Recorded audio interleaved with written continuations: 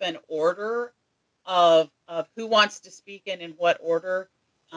It's a function of being in the virtual environment and trying not to have all of us speak at once. So I apologize that it does slow it down a little bit and it feels pretty linear, but it's intended so that all of you get your chance to speak, to ask your question, and to be heard. So don't be shy. If you've got something on your mind, stick it in chat and say, hey, Ruth, I got something I want to say. And we will put you on the list. With that, I also need to let you know that HAB meetings are recorded, and we do get a transcript of them. That's to help with the meeting minutes, so we make them as accurate as possible. But this meeting is being recorded, and it will be posted on the Hanford.gov website. Want you to know that because we don't want to record you in secret. I'm going to suggest, Steve Wigman, that we get started. We've got a very full agenda. I thank everybody for participating. I would just remind everybody of the ground rules that were on the screen a little bit ago.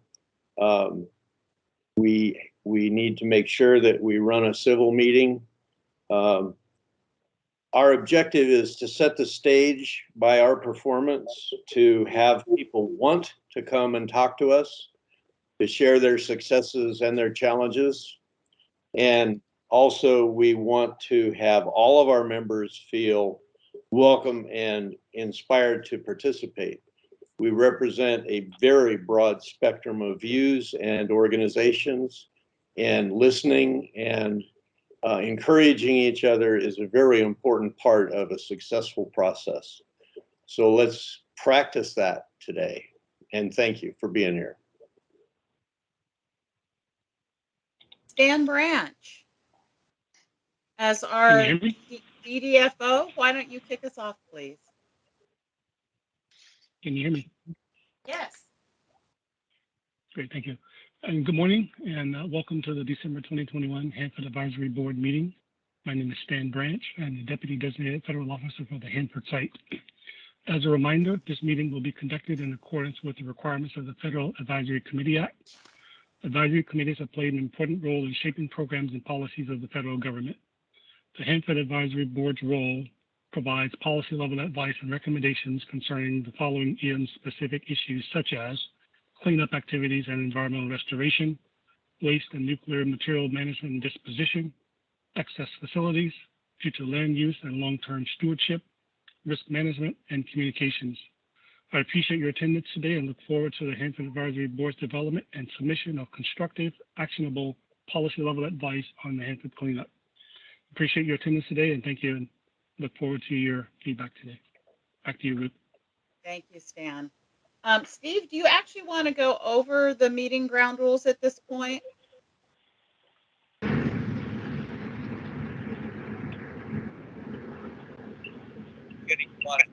Something.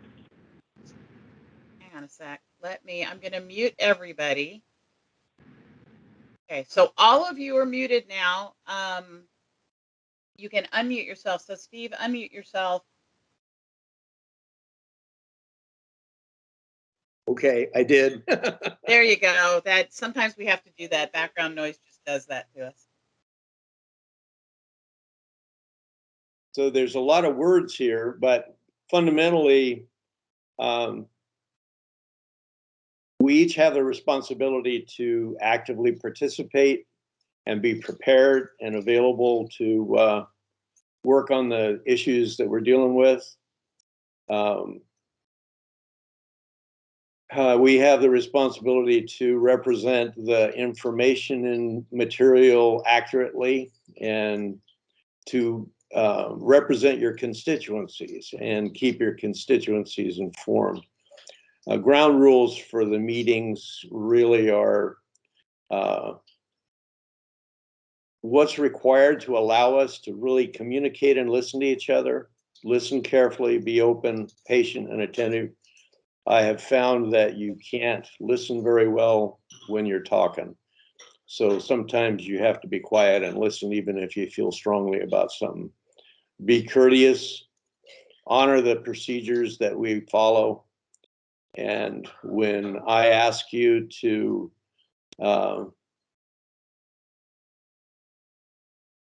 discuss something in a particular way, I would appreciate it if you would give me some attention. We don't want to do anything that blunts civil discourse, and that can be anything from profanity to just aggressive behavior. Be kind. Um, we're in a day and age now where we need to all learn to be kinder to each other. Keep your sidebar conversations to a minimum. I don't normally favor the chat because a lot of people abuse it, but I know that Ruth needs it and uses it, and so I respect that. Just be cautious about how you use it. And if you have other electronic devices, keep them muted. So fundamentally, the same philosophy we had when we were meeting face to face, and we just need to focus on that while we're in these virtual environments. Thank you for your participation.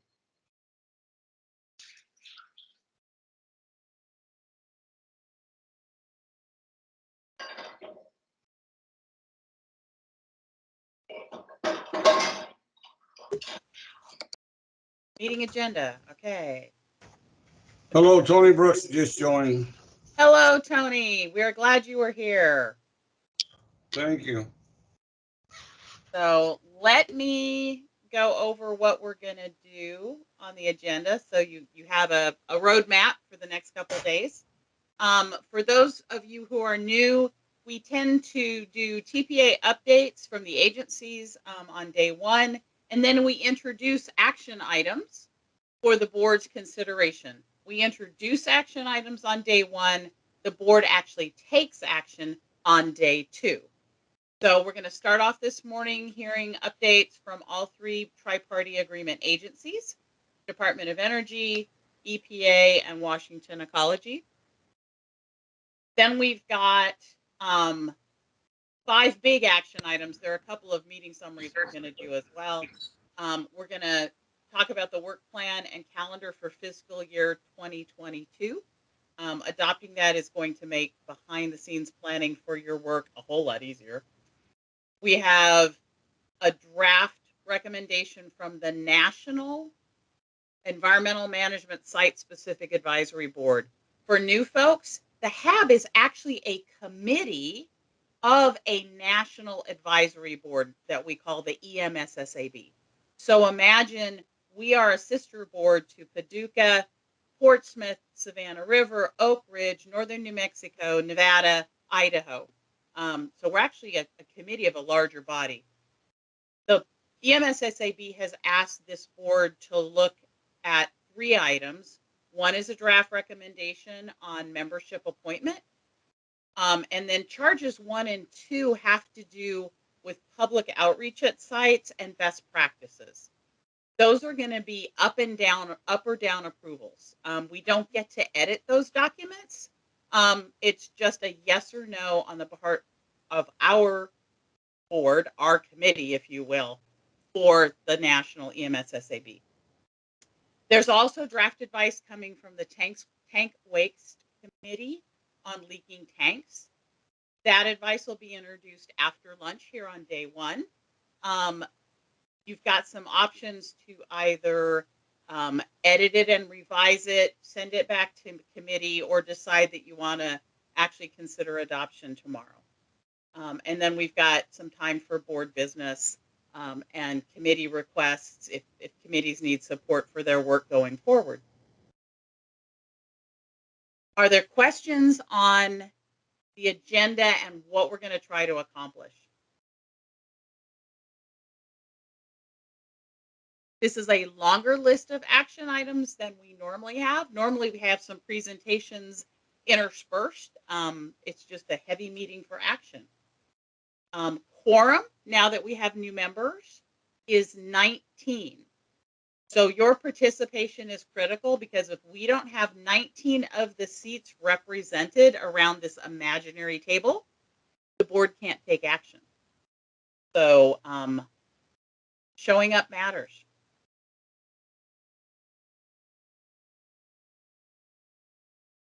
I don't see questions. Remember, if you have a question or a comment, type in the chat and get my attention so we can do that. With that, Ruth, for those of us yes. who can't find chat, can we raise our hand? Yes, you can raise your hand. Thank you. Yes, you can raise your hand. It means I have to monitor a third screen, but that's okay. That's my problem, not yours. If you're on the phone, let me check in. Are there questions from anybody on the phone? I actually can't see phone people raising their hands. And I will check in periodically with the folks on the phone just so that we don't leave them out. I don't want to leave them out. If we don't have questions, I'm going to say let's keep going and look at the meeting summaries from June and September. We have a little bit of a lag in adopting meeting summaries. Normally we try to make that a little faster, but there's a bit of a lag.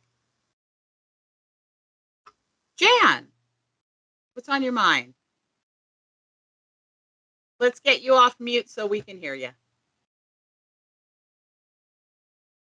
Good morning. So I just heard Steve say that he couldn't find the chat box, and this is the first time that I have signed on as part of Microsoft Teams.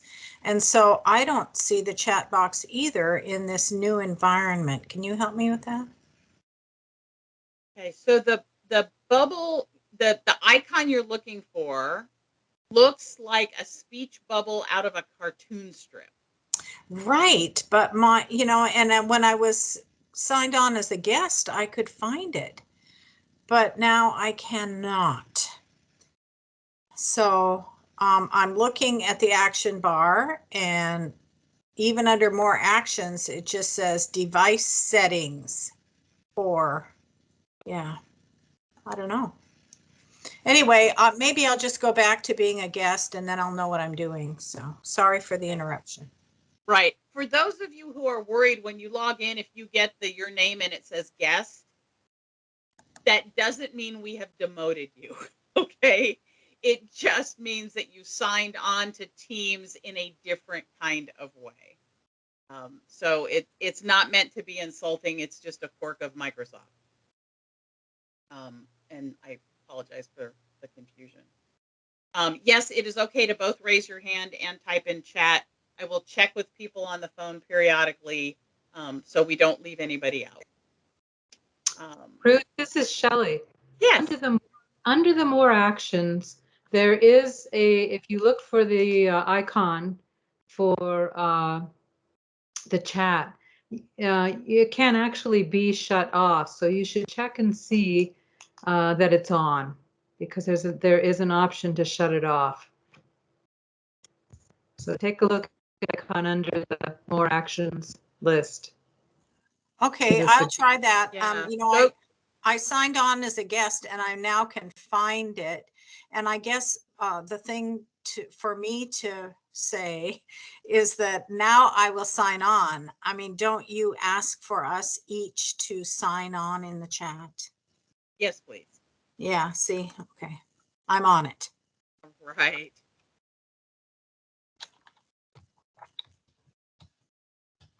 Cool. And Josh and I will be around at break if folks still have difficulty to help you out. So let's go to board meeting minutes. There are two sets that were sent out in both the email and the calendar invitation. You may have noticed that you got a calendar invitation and an email. That's a function of the fact that not all members can get calendar invitations. I haven't quite figured that out. So for June, we didn't receive any comments, corrections about the June board meeting summary. Are there things that we need to fix, improve, revise?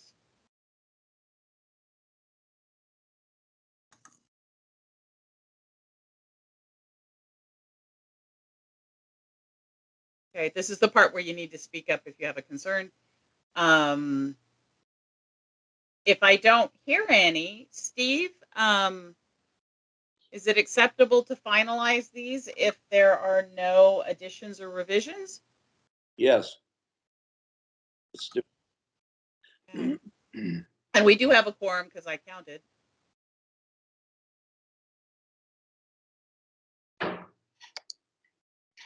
We did not receive any comments on the September draft minutes either. For those of you who read them, of course you all read them, right? Are there things that need to be fixed, revised, improved, changed? Anyone?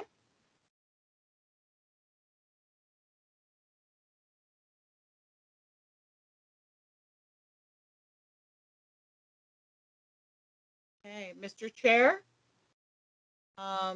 what say you about the September meeting notes?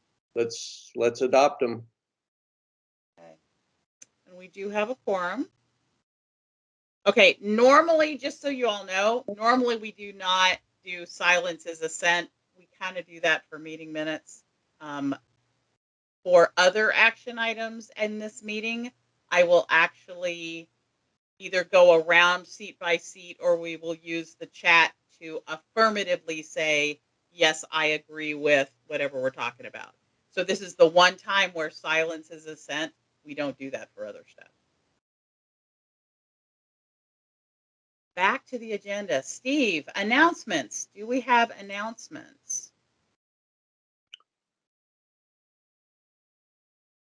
I don't believe so.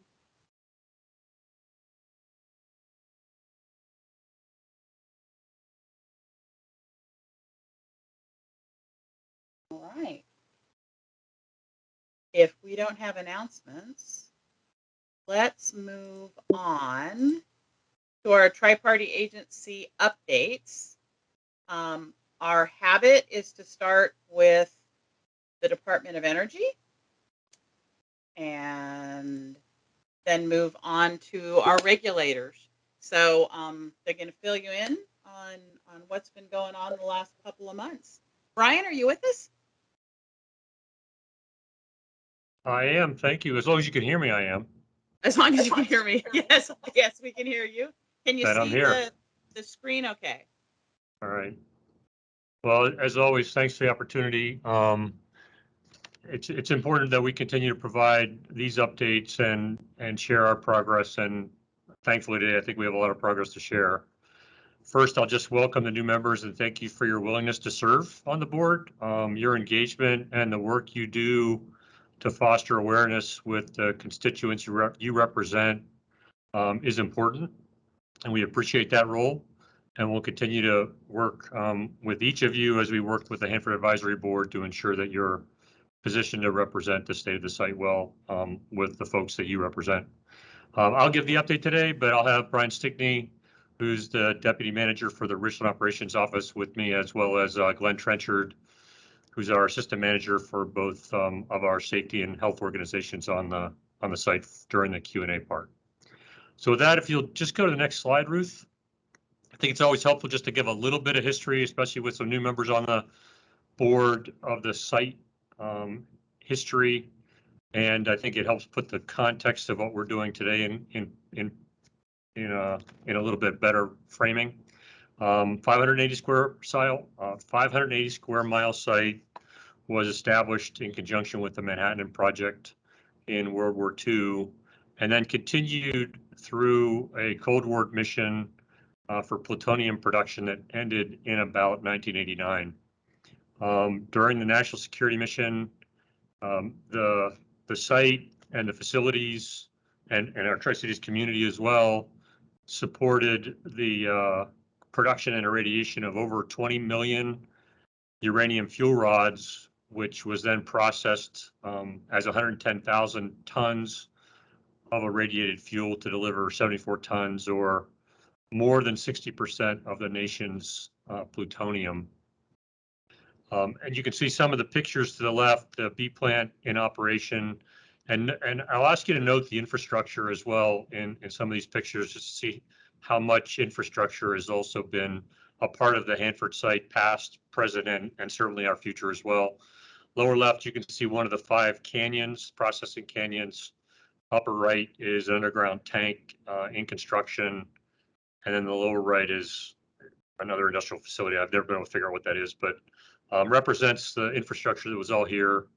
And we operated 9 reactors over the course of the site. As a result of the mission, however, obviously the reason we're here from an environmental cleanup position is to clean up the site that was the result of the national security effort of more than 4.5 decades. If you look at the next slide, it's a chart we show relatively routinely to characterize the significant amount of progress that's been delivered here at the site over the last 30 plus years of the cleanup mission. That we've got 6 of the 9 reactors cocooned. One's a national monument, and so we're down to 2 reactors left to cocoon on the river corridor. Groundwater program is really second to none in the nation. 27 billion gallons of water treated. We now have averaged 2.2+ billion gallons per year. And you can see the amount of contamination removed from the soils at 674 tons as a result at the time of this slide. Spent fuel has been removed from the site into dry storage. Demolition of 932 facilities, 1,300 waste sites plus remediated. And in parallel, we built the capability to start the tank waste treatment mission in just a few years. Overall philosophy of the site has been the same from a cleanup perspective: remove the risks to the Columbia River and move towards the Central Plateau. And I think you'll see that played out as I go through the update today. Next slide is the Hanford site of today. Most of you have seen this slide many times, but again, 580 square miles. The Department of Energy, and specifically the Office of Environmental Management, is the owner and the operator for the site. We have 3 main areas on the site. The tan area is the Hanford Reach, now a national monument, established originally as a safety and security buffer for the site. And there's no active cleanup on the Reach, and it's managed on behalf of the Department of Energy by U.S. Fish and Wildlife Service. The green is the river corridor area. Really is a lot has been accomplished beyond the groundwater program that continues to represent an ongoing operation. There are really only a few major projects left on the river corridor. And I'll give an update on the 324 building today, 100K area today. And we won't talk about 61811, which is a burial site that will be addressed in the not too distant future as well. But those are really the only major demolition or remediation projects in the river corridor area. And then the purple area is Central Plateau, where the majority of the longer term work and operations will be conducted as the cleanup will continue on for several decades. Today, we are 2 DOE offices, 6 prime contractors, multiple subcontractors to our primes, working together to progress the cleanup mission. At the top level, about 10,000 people committed to the delivery of safe, efficient, and effective cleanup on the site. And we operate between the 2 offices at a budget of about $2.6 billion per year from Congress. All of our funding from the site comes from Congress. As you can imagine, or you will learn as we progress, the cleanup mission is exceptionally complex, not only from a technical perspective, but the expanse of the site, location relative to the Columbia River. The work is conducted in a complex regulatory environment, and obviously a very broad and diverse perspectives of those individuals and groups with interest in the work being done here. Really creates a fairly complex and dynamic environment. The department, as the site owner and the customer to our contractors, we continue to focus on 5 main themes. And for those of you who've been on the Hanford Advisory Board and heard me give these updates before, they've not changed.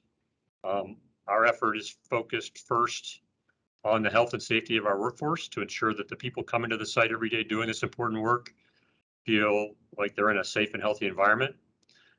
We are continuing to focus on the transformation of our site culture to support the startup tank waste treatment operations, but those elements of that culture also lead directly to project delivery excellence, which is another standard that we continue to set for ourselves and our contracting team.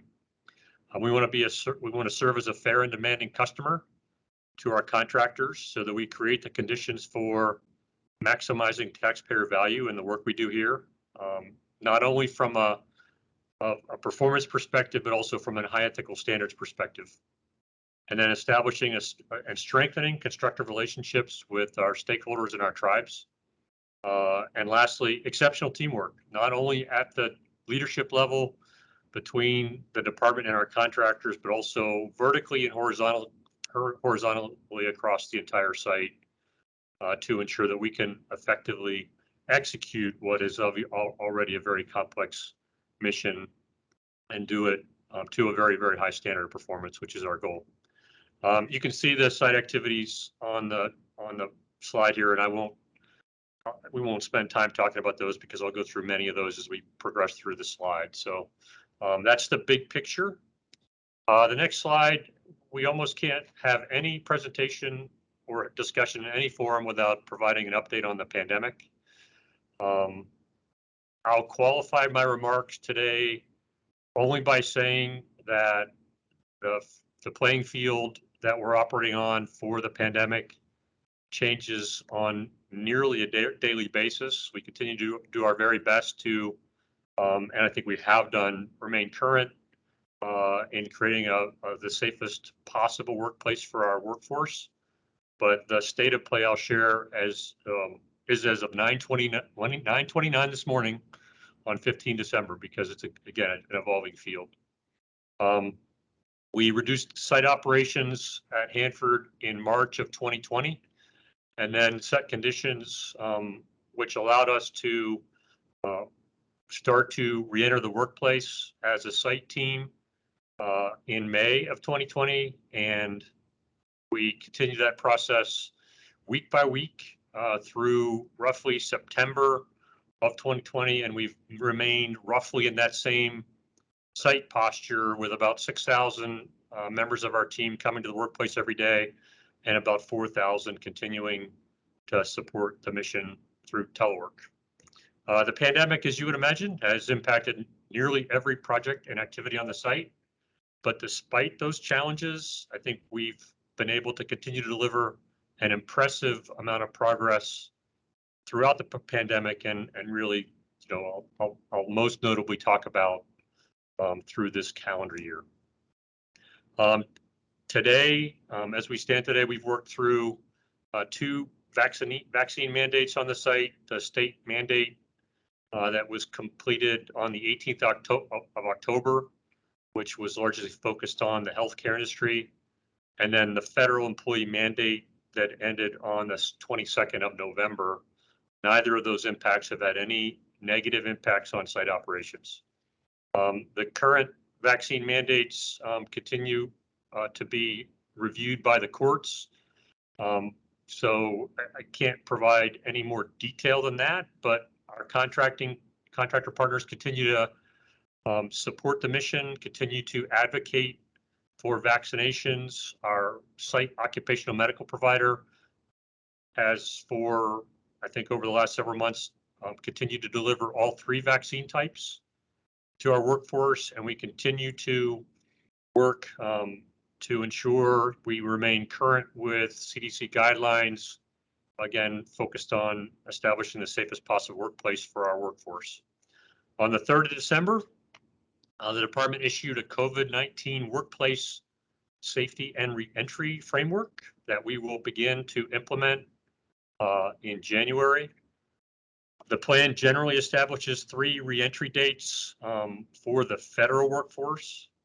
And there's about a third of our workforce, our federal team that's not represented by the bargaining unit for federal employees, about 2/3 that are not. So I'll give you the dates that are tied to our non-bargaining union employees. The 18th of January, we'll bring back, and in fact, we're not really bringing back the folks that are already here, represent that first wave. It's called Site Critical. It's a small percentage of the team, mostly at leadership level, that has largely been here throughout the pandemic. Myself, the deputies, the assistant managers, the deputy assistant managers, and some of our senior direct reports. 31st of January will be a site flexible group that comes back to the site, which is largely those that have direct field engagement.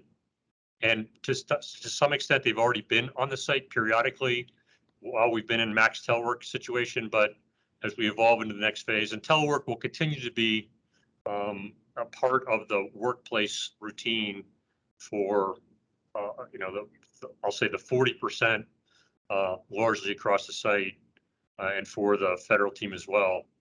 It will be a different workplace structure than we've been in to date under max telework.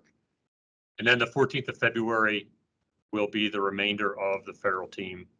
Our contractors are largely remobilizing the 40% of the site in roughly the same time horizon. And so while we don't have those plans yet in place, and we'll continue to work the details of those plans, not only with our federal team, but the contractors as well, communicate the approach, provide guidance and training to return the workplace or the workforce to the workplace. That process will continue largely through the next several months, and we'll continue to obviously consider the workforce balance against the mission needs. Those dates are not contingent on community COVID numbers, but the controls we have in place now and will continue to employ throughout the remainder of the pandemic will remain in place, and they'll only be adjusted based on COVID conditions in the local community, which we view here as Benton and Franklin counties.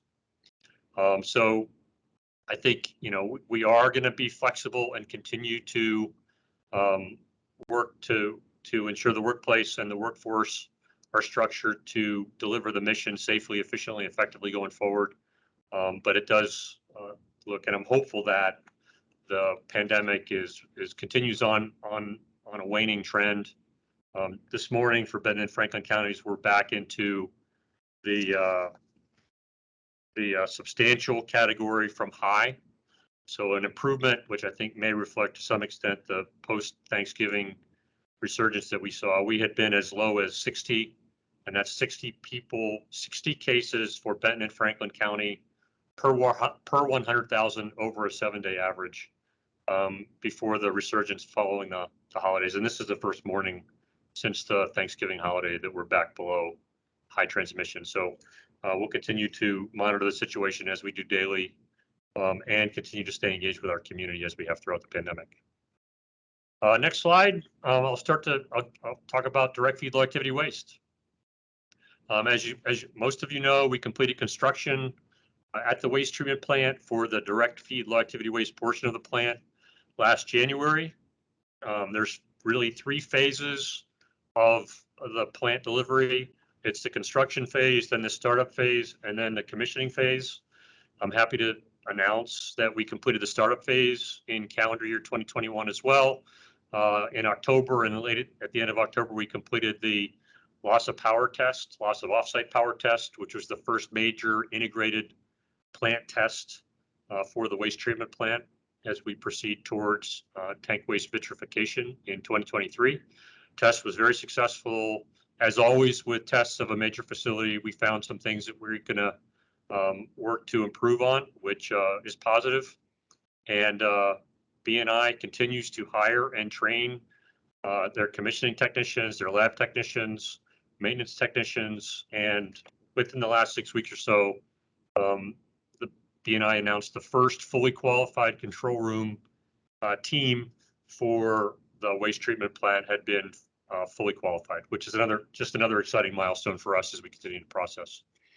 If you look at the pictures, upper left, you can see the pour cave where those holders will maintain canisters as they're filled with vitrified glass or vitrified waste, and that will allow time for cooling before they're placed onto the process to deliver them over to the integrated training facility or the integrated disposal facility. You can see the upper right is the effluent management facility with the parking lots paved and the construction again complete.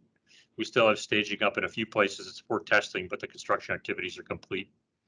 You can see the lower left is the effluent treatment facility as a part of an upgrade process. We continue to make upgrades. We're likely in a campaign right now of treating about 1 million gallons, and then we'll go into the final outage for the upgrades that will be required at the effluent treatment facility to support DFLAW. And to the right, you can see the work being done at the integrated disposal facilities as well, all prepared to support DFLAW when needed in the DFLAW commissioning stream. So all the projects across the direct feed low activity waste program are progressing very well, and as I mentioned, progressing on track to begin tank waste vitrification operations in 2023. Next slide, the tank side season removal system.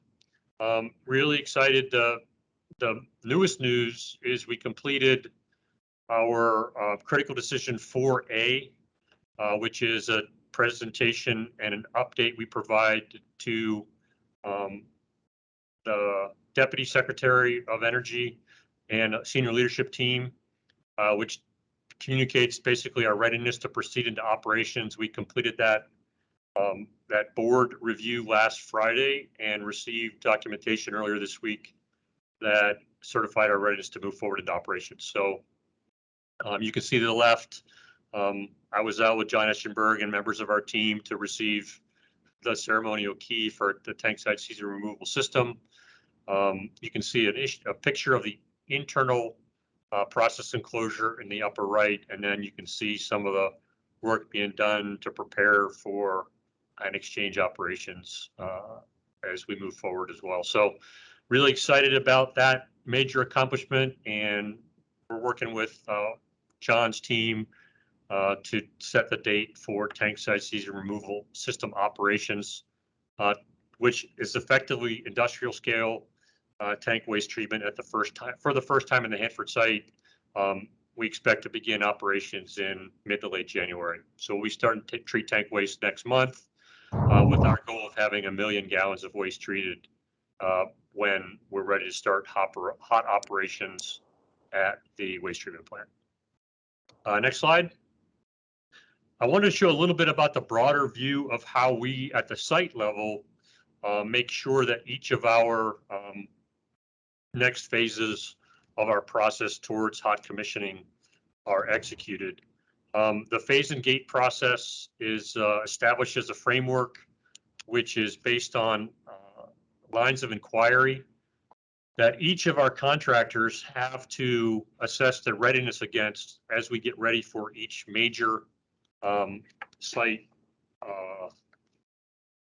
test event, or as we progress towards DFLAW waste treatment plant operations. So gate 1 was executed this summer, and that was supported the loss of power test, which certified that each of our contractors, in addition to waste treatment plant, were ready to move through that test sequence. And just Monday of this week, the 13th, I approved gate 2, which is the gate that we established to ensure readiness to move forward into the start of the heat up of the first melter. That melter heat up right now is being targeted for the second half of January or the first half of February, so within 6 weeks from now. And the process ensures that, as we talked about, the machine being a site-wide machine, it ensures not only the waste treatment plant is ready, but Tank Farms is ready upstream and downstream. Our Central Plateau contractor is ready. And importantly for the milestones at this phase, our site integrator, HMIS, is ready with utility services, power, water, sewer, IT, roads, et cetera, to ensure that as we get to each important gate where the site is ready, it's an umbrella process to ensure the site's ready for the next phase. So really pleased with the process as it's being used, and I think it's positioned us well. And as I mentioned, we intend to be able to start the first smelter heat up in late January or early February, just six weeks away. Next slide is we created this slide to help people visualize a little bit more what an operating waste treatment plant or operating direct feed low activity waste system of systems looks like. And so we'll get this out for more of a broad view. It helps us reimagine the site, and more importantly, it helps our site members reimagine the site in effectively in a very intuitive way, which shows the flow in the green arrows through AP Farm to Tisker, back to AP Farm, over to the waste treatment plant, and then the waste, the vitrified waste in glass canisters being sent over to integrated disposal facility. Also shows the effluent treatment facility and liquid effluent retention facility roles, the analytical lab. But you can also see the other site services here from a power, water, sewer perspective that are all important to the ability to deliver this new and very integrated site operation. So I won't spend time going through it in detail. It's available to each of you to look at, but it's a way that we're using not only internal to the department, our contractors, but externally to share what the Hanford site will look like when we begin waste treatment plant operations. Next slide, please. So as you know, the direct feed low activity waste, tank waste treatment is a priority, but it's not the only work we do on the Hanford site to reduce risks. And so I'll give a series of updates now on the projects that are continuing to execute across the site to further the mission overall. You can see on the upper left, that's the plutonium finishing plant with the clean soil cap over the former site of the facilities that made up PFP. At this point, we're down to 1 or 2 punch list items. I think we should probably complete those this week. And then the final, there will be no more workforce actions at the plutonium finishing plant. And as we speak today, the majority of the workers of that site have been transitioned to other projects across the site to continue to progress other work. We'll go through an administrative step to close the project within the DOE process in the next couple of months, but for all practical purposes, the PFP project is no more. And other than a sign on the site that we'll drive by, there's really not a tour stop anymore for PFP on the site, which is what we really strive for. Lower right's the evaporator work that we were needed to do to replace a pipeline over to the AW farm. That work is progressing well. By the end of the calendar year, the work will be completed and we'll be preparing for the first evaporator campaign in the early part of 2023. So we're pleased with that work and the progress is continuing very well. Next slide. If you look at the picture, the left side is one of the dry storage casks in fabrication that will be used to store the series of the smaller capsules that are currently stored in wet storage at the waste encapsulation and storage facility. We have 1,936 capsules of cesium and strontium that would be transitioned into dry storage, and you can see the construction of the cask going there. The construction work is going well. The mock-up work is going well. We expect to have the mock-up with the equipment in place early in the first half of next year, go through the testing process, and then get into the final fabrication of the facility set of systems with whatever minor modifications we identified during testing at the mock-up later in the year. And we continue to track into getting moving in the project in a few years to move those capsules out of wet into dry storage for the long term. Upper right is K-Basin. We're in the final throes of getting the sand filter media out of the K-Basin and into one of the STSCs. And we had a little bit of a material issue with a booster pump over the last couple of days, but we're progressing to have that work done within the next, I would say, 5 to 6 weeks, and then continue with the work that's going on in the K-Basin to characterize the debris and materials that are in the basin and move that project forward. And at the bottom picture, the K East reactor, the civil work is progressing very well, and we expect to start construction in the first half of next calendar year for the steel enclosure that will basically put the 7th of 8 reactors on the river into interim safe storage. We think that work will be completed in the 2023 timeframe. So really excited about the good work being done at the K East side as well. Next slide. It's just a glamour shot of the 200 West pump and treat in the sunset. As I mentioned, the pump and treat program, the 6 operating facilities continue to do tremendous work and add tremendous value in reducing the amount of contamination in the soils along the river and in the Central Plateau, and ultimately significantly reducing the risk to the Columbia River and for the near and long term. So we're really pleased with our groundwater program and our groundwater team, and we're on track again for another 2 billion gallons this year. 324 building, the right, you can see a completed micropile.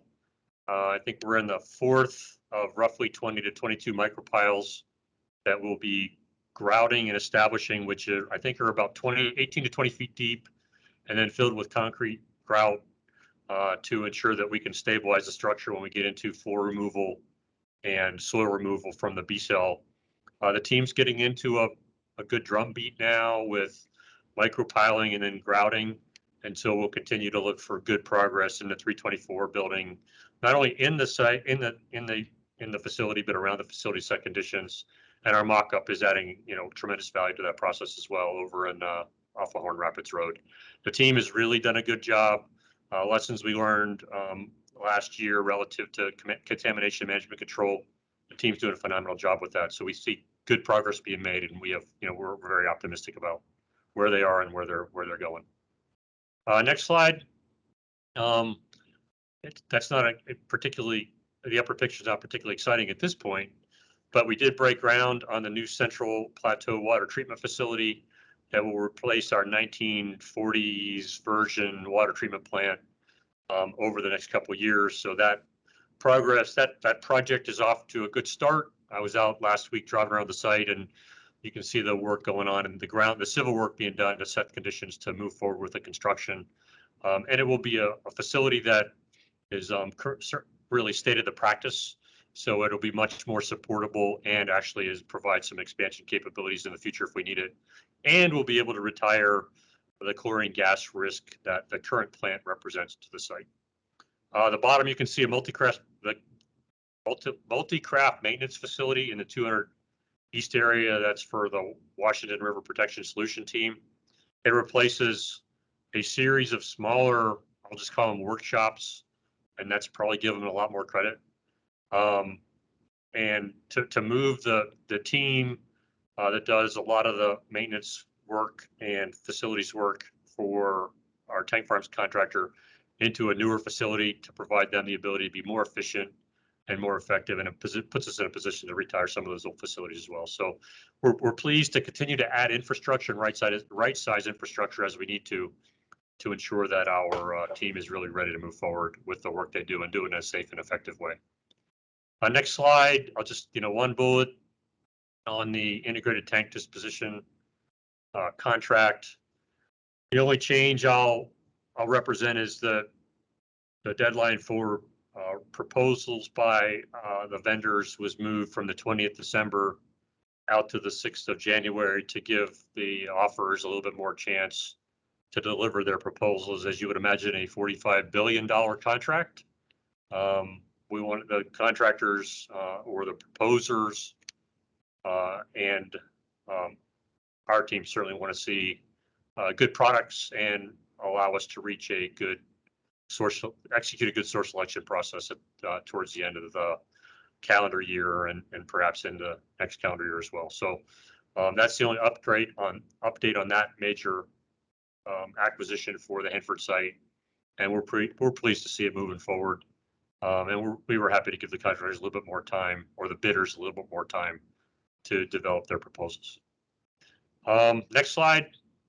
Most of you, I like to show this picture because it represents the engaged parties across and around our site that we, as the department and our contractors, work to engage with in various ways at various times for various issues across the site on effectively a daily basis to work to establish the conditions on and around the site for us to deliver safe, effective, and efficient cleanup progress. You can see regulators, and I didn't highlight the department as a regulator as well, because we are, but you can see the federal institutions, the state institutions, the tribal governments, and then a broad range of additional parties and stakeholders that are important for us to remain engaged with as we execute the mission of the site. And I include the tenant slide or the tenant list on here as well, because it's not always recognized how many tenants we have on the site as well, that we work with as well as part of our site team to ensure that we meet their needs and we continue to keep them engaged as we move the mission forward.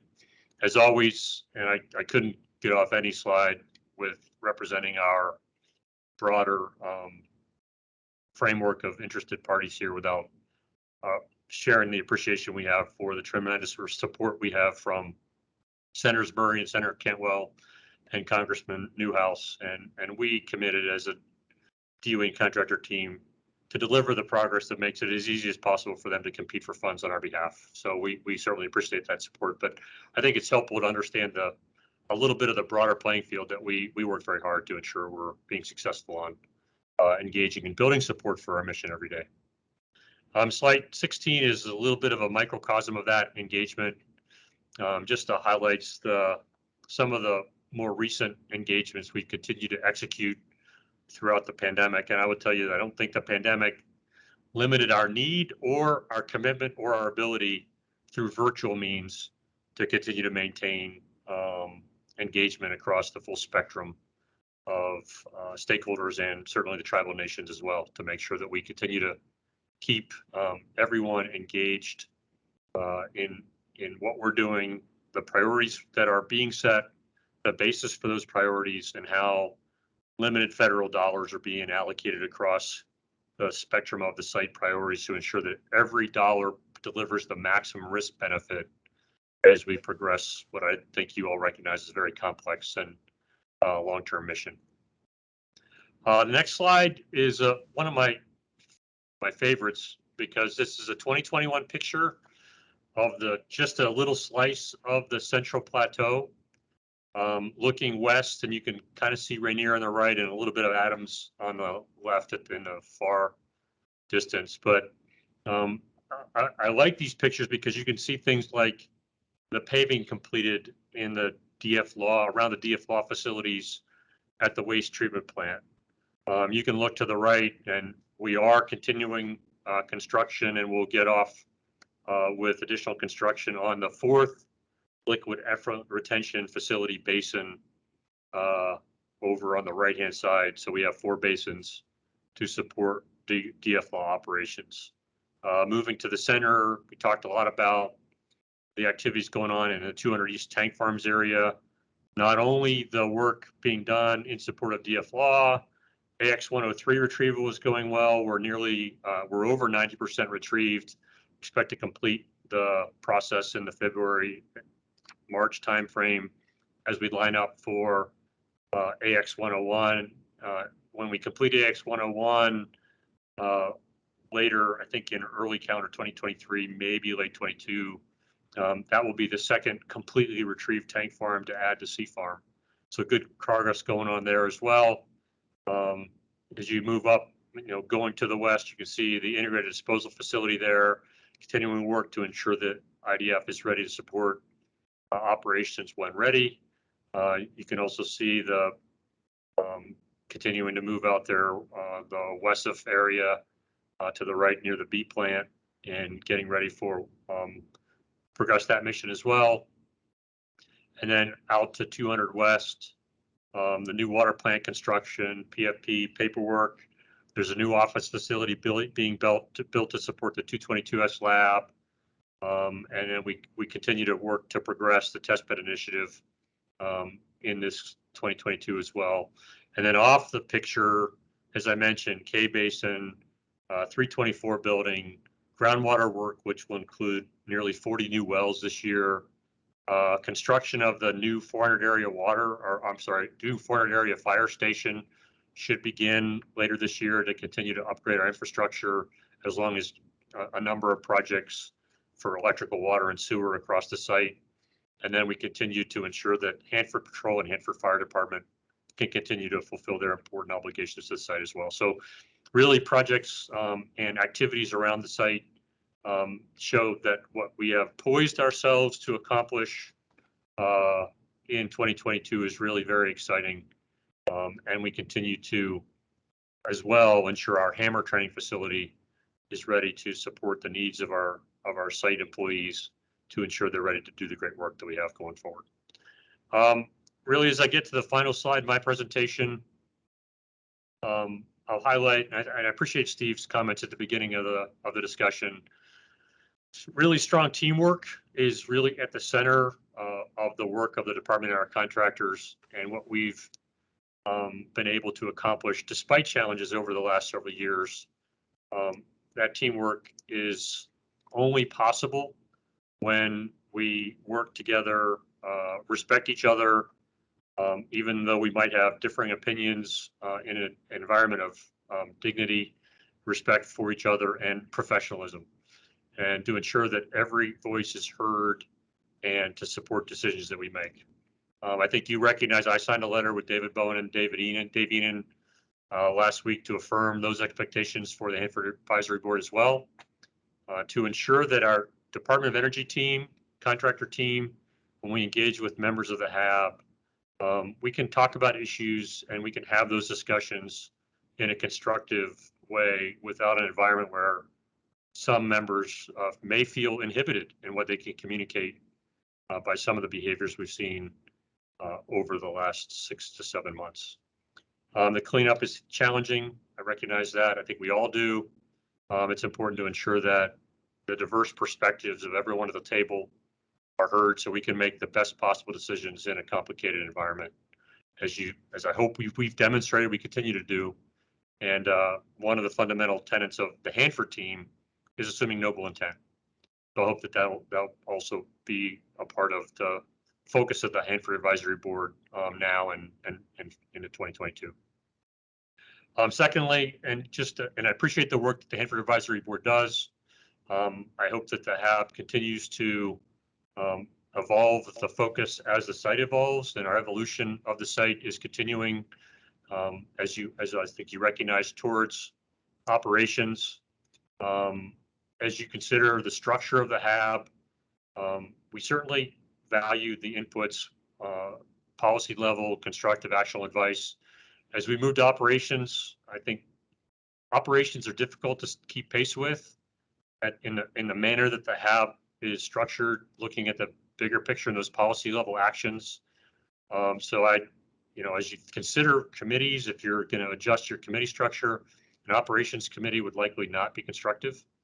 And I think there's other venues to provide that advice through tank waste and river and plateau. So I hope you continue to consider the department's time and the effort of our team and our focus of our team in our engagement, and really make sure that we're being respectful of all of our time and energy to make sure that the HAB is well informed, provided the information to provide a good policy level, actionable and constructive advice, and continue that important relationship that we all value.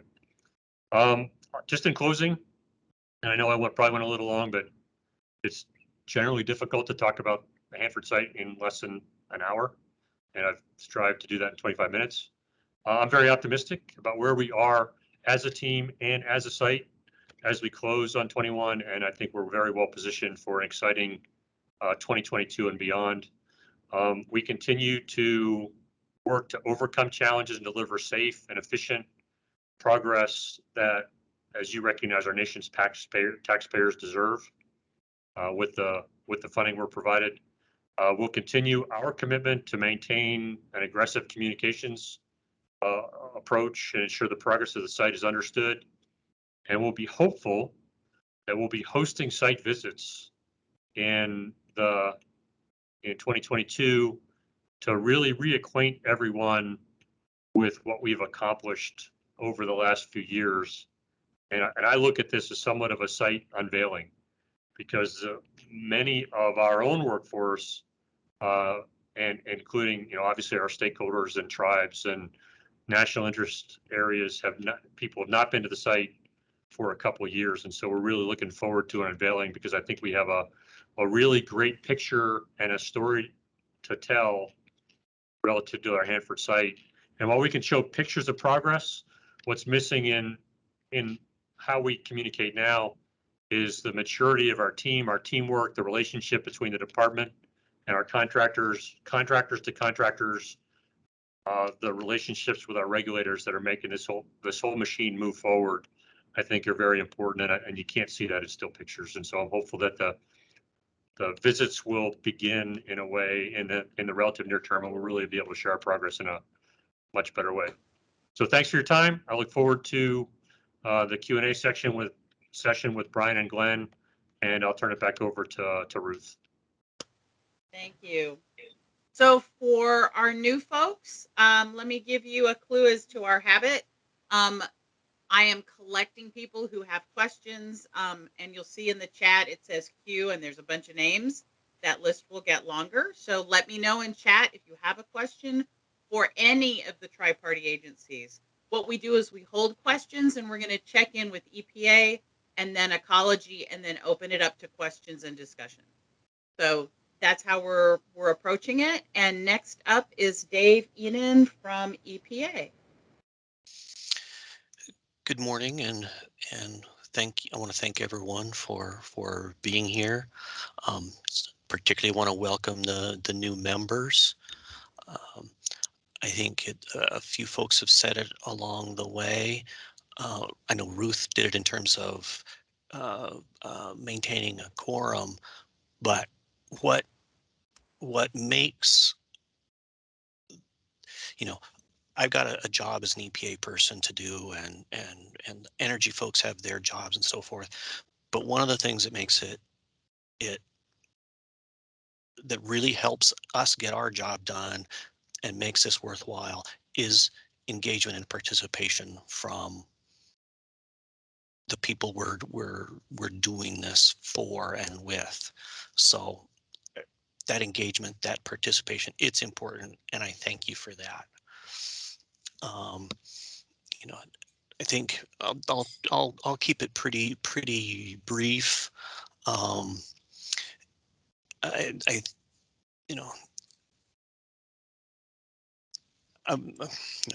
do again.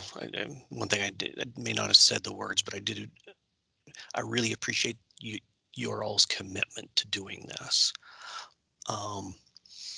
In terms of EPA centric messages,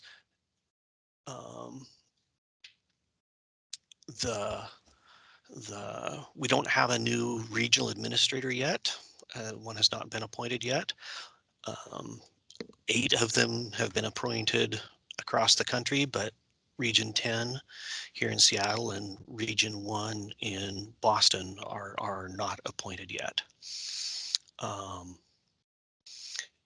And so in our 2 cases where our deputy regional administrators are continuing to act, and they'll continue that until there's an appointment. And I guess the other thing, I think Steve may have mentioned it, a functioning board with diverse voices is so important. It is so valuable. and listening to each other and taking to considering Brian's presentation, and there's a lot of information in there, and being able to use that to share with your constituencies. I really more and more appreciate the value of that, and I'm thinking, oh, I've got pieces of that I can use. I'm going to can work that into my briefings. So again, these are great forums. This is an amazing group of people, and I look forward to seeing and doing what I can to help it continue. Thank you. Thank you, Dave. Like I said, if you have a question, let me know in chat. We'll keep that list going.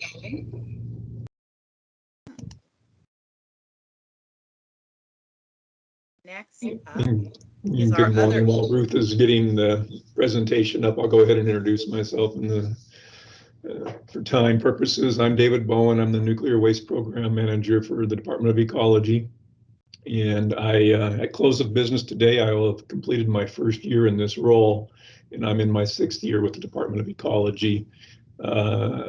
I'll echo the comments from both Brian and David on thanking everyone for your participation on the Hanford Advisory Board, welcoming the new folks on the board, and the critical role that you all play.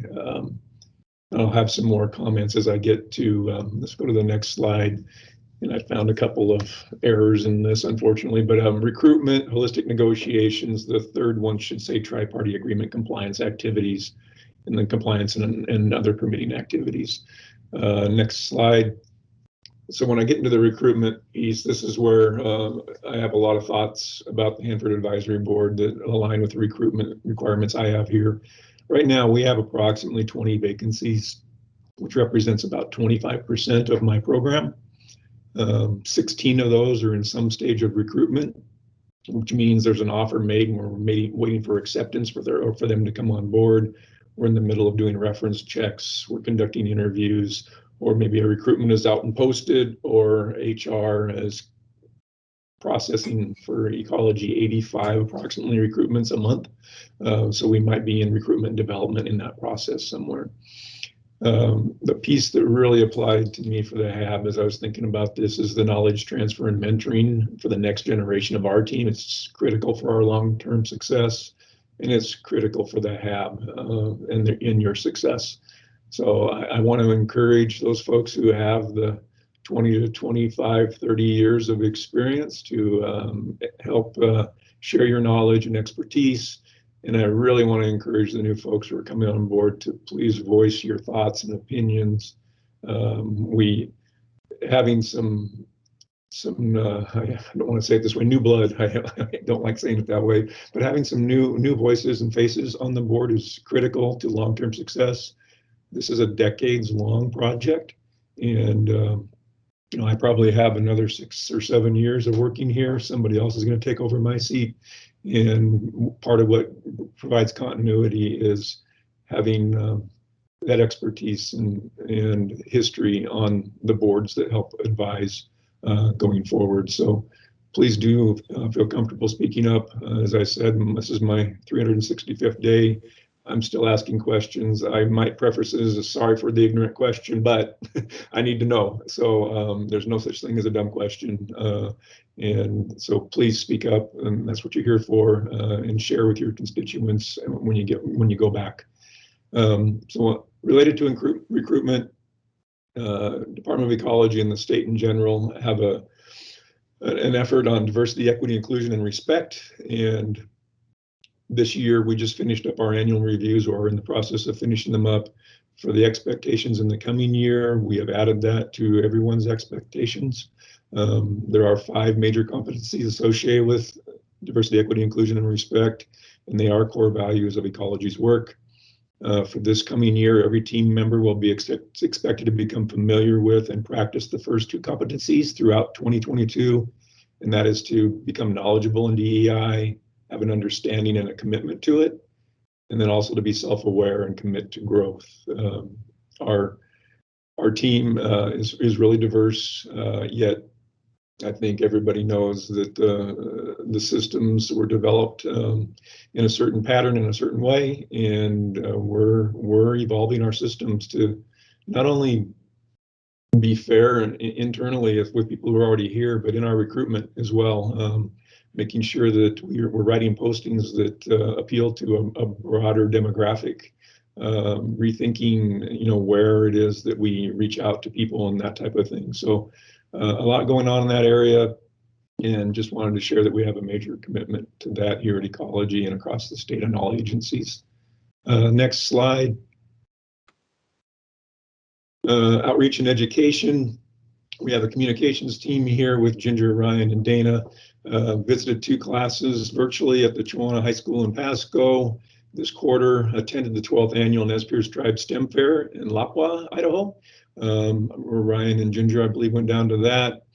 And one of the new efforts this last year was to start a Facebook WebEx combo of Let's Talk About Hanford live short courses. And we've had, there's 1, 2, 3, 4, 5, 6 of them. And we've had 5 of them. We have a 6th one coming. So we've brought in Robert Franklin from the Hanford Historic Project to talk about pre-Hanford up to 1945, and then brought him back later from 1945 to 1989. We had a stint where myself and my deputy program manager, Stephanie Schleif, kind of went over our experiences here at Ecology, coming on board, and just how we look at things from a manager's perspective. Salmon and Sturgeon, Paul Hoffworth of Washington Department of Fish and Wildlife joined us for that. And then Habitat and Wildlife was the most recent one with Trina and Jason. And then our next one is going to be a year in review. And in that year in review, I think you saw in Brian's presentation, there's a lot of projects making a lot of progress. It's a team effort to get those things done. And most of our focus is on permitting and inspections and compliance and that type of work. But we're working really well with the agency staff to try and process permits in a timely manner, to modify permits in order to support DF law, whatever it might be. Our role is we have an obligation and a responsibility to be regulators and to take our duties both under the federal delegated regulations and our own Washington state solid waste, hazardous waste, et cetera, regulations. So, there's a healthy tension there, but we continue to work through that and have some successes, as well as some areas where we just continue discussion and try and find solutions. So what we're going to have, most of the year in review will be about the accomplishments over this last year and the things that my team is proud of. And so our section managers and some other team members will be talking on that one. And that's coming up on January 13th. Next slide, holistic negotiations. That's for the new members, January 2020, Department of Ecology was notified that some milestones, I think 14 of them, were in serious risk of being missed. Historically, we end up in a federal court and the court makes a decision, we come to an agreement, we come out of the courtroom, and then a few or several years later, whatever the court has determined, it's just not we can't accomplish it. And we end up back to hearing more about milestones that can't be missed. So Department of Ecology proposed we do holistic negotiations. And that discussion is around the pace and timing of tank retrievals and closures, the pace and timing of tank waste treatment, and then it'll migrate into mitigation measures and interim and final disposal of tank waste. Mixed in with that is activities associated with leaking tank retrievals, whether it's B109 that was from April of this year or maybe T111. And we've been trying to keep things separate and they keep migrating together in some manner. So there is some overflow, but on the leaking tanks, we have some short, medium, and long-term thoughts on how to address them and how to retrieve and move forward. So, the holistic negotiations are going on, but there's other activities that just daily business near term that have to continue. And so we continue those as well. For a mediation agreement, really don't get into the details of the status or progress during the negotiations. What I can say is that originally we were meeting about once a month. And then about this time last year, there was consideration of whether they were being productive or not. And we decided, let's make them more productive. And we started meeting on a weekly basis in general. Occasionally we might skip a week if there's a lot of work to do in between. Department of Energy staff and ecology staff worked hard. What we used to do in a month, we were doing in 3 or 4 days to get ready for the next session. So we've had some good progress and nice transparent conversations. And what I can share about learning out of that is, we agree on what needs to happen and probably 90% of how to get it done.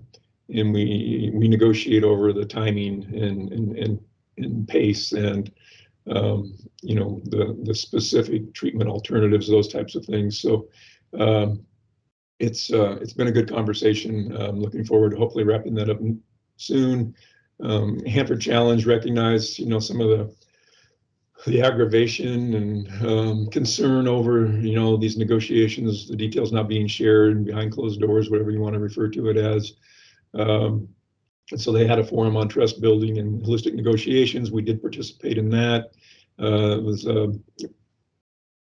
And we do expect a public participation process once the parties reach a tentative agreement. So there will be opportunity for public to weigh in and give some feedback.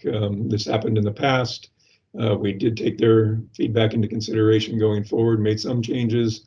But I also want everybody to know that going into these negotiations, we listen, we hear you, we take your thoughts with us into the negotiations. So it's not like it's in a vacuum or a black hole and not considering folks' perspectives and ideas. So everyone's ideas are always incorporated in our thoughts as we go forward is really the message there. Let's go to the next slide. So some of our compliance activities, we conducted 6 more inspections this quarter. At the burial ground trenches, the double shell tank system, the waste treatment plant generator inspection, B plant, PRX, issued compliance reports for 8 other inspections that were previously done at T plant, some of the tanks, evaporator, the 325 building that was mentioned earlier, Permafix Northwest, which is a off-site facility that treats some waste that comes off of Hanford. And then inspections associated with the new plant and the new facilities also happened at the same time. Sorry, next slide and then next slide. I migrated into the 2 slides really quickly as I'm scrolling on my screen here. So I just covered that. Let's go to inspection goal performance. The purple line is our actual inspections, the green is our target, and the dark green is the annual inspection goal. So as you can see, we're a little bit behind for the year, but when you get down to the 5-year goal for our performance partnership agreement with the EPA, you can see that we are ahead of schedule, a little over 60 inspections with an end goal in the 5-year process of a little over 70. And this particular period ends on June 2023. So we have already surpassed the goal for June 2022. So we're feeling good about our inspections regardless of COVID. We were able to get out and get those things done. Kudos to our inspection team for doing that. Next slide. There's a site-wide permit called Rev 8C. And we're working on the new updated permit, which will be Rev 9, which is revision 9. This is like a 10,000 page document, so it takes a lot of work. And so we're going through permit modifications to help support DF law and just ongoing activities on site. So there's about 62 different changes that are happening. Non-enforceable changes up there are things like contact changes in tables with contacts or emails or whatever it might be, fairly minor. Class 1 and Class 1 prime are also relatively minor. They might have added or updated a piece of equipment, but continuing to do the same work. Class 2 little more integrated. Maybe it's new equipment, but it also changes process a little bit.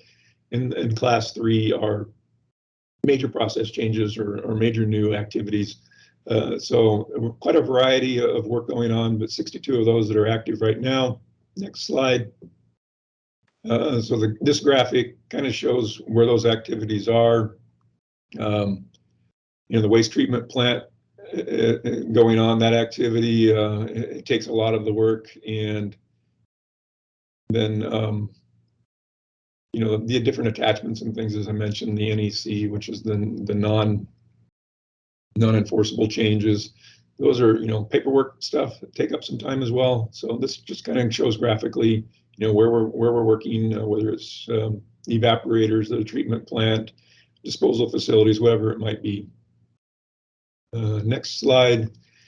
We have several opportunities for public involvement.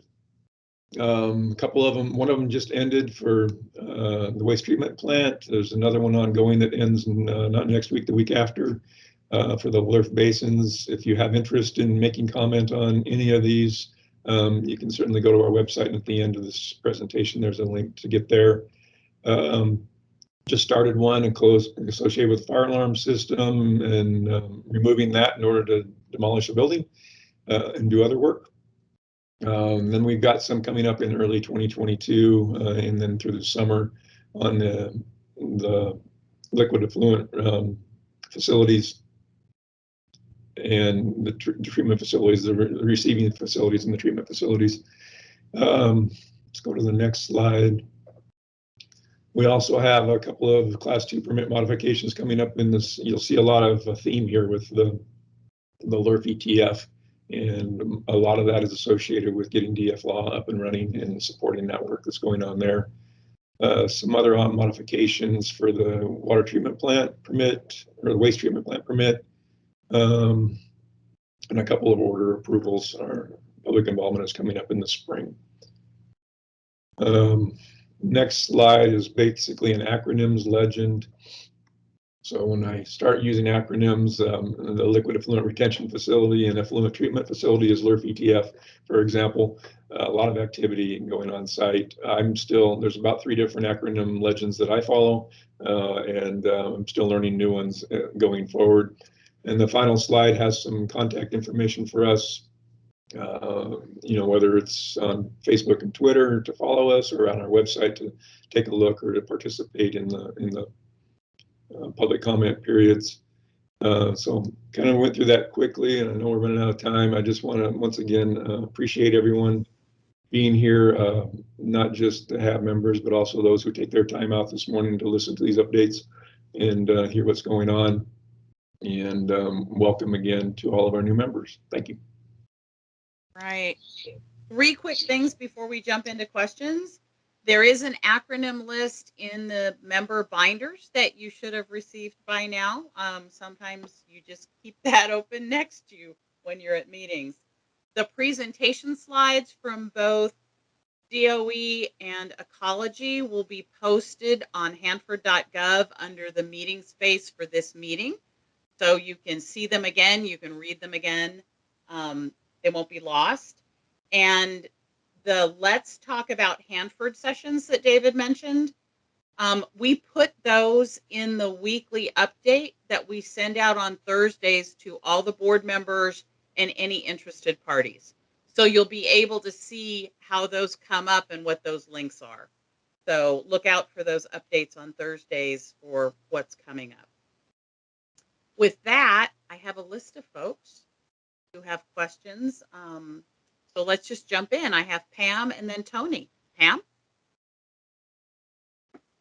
Thank you. I really appreciate the presentations today. They were very informative. I'm amazed at what has been accomplished at Hanford in this strange world of COVID that we've been living in. And congratulations, Brian, to you and all of your team for what you've accomplished. I really liked the pyramid or mountain chart and the way you've explained the path forward for operations. I'm very happy with the progress on 324 because it's really close to the community that I live in and represent on the HAB. And then groundwater well progress is fantastic. And so I'm also really surprised at the potential budget that we may get next year.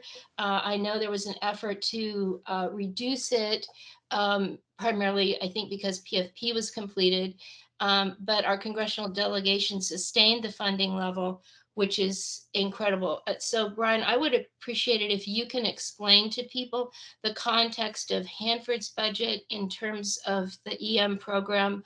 I think we've got some folks that don't understand the limitations in expanding that, particularly in dealing with leaking tanks. I'm very concerned about the draft advice that is going to be considered. I don't support it. And so, David, I think that the tank committee would really benefit from a conversation with you about what ecology is looked at in regard to leaking tanks and what you think might be accomplished. And maybe we can reconsider this advice and make it more realistic and more acceptable when it gets to the DOE headquarters level. David, you mentioned all the positions in transition. I don't recall if you mentioned that Randy's position has been filled or not. That's an important one to the HAB in terms of our engagement with ecology. So if you could share that with us. And also, it confused me, your conversation about amendments to Rev 8C. They had provided advice to ecology years ago on Rev 9. And so what is Rev C in relation to Rev 9? So those are my questions, and thank you very much. Maybe I'll start. That's like a, thanks, Pam. I really appreciate it. And if I'll do my best to try and respond to your questions and as you frame them. From a budget process, I think there's nothing really new in the budget process. I think what we've seen over the last decade is generally the Department of Energy budget is allocated across the department. The EM gets roughly about the same percentages they've gotten year in, year out, and then the allocation within the EM budget to Hanford has been roughly about a third of the budget of EM comes to the Hanford site every year. It's been consistent like that for the last 10 years.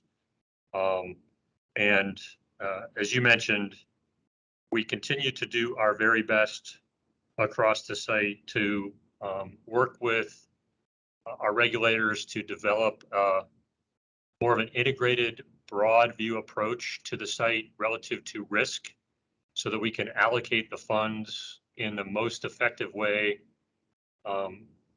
to reduce the risk per dollar to the maximum extent we can across the site. The budget's always going to be limited. We're always going to live in a fiscally constrained environment. We get a lot of support from our congressional delegation to get the funds we do have. EM's got to make sure that all the sites get an appropriate amount of funding to support their important work for their local communities as well. Hanford's portion has been generous and significantly high.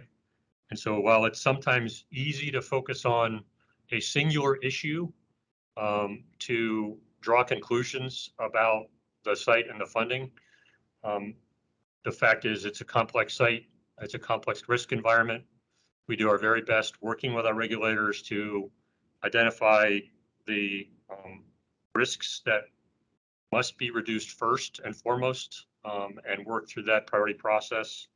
And our basic risk strategy is to ensure that the workforce is safe first, the community is safe second, and the environment is protected third.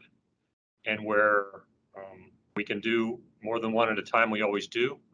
But it is always a complex issue. We're never going to get full alignment across the broad range of stakeholders and tribes on how we do our work.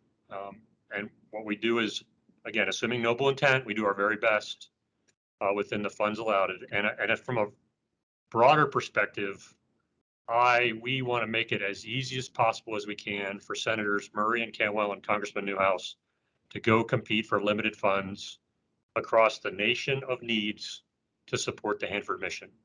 And where we demonstrate consistent, safe, efficient, effective progress, reducing the risks of the site in the most efficient and effective way every cycle, we make that challenge for them a little bit less, and we make our site safer for our workforce and our community and the environment as well. So we'll continue to do that. It's not a simple equation. It's not you can't look at a singular issue and say all the money should go there, because it's not real. It's not appropriate, especially if the risk profile doesn't support that.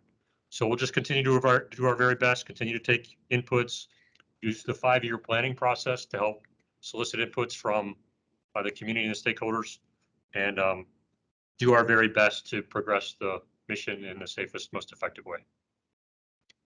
I'll turn it over for David for the rest of the questions. Thanks, Brent.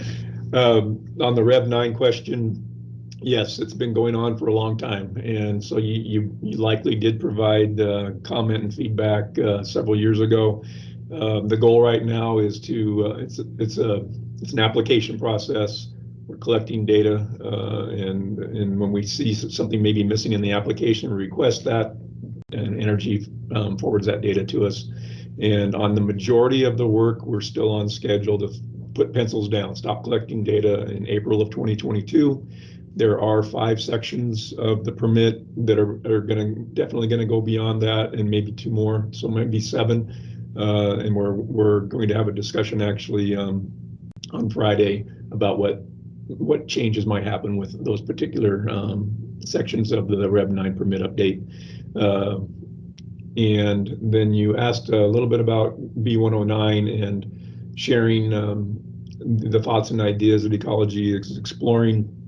I'm happy to do that. We were on a pretty specific path, and then as we were getting feedback and thinking ourselves about, what really accomplishes improvement in the environment, what really accomplishes the goal of, retrieving the waste and out of the tanks, and what's, with the infrastructure that's in place and what infrastructure would need to be put in place, what a really realistic time frame is. So that conversation is migrating a little bit, but we're coming close to something I think that will be effective going forward and give some certainty for folks.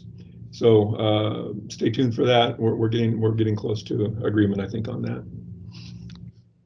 I think that covered your questions. Right. I'm going to suggest we're sort of at break. I'm going to suggest we go for a little longer for questions, and we'll adjust the next agenda item to make it all work out. Tony, and then I want to check in with folks on the phone in case they want to ask a question as well. Tony? Okay, can you hear me? Yes, we can. Okay. I really appreciate Brian and the Department of Energy and focusing on maximum risk benefit.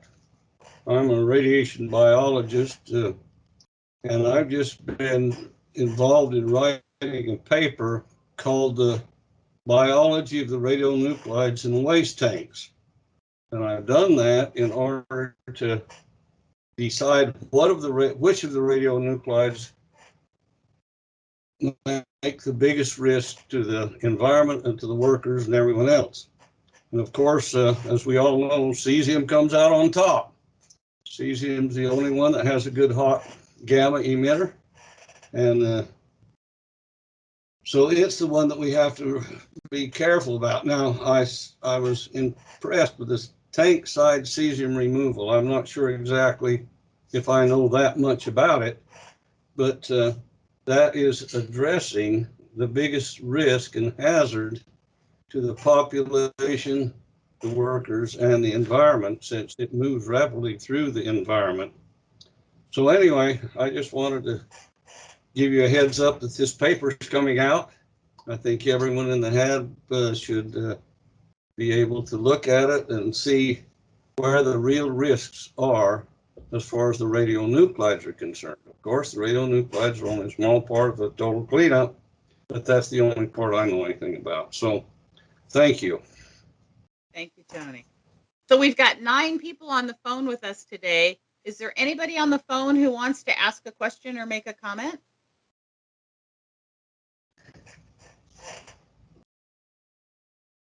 Right. I just don't want to leave folks out here. Jerry and then Shelley. Jerry.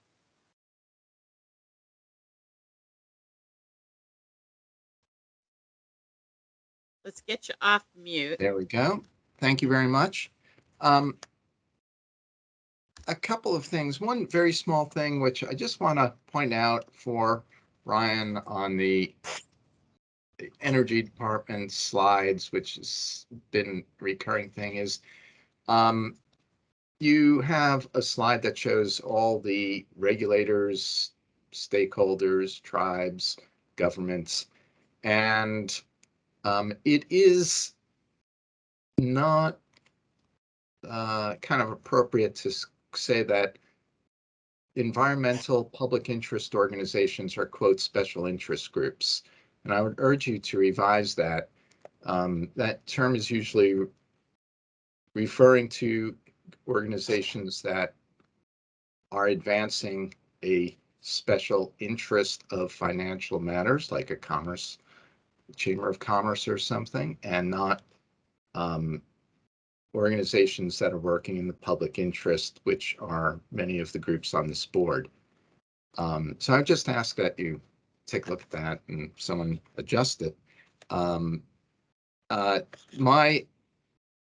Not surprisingly, I have a question, and maybe it can be related, we can share this information with the board, but on the rather complex schematic of DF law and waste streams, I was looking to see on there, and then I downloaded and blew it up to see if I could see it. It shows the quantity of waste leaving tanks and the quantity of glass formed and going to IDF. But for every gallon of waste removed from the tanks in this process, we know there is a very significant amount of secondary waste that has to be treated and disposed. And we've heard different estimates of that, ranging from 75% of the volume to 1.5 to 220% of the volume. Is there a clarification, or can we get that shared out? How much waste gets generated that is secondary waste when we vitrify via DF law? And it's important from a policy perspective in terms of the discussions about the integrated disposal facilities limitations, and what its carrying capacity, so to speak, is. So and if the answer to that is, let's just share it out to the board separately, that'd be just fine, if you don't know what the percentage is now. My biggest concern is the lack of attention to B109. It has been 8 months since the leak was announced. The board has advice in front of it, which is very mild and says, please look at the report that Ecology already issued before we had additional technology on enhanced salt well pumping. And at our last full board meeting, there was some misinformation portrayed, and I just want to go back to that and ask about it, because it was said that the equipment it was too long to fit, too short to fit into B109. It's too short. It's not too long. Doesn't need to be cut up. The molarity, we checked with the company that produces the resin. They were not checked with. Water could be added. So what is the status? Are we going to go to 1 year without the leak being addressed? And for ecology, how many comments does it take for the governor to act? Because I know he's received hundreds and Laura Watson has received hundreds, because I don't think that we'll see the 1 year anniversary of this leak being announced without legal action on the requirement that waste has to be removed from a tank to the extent feasible as soon as possible. So for both of you, is the enhanced salt well pumping something that is actively on the table, separate from however long your holistic negotiations are? And for ecology, are we going to see something implementing the requirements of the WAC, as we learned last time we met together, which say very clearly liquids that are otherwise leakable need to be removed as fast as feasible?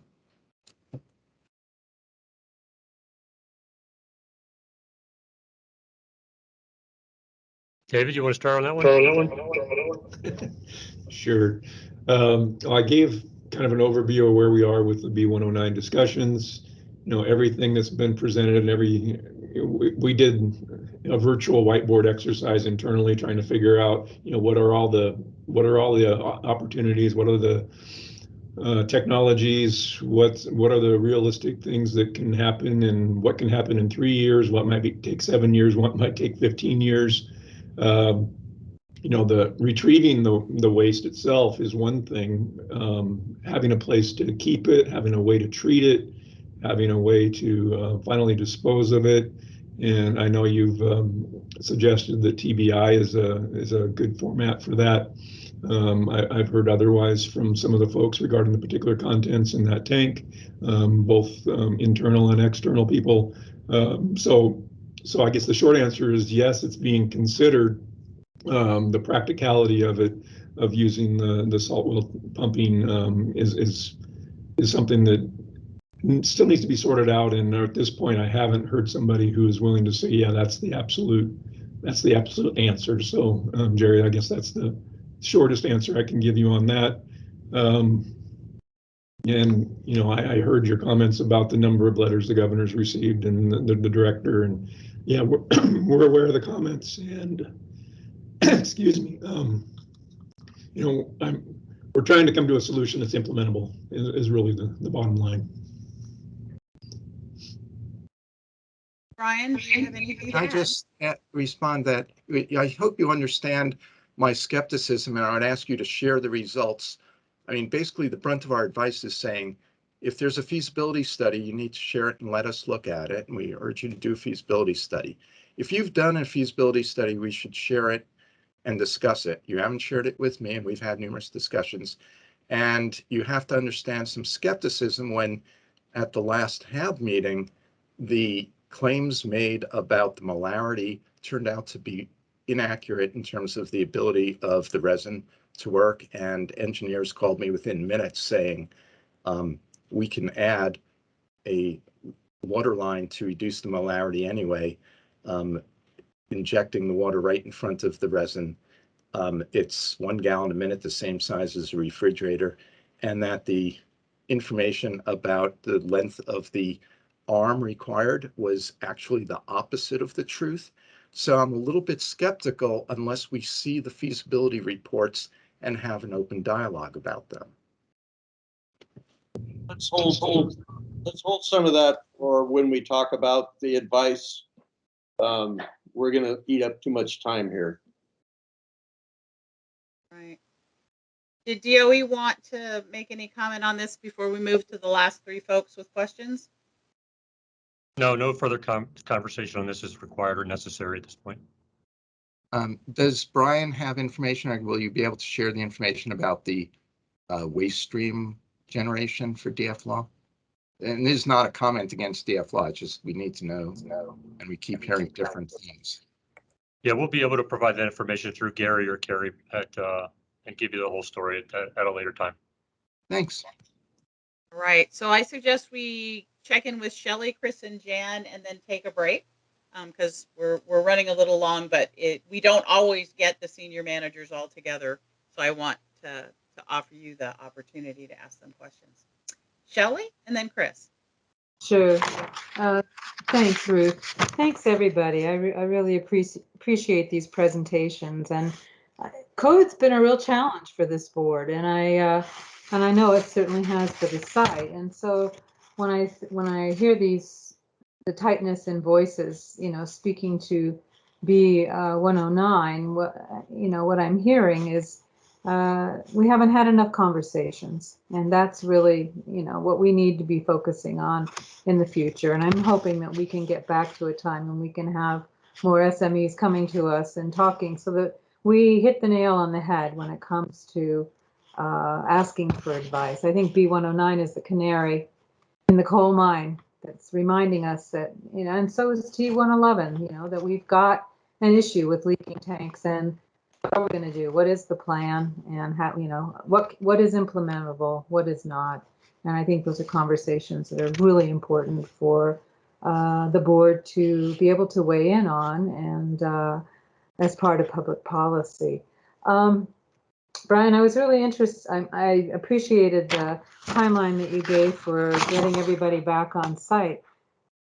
And then I realized I don't know about the regulatory agencies. Are they coming and going freely from the site now? And or are they still in a holding pattern waiting to get back on site? So I'm curious about that. And I have it down in the weeds. I'm wondering about if you're finding that you can use less micro piles for the 324 building than had been anticipated, because we knew that there was that potential. And I was curious as the crews are getting into this shoring up, how that was going and what it's looking like in terms of the numbers of micro piles we need. And I guess that's it for the two questions that I want to ask. Well, there's no limitation on David's folks or Dave Enid's folks on coming on site when they need to do their inspections or perform their activities. We support that and have throughout the pandemic. So there's really no issue there. And I know that we appreciate David's and Dave's teams continuing to comply with the safety plan requirements on the site to keep everybody safe and healthy. So we haven't seen any indications or limitations or of access when it's needed for anyone. I'll just turn it over to Brian Stickney, talk a little bit about 324 and the efforts going on there. I think he's closer to the project and can provide some good insights. Thank you. Yeah, thank you, Brian, and thanks for the question, Shelley. I guess bottom line up front is it's too early to tell if there's the ability to reduce the total number of micropiles. The structural engineering team at CPCco is evaluating that as we go along, and as they get deeper into the project following contract transition here earlier this year. We are implementing the micropile plan, and as Brian indicated earlier, doing the fourth one of what was planned to be in the 20s. As we're going through that, we're doing them spaced out. There's a plan to where we're putting them in so that we don't put four in all next to each other and then decide later we don't need all of those once the evaluation is complete. That should be done in the next month or so, though, the actual structural evaluation to have a better understanding. Brian, thanks so much. We look forward to hearing about it. Committee. Right, we've got Chris and Jan left. Chris. Yes, I have one question for David Bowen and one question for Brian. David first. David, you mentioned that you had 20 vacancies that you're attempting to fill that constitutes about 25% of your staff. Are those vacancies negatively impacting your ability to get permits completed in a timely fashion, especially permits associated with DF law? Great question, Chris. I meant to go into some of that. Right now, no. Short term, we've figured out workarounds and have assigned the work to others. The most critical ones are some permit coordinators, which are environmental specialists, 5 positions. We lost 3 of them in October. We just finished interviews and we're doing reference checks right now for those positions. We get them on board, then I mean, if we can get them on board by the end of January, I think we'll be up to speed on that. That's probably my biggest worry. Otherwise, you know, we lost 6 folks from the vaccination mandate. We lost another one who just left the agency because they didn't like having to do it, even though they got vaccinated and they found another position. But we also have retirements and people who are have a better job offer. And so we normally carry 7 to 8. You add that 7 on top of that, you get to 14 or 15 really quick. So we've got about 5 that are abnormal for us to have besides that vaccine mandate, but we're managing to cover. Thank you. Thank you. Then for Brian, Brian, in the 1.75 trillion Build Back Better bill that's being debated in Congress right now, are there any funds in that bill that are earmarked for Hanford? Not to my knowledge, no. Okay. Not even a couple crummy $1 billion out of 1.75 trillion? Thank you. Jan, you get the last question. So thank you. I always look forward to the agency's briefings at the beginning of the HAB meetings, you know, kind of highlighting the accomplishments of the current year and the priorities coming up. So, of course, my attention was drawn to the slide that Brian had in his presentation about the bidding for a new contract where the deadline had been extended into early 2022. And it was the figure that caught my attention of $45 billion over 10 years. And I have to say that, you know, in my mind is stuck this like in the range of 2.2 billion per year for operations here. And I'm wondering how to reconcile the $45 billion as, you know, over $4 billion a year in the slide so that I can understand it. Thank you, Brian.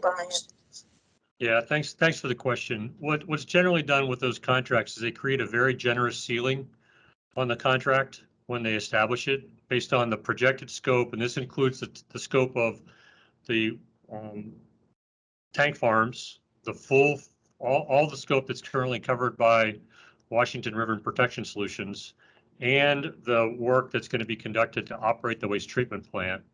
And then there's factors applied to that that scope because it's an IDIQ, and so there's an ability to expand scope onto that contract as well over time. And so it's really a formula that's probably, you know, just as complex as to figure out the national debt and how they figure out how to set a ceiling for a contract of that size and scope. And it's really just very generous, and it just prevents us from having to go back and go through a process to raise the ceiling at a point over a 10-year period, which, as you know, is a long period of time as well, to make sure that we could not have to do that during the length of the contract. And beyond the fact that some of those task orders can be extended 5 years beyond the 10-year base period. And so it could theoretically be a 15-year contract with all those additional factors on it as well. And that's why the number's so high. Thank you, Brian. Sure. Thank you for sticking with it. Normally we try to have a break shorter than a 2-hour block. I'm going to propose, Steve, that we take a break now till 10:10, that we come back and introduce the work plan. At 11:30, we will stop wherever we happen to be. We will stop for public comment to offer the public a chance to share its views with the board and see how far we get so that we break for lunch at 11:45. That sounds great. I want to thank our heroes that are making this whole project work for all the teamwork you guys are doing to to pull this through during such a very challenging time. I find it very inspiring to see how much progress is being made, and I'm very hopeful for the success of the direct feed law. I was very impressed with the Ferris wheel diagram that Jerry mentioned related to the special interest group title. And I just wanted to remind everybody that we, the HAB, are one of many buckets on that Ferris wheel that the agencies have to deal with. And our role needs to be to add more value than we take out of that Ferris wheel. So we need to be adding positive energy to it. But it was kind of an enlightening diagram to me. So anyway, thank you all very much. All right. Take a break and we will see you back at 11:10.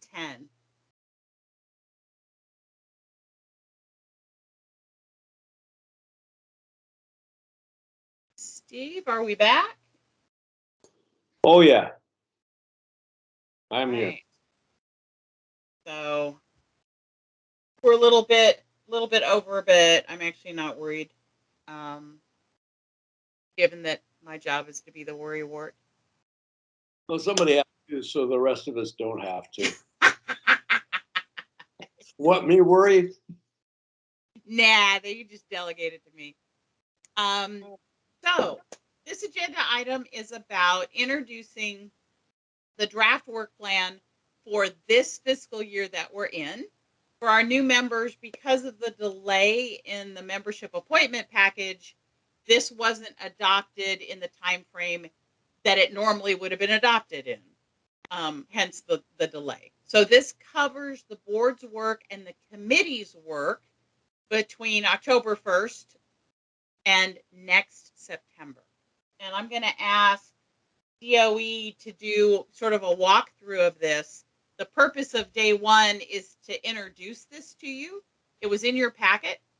And then tomorrow the board would take action to adopt it if the board so chooses to do so. So let's concentrate on getting it introduced and answering any questions you have about what the heck this is and what it means, knowing that we will stop at 11:30 for public comment. Gary, who's up from DOE? Let's see, Stan, are you going to want to talk about this or do you want me to?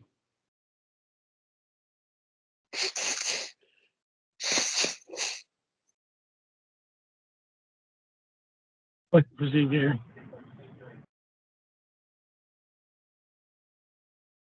Okay, well, I'll go on and take this, which, as Ruth said, I apologize to folks who have seen this several times before. We had planned to have this adopted in September, and some issues beyond our control prevented that.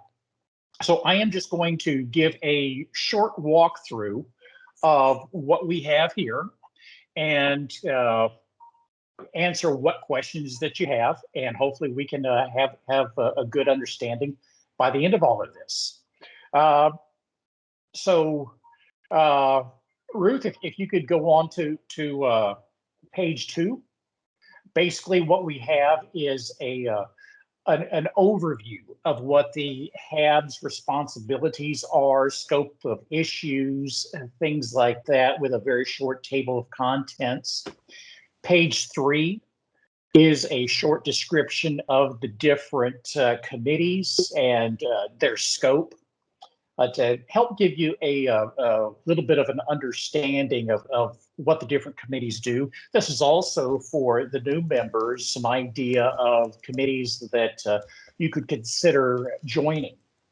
And we want everybody to join a committee because that's where all the work is done, and that's where some great discussions take place. Going on to page 4, we have written out the calendar to show what it is that we're looking at for proposed meetings. These are not set in stone because we recognize that life happens and every now and then something needs to be changed. We do have these dates down to try to stick to as closely as possible for planning purposes, because there are so many moving parts to putting meetings together. And so what we have here, like I said, is it's close to concrete, but not quite, which means if we have to move a meeting, we can look at that. Board meetings are quarterly, and we've got a couple of special meetings thrown in there. October 20th was a special meeting, special one-day meeting. We're then looking at a leadership workshop and a committee of the whole. That's what COTW stands for. And committee of the whole meeting is where everybody is invited. We'll be going over some meaty issues. We've got a team that's working on coming up with an agenda, and that will be released in the coming months. The leadership will be working on what the board will be looking at for calendars and work plans for the next fiscal year, the other days of the May 17th to 19th period. Looking ahead toward, you've got committee meetings that are listed with executive issue meetings. Executive Issues Committee, in case you're not familiar with that term, that is where the leadership of the various committees get together and kind of steer where everybody is going and topics and things like that. We also recognize that meetings aren't appropriate and we can just deal with something with a phone call. So that's what the committee call placeholders are. They're typically an hour to an hour and a half. And it's just to go over some last minute details, check in on making sure that the proposed agenda is going along. And if there are any adjustments, talk through some of those. And just a temperature check to make sure everybody is on the same sheet of music. Ruth, if you will now go to page 6.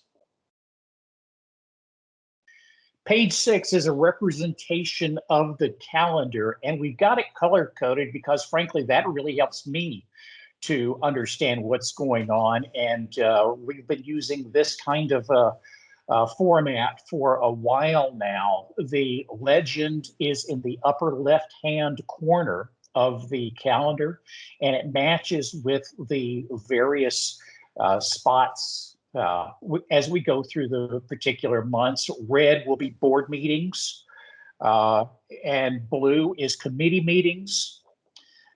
We've got federal holidays so that people can keep those in mind. And typically the facilitation team is also off on those days. So don't call them asking for information on those particular days, but they're available most other days to be able to help you out. When we've got a national convention or workshop or something that we're aware of, we also put that on the calendar because several of our members and several senior DOE and sometimes ecology members are participating in some of those senior meetings. So we try to avoid those time frames. So that's what some of the various colors are. And Ruth, if you'll go to the next page, please. Now we get into the meat of the work plan.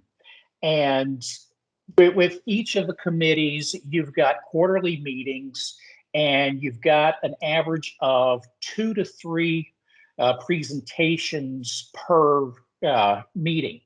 Hanford is huge, 586 square miles, but the work on the board is kind of like eating an elephant. How do you do that? One bite at a time and one piece at a time. So we kind of break things up and kind of give large categories that we can stuff smaller things in so that we can kind of make good use of everybody's time.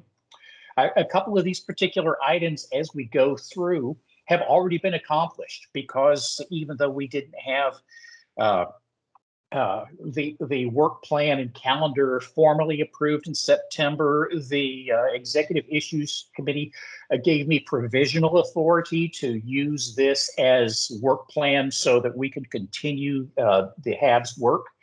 And once this board decides to adopt this tomorrow, then my provisional authority will be rescinded at that point.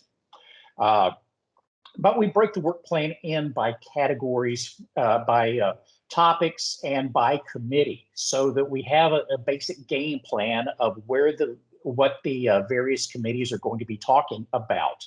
The topic number is arbitrary. It's not an importance to it. We made a list, and these are some of the things that we're looking at accomplishing. So status of removal and remediation actions is an important topic. However, it's not the most important topic within the River and Plateau committees.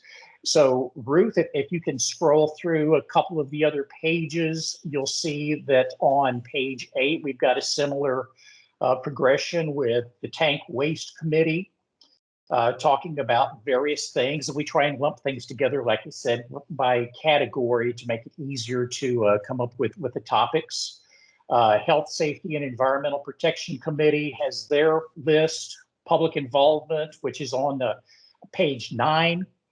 Budget and Contracts Committee. And that's it in a nutshell. I know that I have gone through this really quickly. Everybody should have this in your packet so that you can review at your leisure. And if there's any questions or comments from EPA or ecology, I'll take that, and then followed by questions. So there's also a copy of this in the HAB member binders we sent out to you. And Gary, I'm kind of embarrassed that we didn't catch it, but on the list of committee meetings and this page, we need to make sure we get our years right for January through August sorts of things. We missed 2022 in a couple places. Stuff happens. I'm embarrassed. So Roberto and Ryan, do the regulators have comments, clarifications about the work plan? What's on your mind?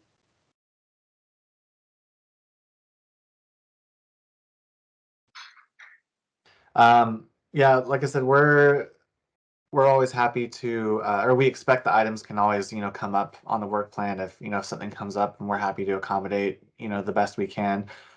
Just as a general statement with the work plan and just general, the general kind of work with the committees and stuff is ecology is always, eager to help out where we can. And if anybody has any topics that they want ecology to present on, we'll do our best to accommodate that and participate. So, but I think Gary covered, the structure of the work plan pretty good. So thanks, Gary. Roberto, any thoughts from EPA? Yeah, I also wanted to reiterate Ryan's comments on the draft, and also well, I also wanted to give a general statement that this is a draft document, so there are things that may change depending on the board or the public's the committee's requests and interests. So we look forward to working along. For new members, a caution, we try not to change things at the last minute because some of the agencies have rather extensive processes for getting presentations and other things approved. So our goal is to have agendas and information out to you 2 weeks before a meeting. Sometimes we're successful, sometimes we're less successful, but we do try to get those things out to you 2 weeks before a meeting, and you can look for things like draft minutes and recordings about 2 weeks after a meeting. And that's because those blue boxes are all stacked up, right? You see those blue weeks because we try to put all the committee meetings back to back, as well as the HAB meetings. So that's what that flow is. What questions do you have about the work plan? Anyone?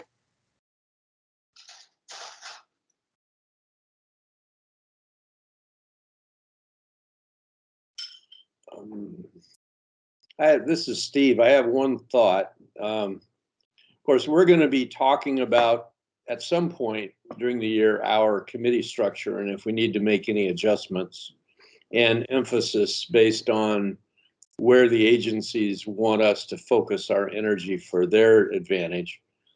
So I'd just like to make sure that we all recognize this is changeable for the reality of how the world rotates. Right. So to give you a little window into that, the Executive Issues Committee met on Monday. That was only 2 days ago. And there's a group, an issue manager group, that is going to work on committee structure to bring some ideas to the March board meeting for your input. What do you think about the possibilities? With an eye towards the leadership workshop. Let me give you the calendar. It'll make more sense.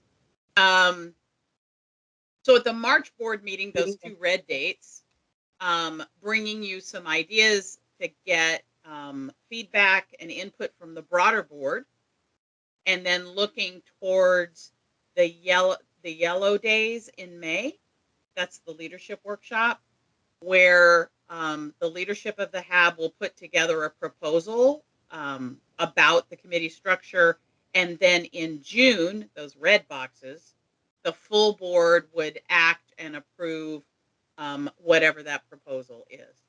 So that's the timing on looking at committee structure. If you have ideas, or if you want to be on the IM team, send the facilitation team an email at hab@eslin.net. We would be happy to add you to that group. All right. Tom Cecilia, you're in queue. What's up? If you could go back to the list, the typed up list of meeting dates. Typed up list, yes. Yeah, that one. When you're looking through the years, it looks like today's meeting is on the wrong day, so it'll be obsolete by the time we vote on it, but we should make sure that gets fixed for the record. Right. So we need to edit this page so we have the right years and the right days. I'm embarrassed. Vince, do you have a comment you want to jump in? Just my usual comment about the composite analysis reports that are updated once a year. And we've been asking for a couple of years that we get an update on that. And it'd be nice if we could show annual updates on that I think that's to the RAP committee. And we do have the ability to take, so I'm going to hopefully not make you seasick, to take the topics under a specific committee and create a committee work plan. So a flow of dates and calls and topics, and sort of lay that out for the year as well. And those work plans also can include things like more specific framing questions that help the TPA agencies frame up their presentations to match up with committee interests and policy issues. Other questions about the work plan?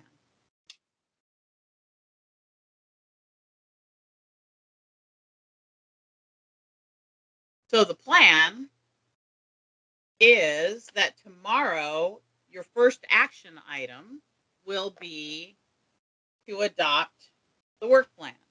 And each seat gets a voice in that consensus. So we will go around the room. It's important at that point that we have a quorum. Quorum is 19 of the seats of the HAB represented. So tomorrow is really important to be present, literally.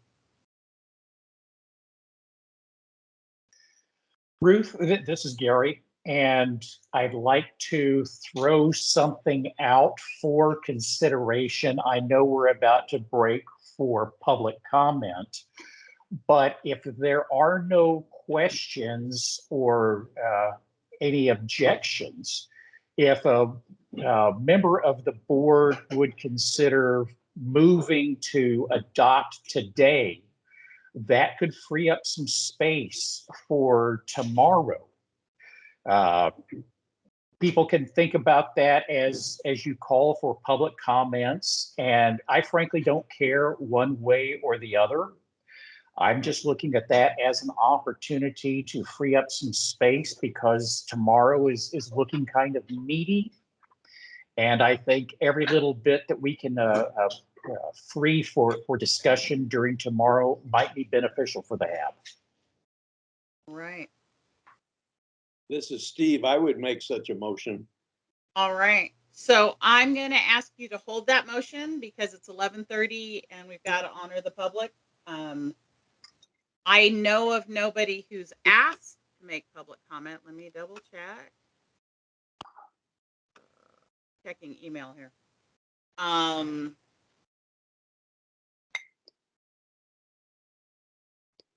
want to make triple sure that nothing came in.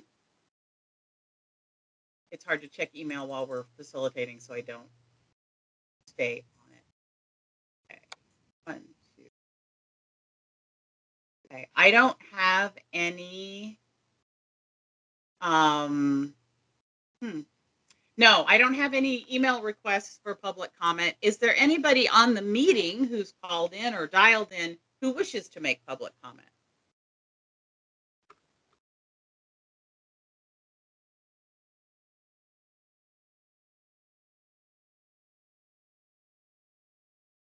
Okay. Vince Pinesco, you got your hand up. Yeah, I'd like to say the presentation by Vance, wait a minute, just a second here to get the right name. Brian Vance was the best presentation on Hanford oversight that I've seen in my 58 years of being involved at Hanford. That was just a great job, and the charts and stuff were very useful. So I want to compliment them and the staff at DOE of putting that together. That was a great presentation. Thank you. Thank you, Vince. Is there anyone else who'd like to make public comment? Not hearing any, I'm going to go back to the work plan. And I have not actually checked on quorum at this moment because I didn't think we were going to take action. So if you wish to go around the room, I propose, for the sake of expediency, that I just go down the list of seats and the seat tell me. So I'm looking for the primary members to speak up. If the primary member isn't here, the alternate is welcome to speak up. And let us know, yes or no, are you willing to approve the work plan? And we can just do that right now and run around the room, literally. Are you okay with that? Yep. All right. Have you determined, excuse me, have you determined that we have a quorum? No, I have not. I was just going to go around the room because my gut says we probably do. Yeah. But if I do the quorum, that's going to take another 3 to 5 minutes off the top, and I think it'd be more efficient just to go around the room.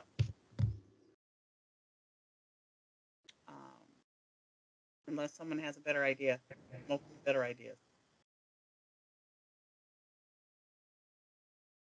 Right. Benton County. Yes, Benton County approves. And when we do get this approved, could you also send us out a new version to put in our notebook with all the corrections? Yes. Thank you. Benton Franklin Council of Governments.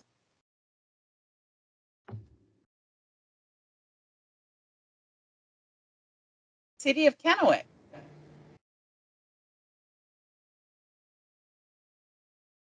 City of Pasco. Yes, with the corrections. Thank you. City of Richland.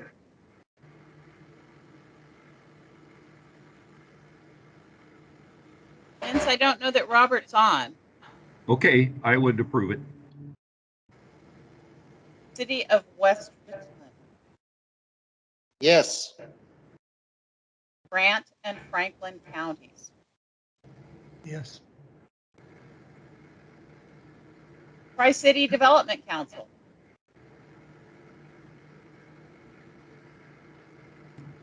Central Washington Building Trades Council.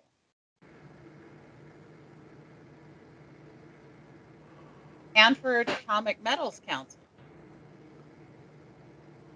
Okay, Steve Anderson. Gotcha. Becky. All right, Yes. Becky. Good to hear your voice, Becky. Non-union, non-management employees. Yes. And then the seat with Jacob Reynolds and Leslie Koenig.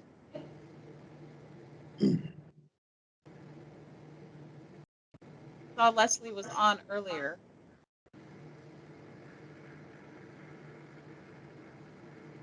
Hanford Challenge. Yes. Richland Rod and Gun Club.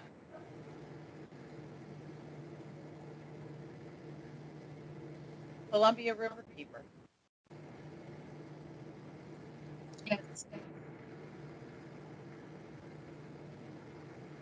Did I hear a yes, Shelley?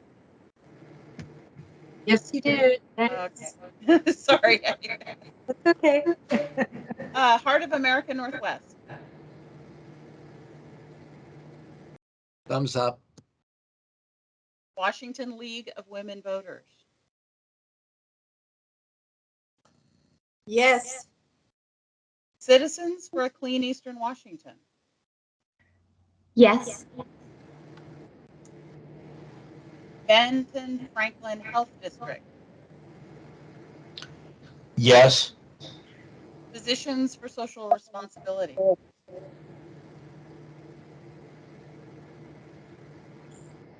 Confederated Tribes of the Umatilla Indian Reservation.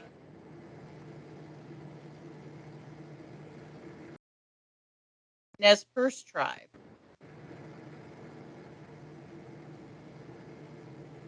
Yakima Nation.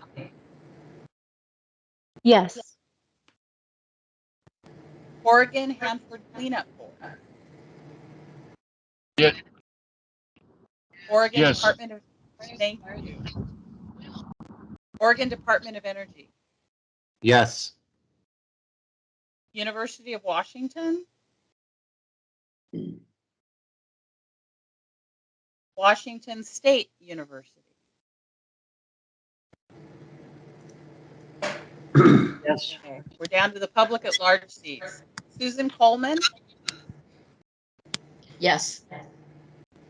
Steve Wigman. Yes.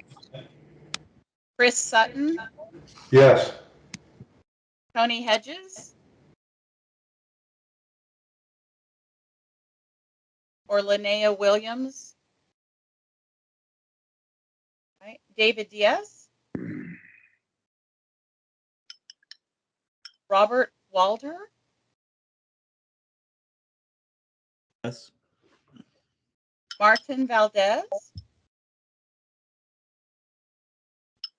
Esteban Ortiz. Yes.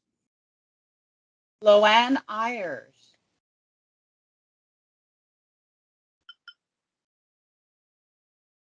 Right. We have 22 yeses and we needed 19 for quorum. You now have a work plan. Yes from Washington State University. Thank you. Okay. 23 yeses for a quorum with a quorum of 19. Now have a work plan. Congratulations. Excellent. Okay. Feels good to finally get to where we could vote it in. Right.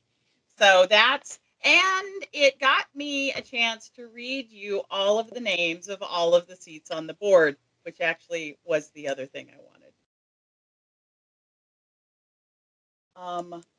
With that, we have actually accomplished your morning agenda 6 minutes early. Steve, do you want to say something before we break for lunch? Well, we're off to a pretty good start. After lunch will be most interesting, and I would like to encourage everybody to come back, so that I think is the first topic after lunch, the tank leak advice? Correct. Okay, that's an important one for all of us to participate in and listen to. So please come back refreshed. Right. So what's going to happen after lunch for you new folks? One of the issue managers will introduce the advice, translation, talk about what it is, what it says, why the committee saw it as important. It's an opportunity for you to ask comments, clarify, do you understand what it means? And then there will be a go, no-go decision today as to whether or not to bring it back to adopt tomorrow. Draft advice can be edited and revised today or overnight. Sometimes there's a little group that does that. So the question you will be asked at the end of that agenda item is, do you want to bring it forward for a formal consensus vote tomorrow? And then we'll move on to the 3 items from the National Environmental Management Site Specific Advisory Board. So 4 action items this afternoon to be introduced. With that, we will reconvene at 1:15. Thank you all.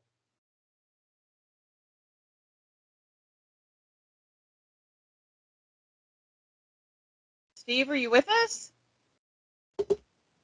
Yes. All right. Jeff Burright, are you with us? Yes, I am. Hello. Right.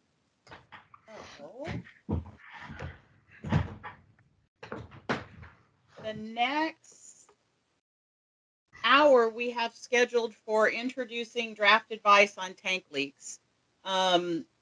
Jeff Burright was one of the people on the issue manager team, and so the idea is he's going to give you a sense of the advice, its purpose, what triggered it, what it says, and then we'll open it up to primary and alternate members to ask questions, share ideas, and ultimately make a go, no-go decision on whether you want the full board to work to get consensus on this document.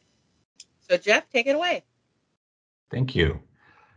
Because our time is kind of limited and I really want to hear what you all have to say, I'm going to keep the initial presentation fairly short and then let the will of the group dictate whether we go deeper into the weeds on some of the stuff that I talked about back in September. Let me show my screen here.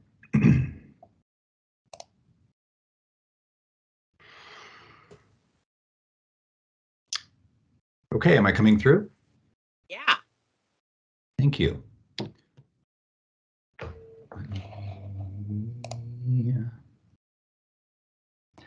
I hope everyone has had a chance to read through the advice. I think one of the questions we have is whether the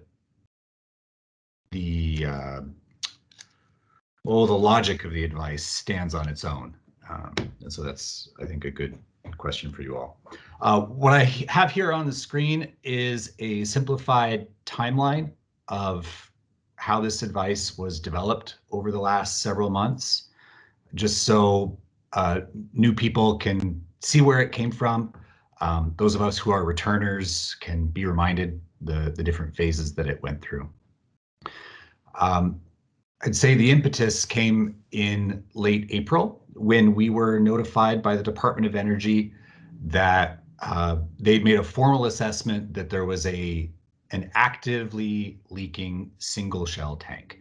Now, again, for those who are uninitiated, there are 149 single shell tanks on the site, and they did a pumping campaign to get out all pumpable liquids many years ago. However, there are still many tanks that have what's known as drainable liquid, so liquid that's caught in the pore space of the salt and the sludge left over in the tank. Some tanks do have pools of water in them still, and the tank we're discussing here, B109, was one of those tanks.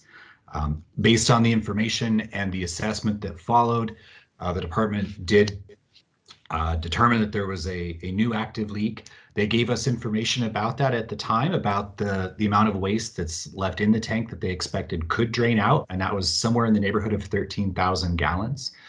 The department also talked about the location of B109 being relatively close to other areas of either known tank leakage or past cribs where liquid waste was discharged into the soil, and the proximity of one of the pump and treat groundwater extraction wells near there. And so the message that was given to us at that time was there's no immediate threat because this liquid that is exiting the tank, once it hits the aquifer underlying the tanks, about 250 feet down, I'll say as a general, there is a nearby pump and treat to grab it. So that was our first information about it. It's not the first of the single shell tanks to develop an active leak, but it is I guess the second one in recent memory. We met as a tank waste committee in May, so soon after that announcement, and we talked through some strategies as we understood them. I put together a matrix just to figure out what do we know, what do we not know. We talked about some of our values and information needs, and didn't really go anywhere at that meeting from there. Then the Tank Waste Committee did not meet in June or July. It met again in August and had another discussion of the B109 leak and the leak assessment report, which had been made available to us at that time. There was also, knowing that there was a September board meeting coming up and the sense that this was a timely thing to talk about, an issue manager team was formed out of that Tank Waste Committee meeting. That issue manager team got to work pretty quickly, and we used the online collaboration tools through Teams to group edit and write a product. I don't have the list of issue management team members on me, I apologize, but there were about a half a dozen of us.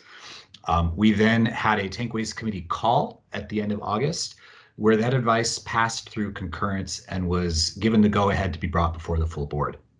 We did that in September of this year. However, because we as a board decided not to vote on anything while we were waiting for all of the rest of you to come join us, those who weren't yet approved, we decided just to take feedback only at that time. And I would characterize the feedback as generally positive with some specific comments, some concerns that people wanted to work through. We collected that feedback. We gathered a couple new issue manager team members, and then we talked again. We had 2 or 3 calls where we worked through the advice sentence by sentence, getting it into a different shape, and I think a better shape. I think it was better for the feedback that we got. We then took it back to the Tank Waste Committee in the November meeting to make sure that it would still pass the consensus of the committee, and it did. And so the version that you have in front of you is the version that passed out of the Tank Waste Committee in November for your consideration. This I showed to the group in September. This was initially what our advice points, paraphrased, consisted of. And it involved a specification that you should remove leakable liquids from leaking tanks as quickly as feasible. We were looking for a leak response plan for the single shell tanks writ large because we came to discover that there is not currently one. A feasibility assessment for B109 specifically, trying to understand what all the potential options are. Research and development to increase the agility to respond to future leaks.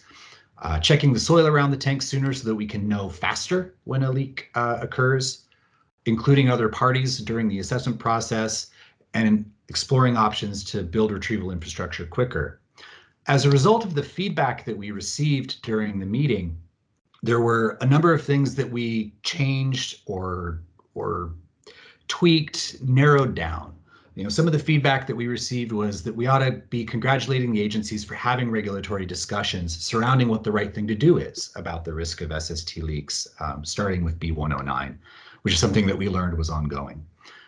There was also discussion of expanding and redirecting the focus of the advice to be less about immediate action on B109 necessarily, not ignoring B109, but to also be more inclusive about being proactive of addressing the potential for leaking in the other single shell tanks. There's a monthly report that goes out that tallies up the amount of drainable liquid in the single shell tanks. And if you add it all up, it amounts to 3.37 million gallons of drainable liquid still in the rest of the SSTs. And so we adjusted the advice to talk more about what that potential risk is and what the potential benefit would be if that could be abated and mitigated. There were some specific editing recommendations after the September meeting, both from things said at the meeting and from the issue managers that jumped on after the meeting, as well as something that we put in the advice now, which is an acknowledgement that in order to make the best policy recommendation, we all need more information, the agencies included. And so we recognize that this advice is not the end of the conversation, but we're staking our claim to be a part of it. So what you can see here are how the advice has changed. We start with a value to assess, abate, and respond to leaks to the extent feasible. We support investing in and supporting new tools and tests to be able to proactively abate leaks.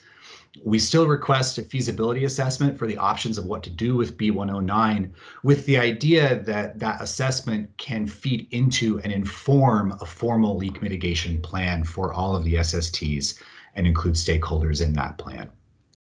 We still talk about the need to develop greater agility. We talk about checking the soil around the tanks and including others in the leak assessment process. And then here at the end, an additional advice point that we added was a recommendation that they conduct a supplemental risk assessment to evaluate the cumulative impact if all of the remaining SSTs were to leak before we can get to them. Because I think that based on our discussion in September at our last full board meeting, I don't think that that is, we have not been presented with an assessment of that, which would help support some of the statements that we are hearing about, well, this is a relatively small leak compared to the other risks on the site and the other risks to the groundwater, as well as asking the agencies to take that broader look, looking at all of the SSTs. That's all I have for you to start.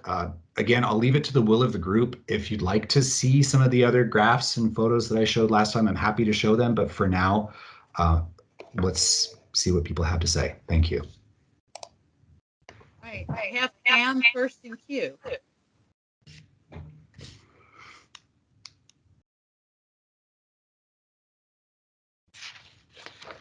Pam, are you there? Okay, we will check in with Pam in a minute in case she's delayed. Tom Galeotto. Hi, yes, Ruth, thanks. And thanks, Jeff, for the summary. I've not been a part of the IM team, so this is a general question, basically unhampered by facts. So I'll throw out a thought to you and see what you think. You're looking at the list of 8 advice items that you just went through, Jeff. It seems that they're focused on things that on activities that are necessary to do basically into the future, for future leaks, for assessment of risk, feasibility studies, and so forth, as opposed to any immediate action directly because of B109 leak. Is that correct? Tom, I would say that that is correct. The exception being that we do advise a feasibility assessment specific to the B109 situation, and you could use that information to inform whether there is an option that exists today, or if not, are there things that we can learn that we can apply next time around? And we begin the advice with an acknowledgement that it's very difficult to respond quickly in these situations. And so we did adjust the tone to be more proactive looking forward. Okay, thank you. All right, Pam, are you with us yet? Okay, we're going to keep her in queue and move on to Steve Wigman. Yes, thank you. Let me start by saying that Jeff, I think you've done a superb job of articulating this issue. And I personally believe that it's one that we as a board need to provide ultimately timely, actionable, policy level advice. I have a couple of concerns I'd like to have folks think about as you go through the discussion. I believe that DOE and ecology reacted in a very timely way when they initiated their conversations about the process of what do we do, how do we move forward. Now that discussion's been going on for quite a while, but I understand as of this morning from ecology that they are nearing completion of those initial discussions and have been talking, it sounds like, a lot of the same issues that we're bringing up. My point is that since they're nearing completion and it is a legitimate regulatory process, and they're talking in good faith, and they're talking about all the tanks, and they're talking about the future of these tanks, and they're recognizing that it's a serious issue. I'm a little out of sequence in my mind as to the timeliness of the advice in relation to those discussions. And let's consider maybe tabling the advice for a short time until they complete their analysis so that we have context, because right now we're out of sync. And I'm fearful that advice at this point in their process would be disruptive. And I don't want to disrupt that process. Also, I know Jerry wants to talk, and I understand, and I know that he has already mentioned several times that he's contemplating legal action. As a board chairman, I do not want to put this board in a position where it issues advice that is then used in any way in new litigation that would involve us into the process where we really don't belong. And so I would just offer that I believe policy level advice is very appropriate, and I think you've done a great job of putting it together. I would just ask that we consider being a little patient. And I know that patience is hard to come by. And I personally believe that the single shell tank issue has been with us a long time. It will be with us a long time. And that a little more time to make sure we've got our context correct and that we're fitting into the right sequence of events would be worth considering. All right, we've got a lot of people who want to speak, so let's keep moving. Chris, and then I'm going to check back to see if Pam is back with us. Chris Sutton? Yes, I have several comments on the advice section. And I guess what I see, or my concern is that, well, I don't have any heartburn with what the bullets say. It doesn't seem to me that they're written in the context of giving policy advice. What are the policies in all these bullets? And to me, as I look at it, there are four things that basically could represent policy. One is greater agility. Two is timeliness in getting on to leak detection. Three is additional advice. And four is risk assessment. And I think if you took those four in the context of policy, you could incorporate everything else you said. But it would be policy, not write a plan, not do a risk assessment, not do something else, but it would be in the context of policy. And I think if they were written in the context of policy, then you could go forward with the advice. And I think it wouldn't detract the regulators or DOE or put the HAB in an awkward position of conflict with the regulators of those discussions. So that's just the thing that jumps out at me in my suggestion. And the other thing is you have 2.5 pages of background, and I really think you could condense it somewhat. It's a little repetitive in some places, but I think if you tried to condense it a fair bit, that would make the advice stand out a little bit more, rather than have to wade through 2.5 pages before you get to the advice. So those are my thoughts for what it's worth. Thanks. Thank you, Chris. Oh, Pam, and I don't disagree with anything that you said. In other words, I'm saying, say it differently. Pam, have you been able to join us on the phone? Richard, you're next, followed by Jerry.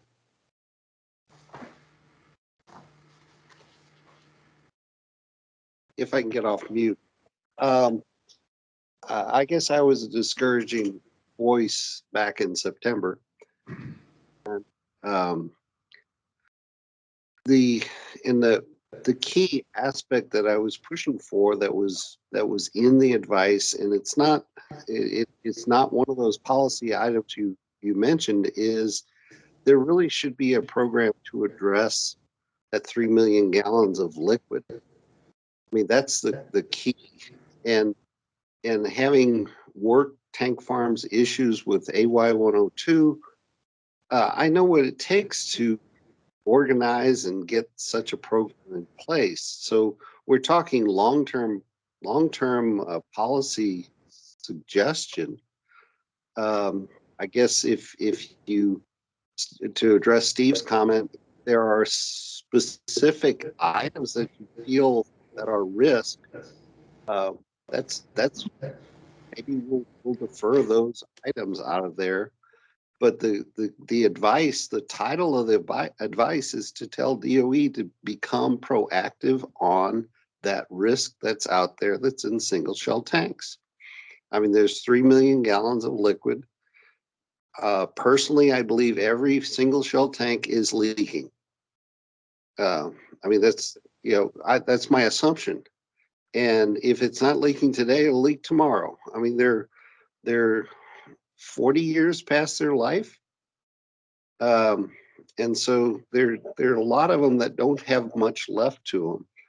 And when we look at the retrieval schedule, to me, a pile of salt underground is not going to go very far, but the liquid that's coming in or going out will start, gives it a vehicle to spread. And personally, from our community standpoint, we don't need the press of another leaking tank. So I would rather see them start pumping tanks that before they leak than pumping tanks, getting the residual liquid they can out of the tanks in a program. And should there be a leak developed, they could redirect it potentially without disrupting the overall program out on tank farms. So that's my view. I appreciate the work that was done and the collaboration I had with the other members of the management team. Thank you. I have Jerry, then Susan Leckband. Jerry. Thank you. And thank you, Richard, for those comments. I think it's been very productive having your values and key principles in that big overview as part of the discussion. And I think if people look at the advice, they will see that it is focused, number one, on the 3 million gallons of drainable interstitial liquid, which has begun to leak and will keep leaking and keep leaking, and there'll be more leaks and more leaks. And if this board doesn't offer advice on the most fundamental policy of doing no harm, what policies are we offering advice on? This is the most fundamental of policies. Do no harm, abate harm, take proactive mitigation efforts for those 3 million gallons. So look at advice point number 2.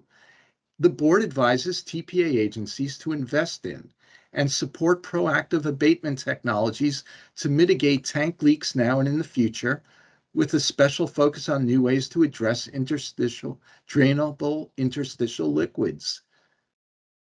Support a pilot test as ecology proposed in December 2020.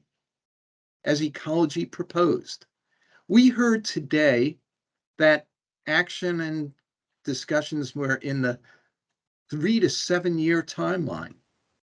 Well, and discussions with the agencies have gone on for months and months and months. And I can tell you, if it wasn't for public pressure, and this board is part of that, those discussions would have started even later. So it's vital that we do offer advice now. It is focused on the big picture policy because of objections about focusing on a response solely for B109. It is focused on the major policies of doing no harm. What does that mean in terms of preventing additional leakage from high-level waste tanks? It means having a mitigation plan. What could be more fundamental than, as a policy, for us to be giving advice, have a mitigation plan? If one of two entities out of three don't want to see a mitigation plan, then it's more important for us to have that advice. We have yet to hear one of the two parties to these discussions say that a mitigation plan would be helpful. So we don't know what's happening behind their closed doors. We've heard ecology say, yes, we'd like a mitigation plan. So it's important for us to give that advice and have it considered. And each of the statements in our advice is about major principles. And I think that we've been very careful in saying, okay, let's pull back from the immediate, and let's look at the major principles. Now, I will respond, I think, to Steve. There's nothing in advice about major principles that anyone in God's name would ever be using in a court of law. And I think that that's just a red herring, and it's unfortunate that you raised that. But if this board is living up to the dream and principles and values that we were created on, one of them was by having the dialogue and offering the advice and consensus advice about what reflects major principles for the public in the region, that will avoid litigation. That's the whole point of giving advice and this board, because without the board, we don't have a forum and we don't have the opportunity to say, let's weigh in and see what happens when we give advice. And therefore, I think it is urgent that we, now having delayed this for months on end, we give principled advice at this point in time. And to not do so would be a tragic letdown in terms of the public believing that this board has credibility on the most urgent issue in front of us. Over 1,000 people have written the governor and our US senators. Show me a public comment period that generated 1,000 comments on anything else. It is the most urgent thing in front of the board today to say, let's do something about tank leaks. And we've established that doing something about tank leaks doesn't detract from the DF law mission one way or the other. We can chew bubble gum and walk at the same time, and we better, because otherwise we're going to trip and fall on our face. And we can have a plan to mitigate that. So let's urge that we have a plan to mitigate what happens to avoid trip hazards. Thank you.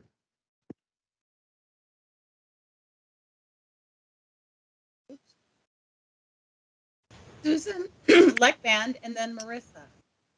Thank you. And I really appreciate everybody's comments and the yeoman's work that was done on this advice.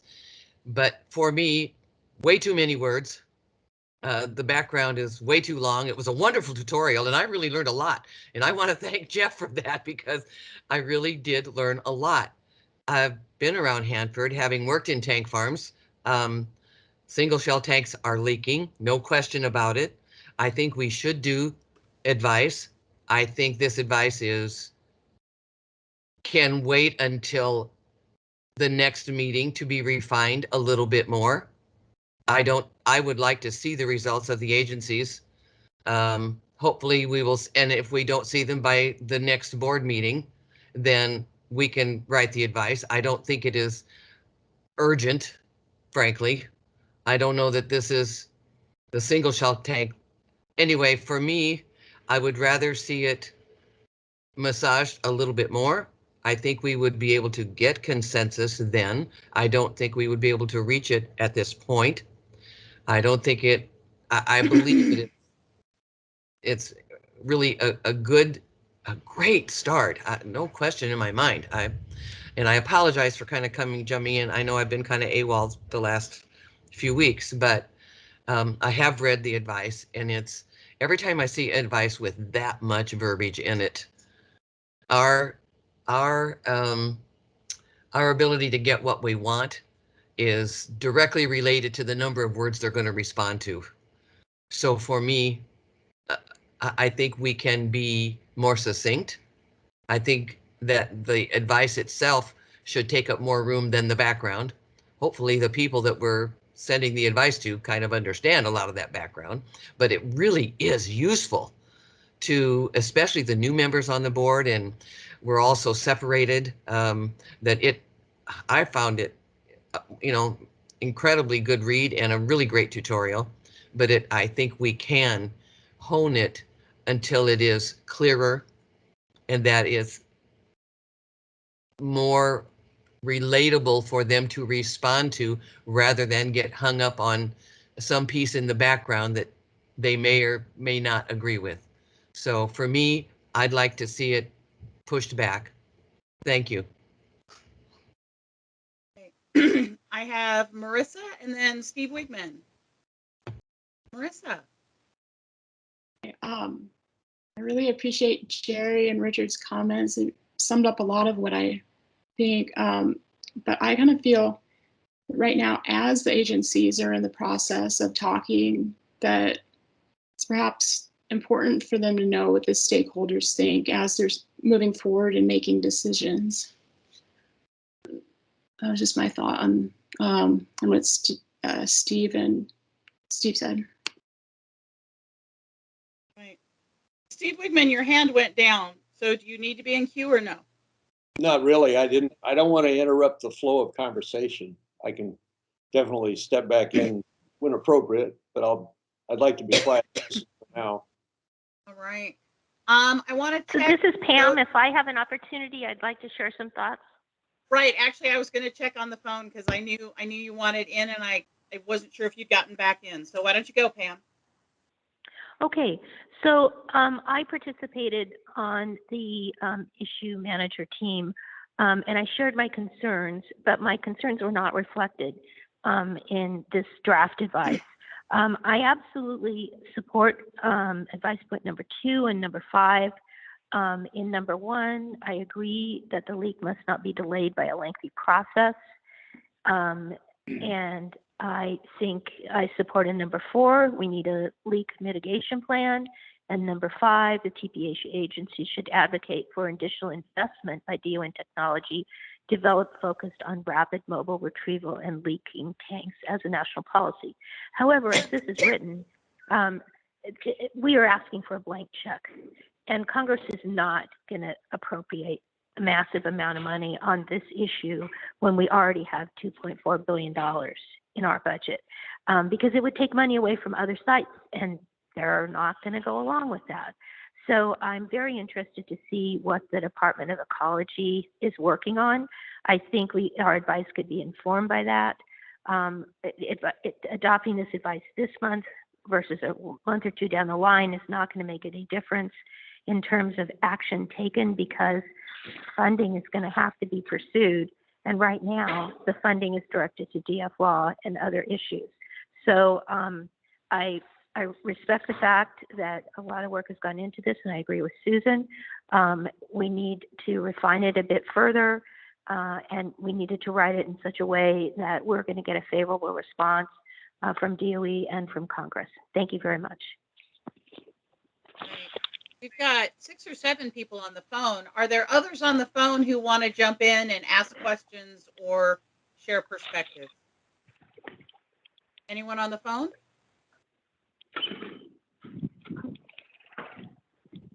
Right. Rob, you're up. Esteban, you're on deck. Good afternoon. I too had participated a little bit into this particular advice. I just want to know that people realize that we have de facto accepted now for these many months that the position from the DOE is let them leak because the risk is lower than the rest of the risks on the site. That's what they're telling us about it. What we discussed in our tank waste committee and other things is okay. We hear it. We heard it twice. You know, aside from the legal issues and the state of Washington and all the other issues, we also need facts. We need to know what is leaking. What are the isotopes? Tell us what they are. Do the exploration. We've asked to have, in our advice, we're asking for boreholes near these tanks to identify the isotopes. Give us a path, give us an understanding of how you feel that risk is so low because it's going to take so long to get to that water table. Describe to us. We need that information for us to buy into the belief that the risk is so low. You know, I think that's where we left off, and that's why a lot of us felt very passionate about this particular set of advice going forward. Yeah, it is prescriptive in some cases, but I'd really like to work with the DOE and to find out how we can actually document what this is to let everybody know that we are potentially are going to intentionally contaminate soil. And that's I think that's you know, I do think there are parts of this that, you know, you're right, it is a little lengthy and that, but by golly, we got to respond to this thing. Okay, it's been months and months and months and no action so far. Just going forward, no extra monies, no extra anything being committed here. And I think the idea that oh well, we're going to sink a pump and treat in the sphere of influence underneath this leakage means you need to quantify it. You have to quantify it to do that. So we just need more information, and thanks for listening to me. And I'll help with rewrite on that if people need some help on that. I do feel that we do have values out there, and our value is not to contaminate. And thank you. All right, Esteban, what's on your mind? Yes, thank you, and appreciate Rob for reminding us of our values. One of the things, looking at my notes that I kind of circled, that's a red flag for me, is that there is no regional administrator for the EPA, and I believe we currently have a administrator at the EPA, Michael Reagan, that it's really passionate about environmental justice. And what are the options of getting them out here? Because to me, I think I've voiced my concerns is that hopefully federal and state agencies are working together to move this forward, because our timeline, and we're hearing from prior folks, our timeline is kind of non-existent.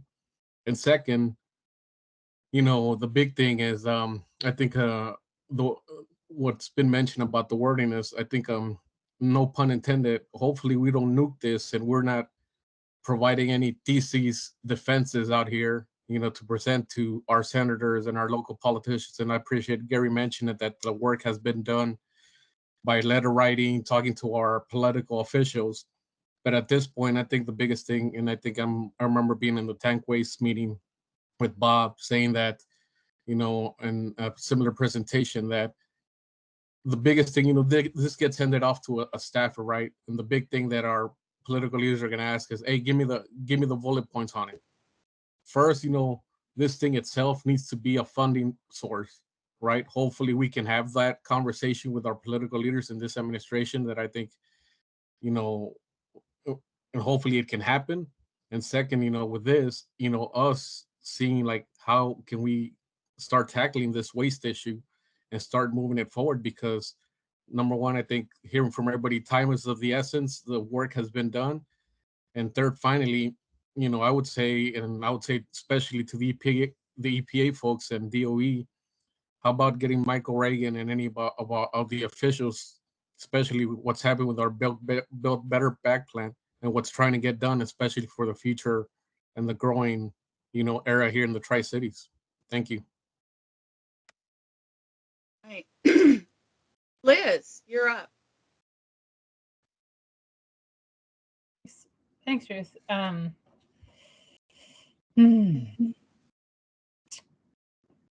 It sounds like I have a few thoughts. One is I think we need more space to be able to talk.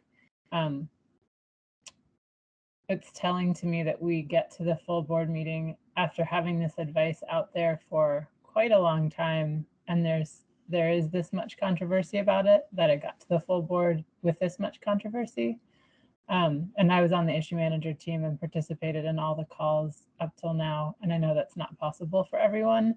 It just speaks to me that we need more space to talk as a board and work through some of these ideas. I hear in some of the comments a concern about how we're perceived as a board, concern about what the actual advice says, disagreement about some of the advice points. But it's a lot to talk through, especially how the board feels about funding cleanup and how that works, how the process is right now, how we want the process to be, what we think should be funded, what is not getting attention that we want to have more attention. And regardless of anything, because there's a lot of controversy about this advice, probably more people read it than read any of our advice. It's on the HAB website. It's not like it's not going to be read. So I think that's one thing. It puts these issues out for public discussion in a way that is positive, and get some of that debate out there. And I'm not sure how to solve the issue of trying to have more conversation. Maybe at the next tank waste committee meeting in February, we can have more time dedicated to a longer discussion on this topic, so people that have big concerns can join that, and maybe even a bigger issue manager team meeting in January, assuming we don't get through to agreement on it, but it does seem like that's where we're headed. Anyway, those are just some of my thoughts. But I do appreciate hearing everyone's thoughts today, and hope that everyone, including new board members, weigh in with thoughts, concerns, observations, because that's what the board's all about. Thanks. Right. I'm going to put Marissa up next, and then I want to go back and double check with the folks on the phone in case they have their hands up and we're missing that. Marissa?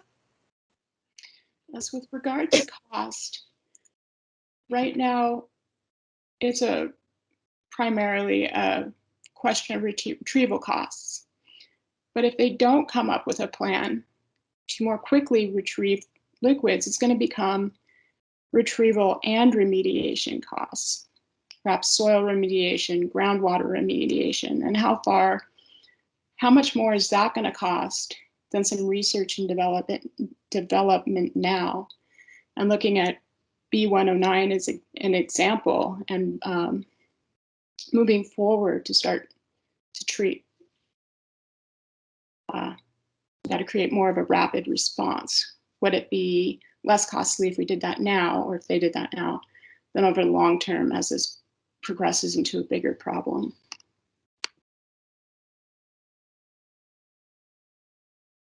Thank you, Marissa. Is there anyone on the phone who wants to jump into the queue and share a thought?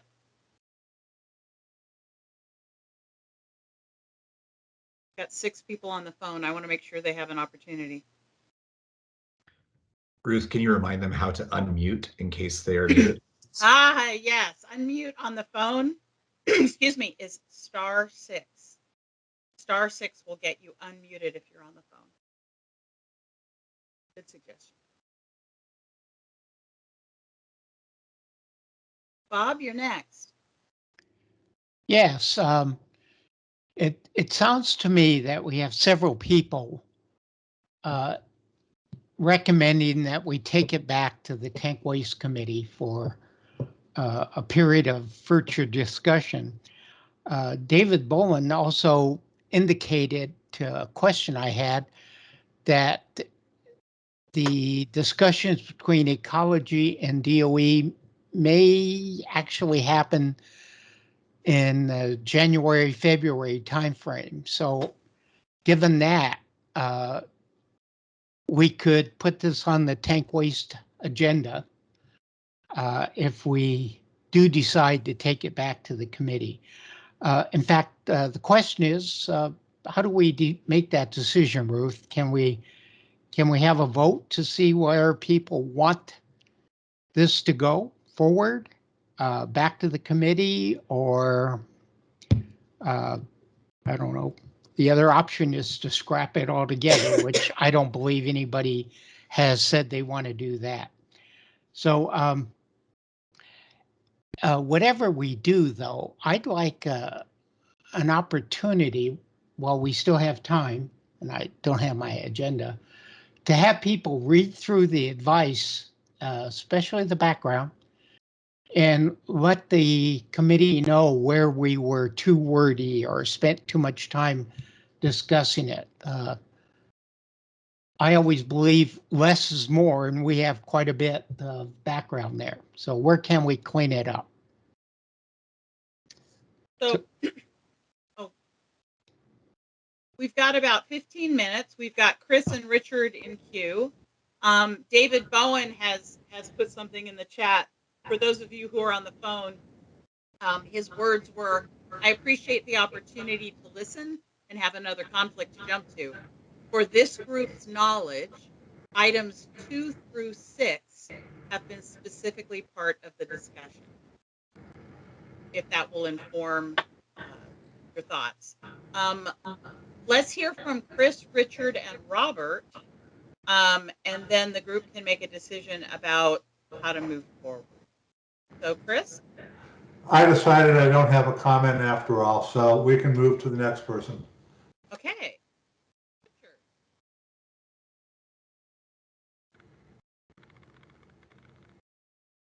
Let's get you off of mute. There you go. Me? We can hear you. Okay. I appreciate the comments that Susan and especially that Pam bring up. And in the discussions we had, I did question some of our talking points or our items that we're asking for. DOE will paper over anything. And so to hire a bunch of consultants and do a risk assessment, well, that's wonderful, but it doesn't get anything done. I think the title of this is to proactively address the leaks. And so I believe that, we didn't get any details, but what was thrown around was we have TISCR now available as a technology. We have better salt well pumping technology available. I would like to see the advice focused on actually getting field activities done. And from that standpoint, all the studies, all the plans, all the other things are moot. If you don't have an ability to do something, you're wasting money. And I agree with Pam. We can't ask for a unicorn, and we'll be laughed out. So if we do trim it down to getting some field activities actually planned and implemented, which will retrieve some of the liquid before it leaks. And that has to be the focus of it. And oh, by the way, this will probably be my last HAB meeting because I'll probably be coming off the HAB this coming year. So I just want to let you know, but that's my advice. Focus on getting something done. Don't focus on any more plans or studies. You know, we've got a lot of paper now. It's a bunch of electrons running in circles that basically we've spent a lot of money on. So that's my comment.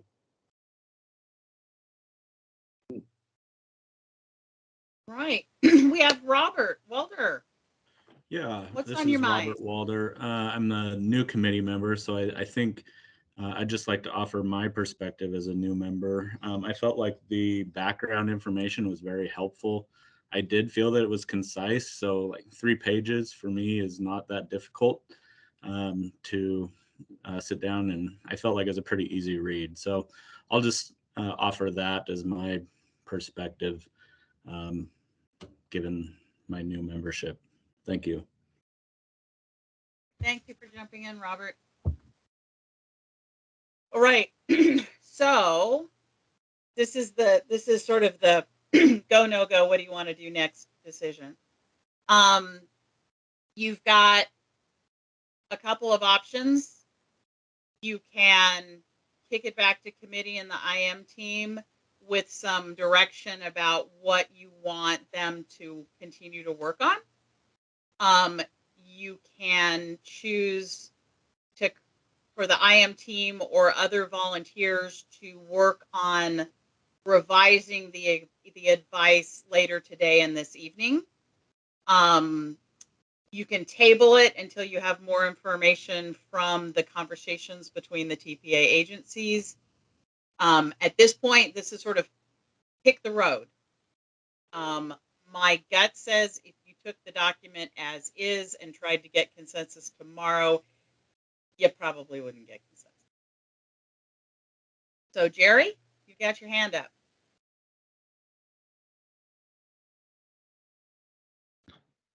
You know, our normal process has just been thrown to hell in a handbasket here. And I seriously object to this. Our normal process would be we didn't go through the advice, and some of the comments appeared to have been based on not realizing that it was based on principles and has been dramatically revised. And so it is important that people look at it and look at those specific advice points. Our normal process would be to say, okay, we've heard the feedback. Be very easy for us to shorten the background sections, and we can attach that, if useful, as a separate attachment for informational purposes, or just have it in our own record. But we don't have to have it. The reason for putting so much background in is something you just heard new members talk about. It's educational for ourselves and for the public. So we can shorten it, but don't forget that our advice is not just for 3 people at 3 agencies. It's read by congressional staffers who don't follow Hanford every day and need that background. It's for news media who don't have that background. It's for the general public who we're supposed to be serving with an educational purpose. And our advice is our major educational platform for that role. So we can shorten the advice, and we can stick with items that people said we generally support. You heard ecology say, well, we're working on items 2 through 6 here in discussions. And therefore, it seems to me valuable to say, here are our values on items 2 through 6. Item 1 is the big picture value.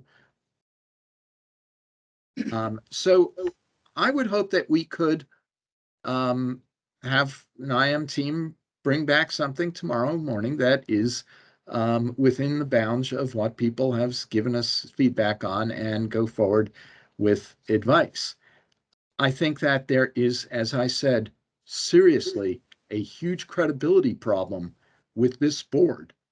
If in the terms of the public, this board, a year after the leak was announced, still hasn't said anything about how to prevent future leaks and what our principles are about leaks, in the face of statements that it is okay to let a tank just keep leaking, as made repeatedly by the Department of Energy.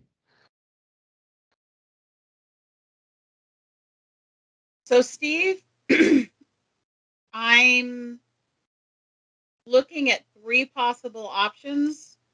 1, revising the advice this evening and bringing it back tomorrow with the IM team or a small group. 2, send it back to the committee for more work. Or 3, tabling it until there's more information following conclusion of the discussions between the agencies. I'll state a preference. Yeah, how do you want to proceed? Since the agencies are already talking about most of the issues that we made recommendations on, and they have not asked us to participate, I think we're obligated to let them complete their regulatory discussions. They are the agencies that we advise. And if they didn't ask us for input during this process, and they are in fact doing a legitimate process within their context, I think we need to let them finish it. I think this is important advice, and I don't want to issue it and just have it rejected because its timing is off. I think it's too important a topic to just, throw it out there right now. I don't know when they're going to finish their discussions, but it sounded like it was pretty imminent in the context of the expanse of this issue. I think David Bowen's comment in chat was his best guess was late January, February. I think if we put it on the March agenda with the expectation that we'll have some knowledge before then, that would be a wise thing for us to do. And I don't mean to demean anybody's position on the desire to be more proactive. And if DOE and ecology were not following the process that was designed to eliminate chaos, then we could react as though we're in chaos. We're not in chaos. And I don't think that we need to jump right now. I think we just need to do this thoughtfully. I think it's too important. Denise, do you want to share your perspective as a new member? And I ask only because I know we have 6 or 7 people on the phone who can't read the chat.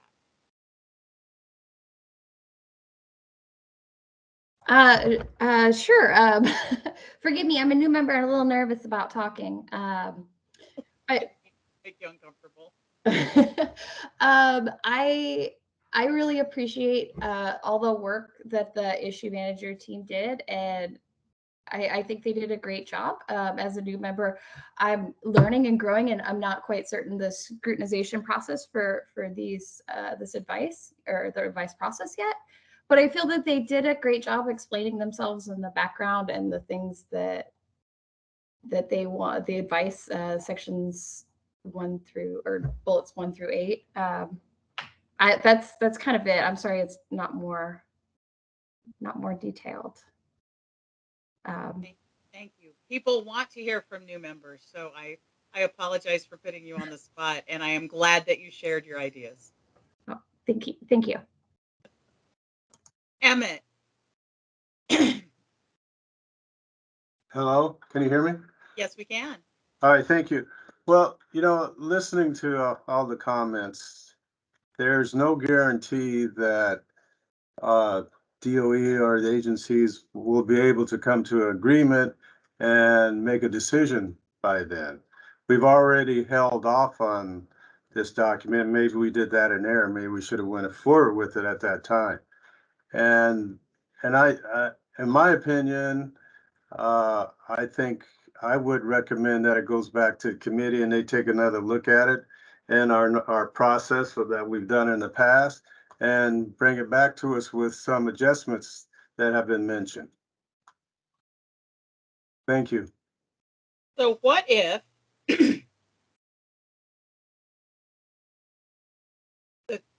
board sent it back to the committee for the February meeting cycle responded to Bob Suyama's request as chair of the Tanks Committee that folks provide him and the committee with their specific suggestions, whether it's streamlining the background or beefing up the policy link or the reflection of what you all are talking about. We certainly will give him the notes and the recordings from this meeting and put this on the March HAB agenda.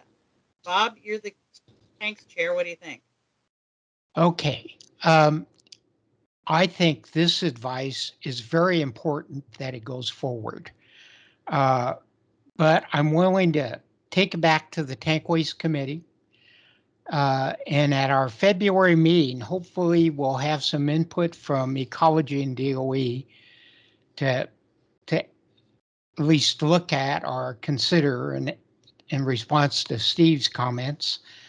And then we'll take another shot at looking at the comments that were made at this meeting and making sure that the advice has the most of the background and the approval of our membership so it can go ahead, because I do feel it is something we need to do. So Jeff is our issue manager. What do you think about that, Jeff? I think I can live with it.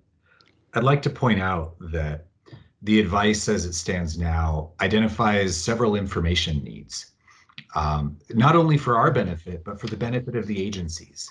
It's information that if we had it, it would make whatever the final decision is more supportable, because you would have a better idea that it's the right thing, and it would be easier to communicate that what you're planning to do is the right thing.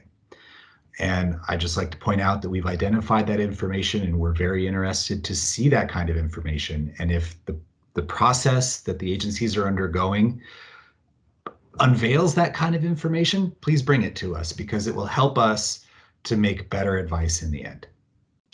So Gary, can that be something we can add to the agenda for the tank waste meeting? Some of the information asks. If the information is available at that time, yes, I'll be happy to support that. Okay, thank you. Dan. Unmuted. So I think that here is an example of some really kind of technical advice that brings together what I would call our values, which has to do with, this, don't let this leak into the ground for an indefinite period of time. And if the agencies haven't rushed to take care of it, then we're incumbent on saying something that is forceful about that. And whether we need information or not, I think that the advice could go forward even without information, because it is policy advice that says you need to characterize this and you need to get on it, because it can't just go on like this. But I think that we also need to recognize that this is an example of how sausage making is very hard in the virtual environment, that people are going back and forth with meetings, but we don't have that really effective face-to-face kind of really confrontation. We need to decide how, like in a regular meeting, people would be going off to edit it tonight. You'd have a group of 6 people huddled around a keyboard editing it, and you would know that when you were done, you would have something that more and more people could agree on. Well, now if we ask people to redo it for tomorrow morning, who's that going to be? Jeff. He may have some help, but he's already done his very best job. He needs more minds on it too. Everybody needs to be a part of this. And so I would regret it if we have to postpone it even till February, but I understand. Nevertheless, I think that, it doesn't really behoove us with my apologies to Steve, it doesn't really behoove us to wait until the agencies get their ducks in a row. We really need to have our voice influencing those discussions. And that would be my preference. I have Tom, Cecilia, and Q. Hi. So I haven't been involved with this advice at all. I'm not on the tanks committee. It's the first time seeing, when it came out in the packets. I think it's well written and well communicated.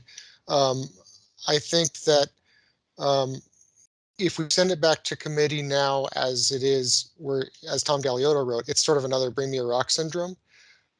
So if it's going to go back to committee to be considered in February and then brought back to the full board in March, maybe tomorrow we take some time and go through line by line and wordsmith it a little bit, so we're not wasting that time that's already on the agenda. Unless we want to try to do that offline tonight, and which seems like someone could make an edit and not catch everyone's comment. So if we did it collaboratively tomorrow, then it gives the IAM teams and the Tank Waste Committee something to work with. Okay, I have Susan and Richard in queue. I'm going to suggest we take it to 2:30 and make a decision, because we do have 3 other things to get through this afternoon. Thank you so much, Ruth. I do want to remind everybody that Ecology and DOE are on this meeting. They hear us. They know what many folks on this board feel about this particular issue. They can't unhear this as they go through their negotiations. And that's one of the advantages of having this thorough discussion, because they understand our huge concerns. They know we are trying to develop advice that is timely, that is informed. They know how the board feels. I suspect that they will carry that information with them as they have their discussions. And our advice later will be all the better for it. So I just wanted to let the new folks, as well as kind of a reminder to other members of the board, that they hear us. Granted, they have to respond officially to advice that we send, but the conversation that we're having right now is part of what this board does, and does well. So please don't think this is a failure if we don't pass the advice for this particular board meeting. It is not. The single shell tanks will be there for a long time. They have been leaking. They will leak. There is no question. And if I'm not mistaken, RCRA does require that all the waste has to be out of the tanks at this point. So we have some context, as Steve was talking about. So please don't think that this is in vain. They are listening. I'm assuming they're listening. They're on the call and they're taking notes. So the conversation is sometimes as valuable as advice. Thank you. Richard, I have you in queue. Rather than go line by line through the advice, I would suggest that be more practical to go through the advice points and see which ones are acceptable, not to, and which ones are objectionable. From the overall aspect, I think that would be more illuminating for, or which ones could they live without type of thing, because that's the key. In order for us to get consensus, there has to be consensus on what advice we're giving, rather than just wordsmithing the words. So that's my suggestion, is rather than go through the entire 3-4 pages of the advice and background, is just simply focus on those 8 advice points and see where people have problems with that advice. So that's 2 bits. Bye. Right, Esteban and then Steve Anderson. Esteban? Yes, so basically at this point, and what was just mentioned about ecology and DOE listening, what is it that's going to keep it from moving forward? And I forget, and apologies, I forget the person from Oregon. He mentioned that, hey, we're going to get feedback. That's correct, right? So if this is already a process that we're going to get feedback, what is it? You know, like it's been mentioned, the tanks are leaking, everything's happening. What is going to prevent from this to move forward? And at this point, really, the top 3 issues that are preventing it going forward.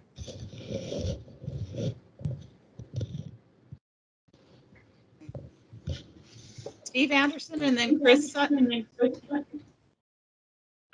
Steve? Yeah, thanks. Really appreciate the perspectives from everybody here. But I do think we are really close, as Richard said. I think we need to give ourselves credit for the amount of effort that's gone into it at this point. I don't think that, I liken it to wrapping the Christmas gift. We've already picked out what we want to wrap up, and now we're just kind of discussing, which direction we want the folds and the bow to go. So I don't think we're too far away, and I would like to see it happen sooner than later, because it's real easy to kick the can down the road. And another one about credibility for us on the HAB is getting things to them in a timely manner. I like to believe, like Susan says, that they're listening and that this is going to take hold, but there's no guarantees of that. We need to write something up. That's how you get things done. Thanks. Chris Sutton. Yeah, this is a question, Ruth, for you and also for Gary. The meetings here are recorded now, and they're transcriptions of what's said at the meetings. How quickly do entities like DOE, Ecology, and EPA get those transcriptions and recordings? How soon are they made available to them? So it's kind of a follow-up on what Susan Leckband said. So it's actually, there are 2 answers to your question. If you're in the meeting and you're in the chat, like logged into Microsoft Teams, you can go back into the chat for this meeting, and at the very bottom, the recording and the transcript, there'll be a link to those things that you can get at dinner time tonight. It takes actually a couple of weeks because the volume of recording is big. And so Josh actually works with Patrick Conrad and the HMIS people to edit that stuff down before we upload it to Hanford.gov. That process can take up to 2 weeks in terms of that formal stuff. But in terms of, if you're curious, tonight before you go to bed, you can actually see the transcript and the recording in chat tonight after the system puts it together. Okay, thank you. Gary, do you want to correct me? No, actually, I just want to add on a little bit for Chris.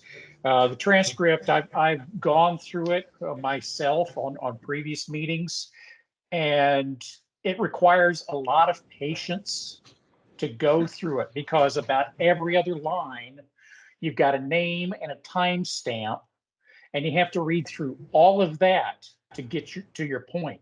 So it's available because this is a public meeting. But I just kind of want to give you a heads up on the technology. It is not just a verbatim thing. There's timestamps on there. There's names that are associated so that you can identify who's speaking. It's a time-consuming process, but it is available. Haven't had a request for a transcript for 6 hours. My suggestion, listening to what you all have been talking about, you adopted the HAB work plan this morning. That means there's a little bit of extra time tomorrow. I bet somebody that tomorrow's agenda wouldn't stay the same. We could allocate 45 minutes to an hour tomorrow to focus on those 8 advice points. to garner your either your thoughts, your ideas, or your agreement on those things, so that when the advice goes back to committee, it's clear what your input is and what your desires are. We could do that. Not that I asked Steve if we could do that, I just said it. Sounds worthy. Sounds worthy. Okay. Because we could do, go ahead. The reality is that we absolutely have to keep talking about this. This is a topic that I'd like to have much more conversations with the agencies about, and have that back and forth dialogue as we tune all of our thoughts. The fact is that these tanks are out there and they're going to stay out there for a long time, and we have to deal with them. But we need to make sure that we don't just get ourselves caught up in a turmoil. And if they're working on the same points that we're bringing up, then maybe they could help us tune the advice so that it's something that they can accept. Right. So, you want me to stick that on the tomorrow's agenda then? I think there's a lot of truth to what Steve just said, and that we have to make collectively a subjective evaluation about risk, and we need all the information we can. And Steve, I think you're right. They need to see what information the public needs to rationalize in our heads that, okay, this is an acceptable risk, or are you kidding? One or the other. But we need that information, and we've not been presented it. We have not, and we've asked for it. The last tank waste meeting, we mentioned it. We need this information, and I think it's important. So I'm all for, helping with this again. So just let me know. Thanks. Okay. I'm beginning to worry about the other three things on the agenda. So boss me around an hour in the morning or an hour tomorrow on this advice, get clarity around what information is needed and feedback on the advice points. I like that.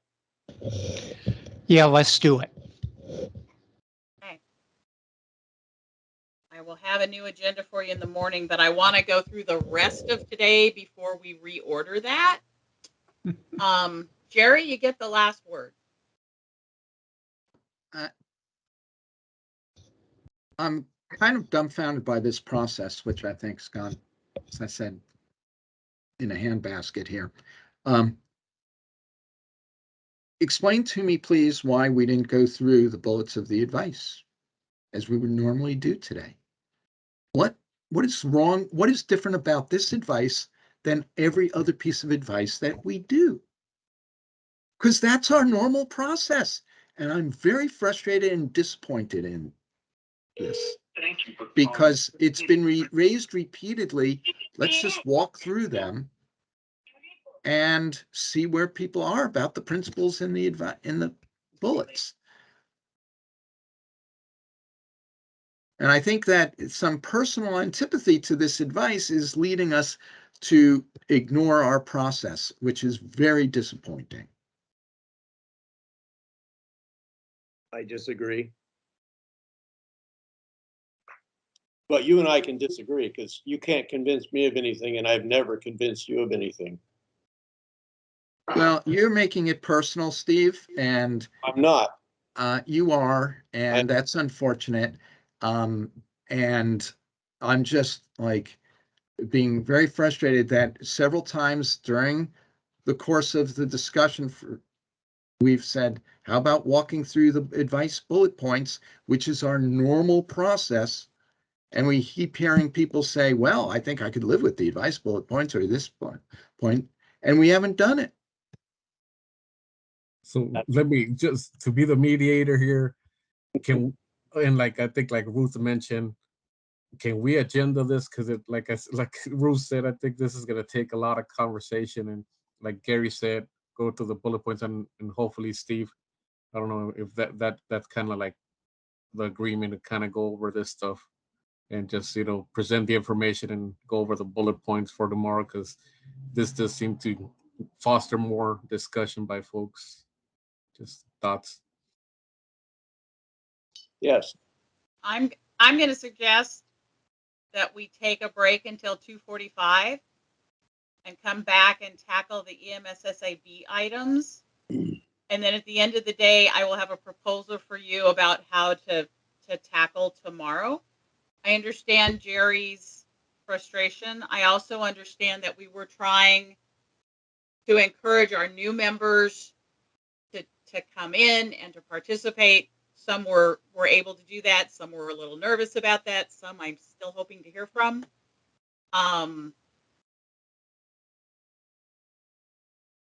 So at this point, let's all go get a cold glass of water and a lap around the living room. Okay?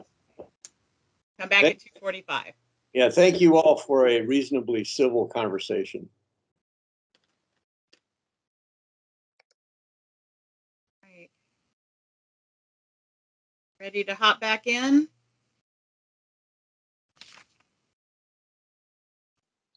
You betcha. Right.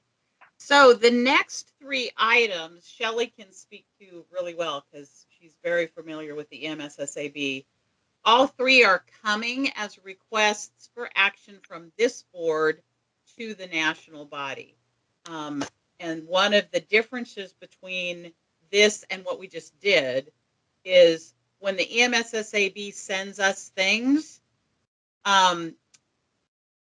we don't actually edit them and do that whole revision process. It's an up or down kind of thing for this stuff. So Shelley, why don't you jump in and we'll do the first recommendation. Thanks, Ruth. I want to take a second to talk to new members and also remind the board, this has been a tough year, and a lot of these pieces of advice have stretched out actually since fall of last year. And in some of the process, it's been a long time coming, which is why you're seeing them all piled up here today for a vote. We're a board that's a FACA board. It's a Federal Advisory Committee Act board, and that's what to the environmental management of DOE. And we are one part of an 8-member board, programmatic board that includes Paducah and Portsmouth and Oak Ridge, Savannah River, Nevada, Idaho, and northern New Mexico. Our board was the first board convened in 1994, and as such, and this was prior to FACA being formed. We're unique in our convening and our operating structure, and we have different a memorandum of understanding, and we work by consensus. There are many ways that we are different in our construct than the other boards. I'm really proud that we work by consensus as a board. The chairs meet twice a year, so chairs and vice chairs of each board. So 14, or actually I better do math, 16 of us gather twice a year to talk about our issues.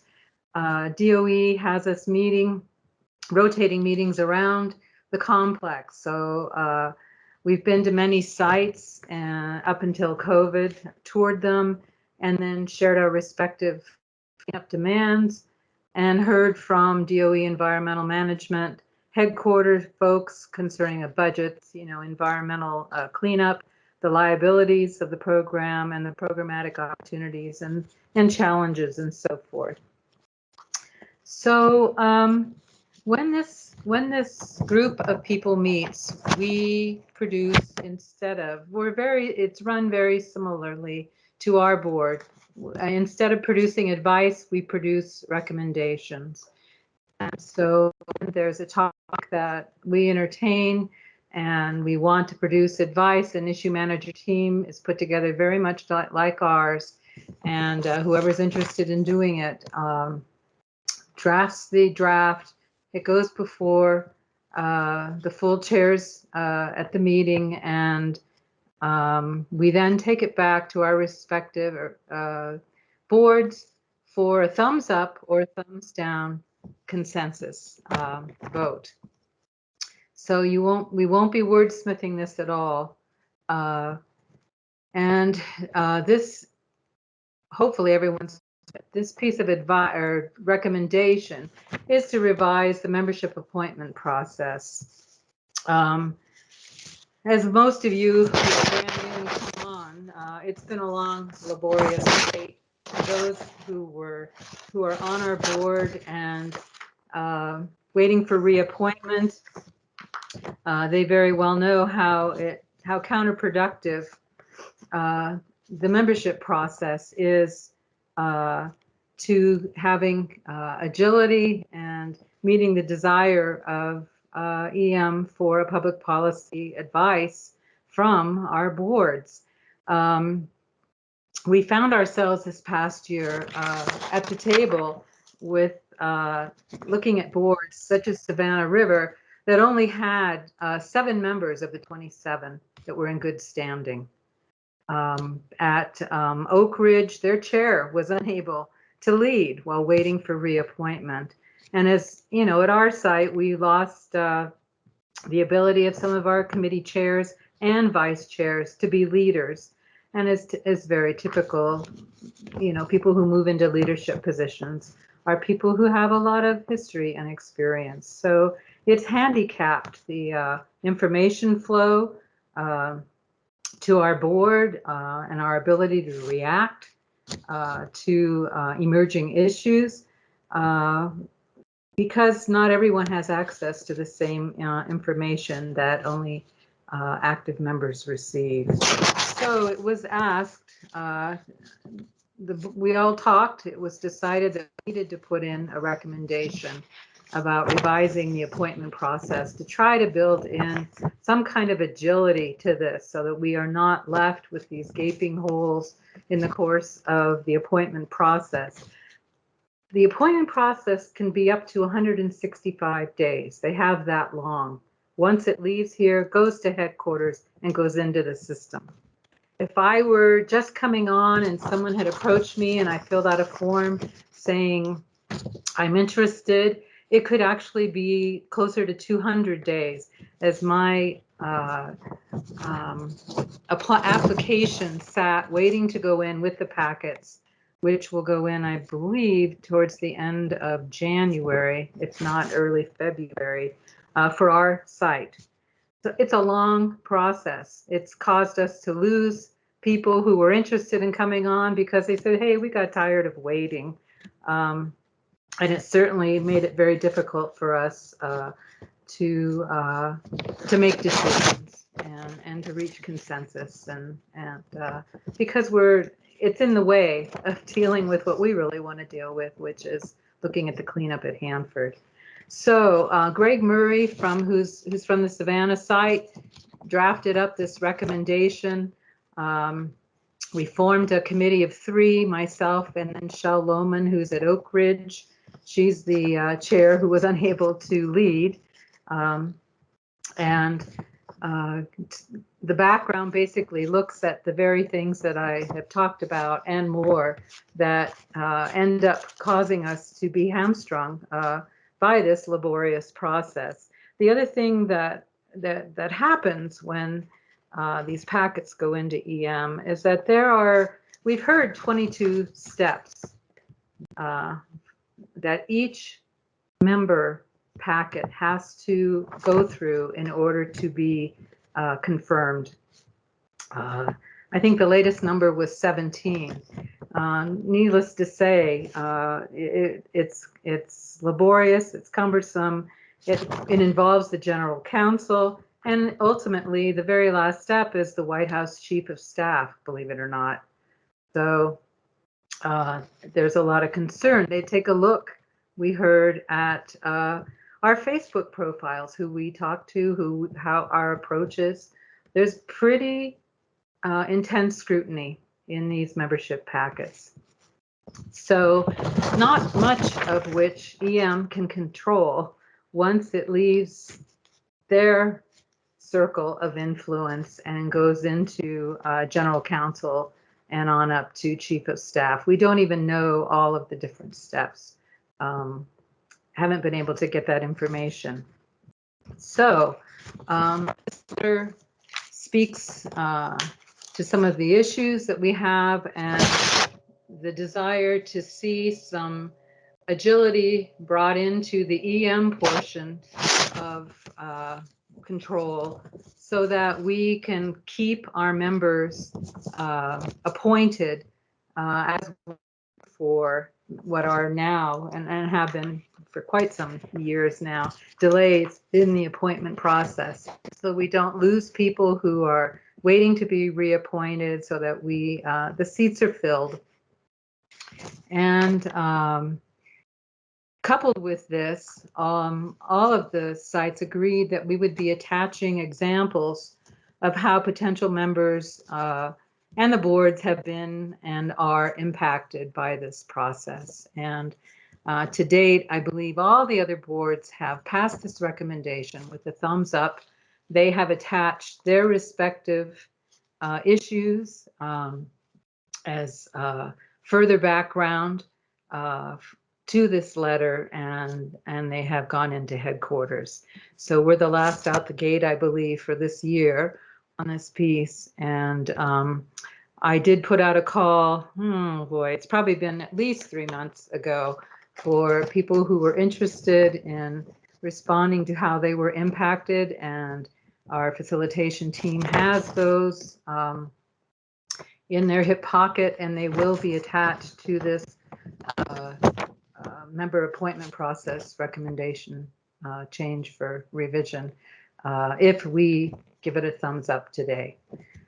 Ruth, do you want me to read through? You're on mute, it looks like, but I'm wondering, do you want me to read through the whole background? Do we need to do that with this? Actually, before we do that, I need to mute everybody because I have not been able to figure out where the background noise is coming from. So Yeah, I'm going to mute everybody, and you're going to unmute yourself.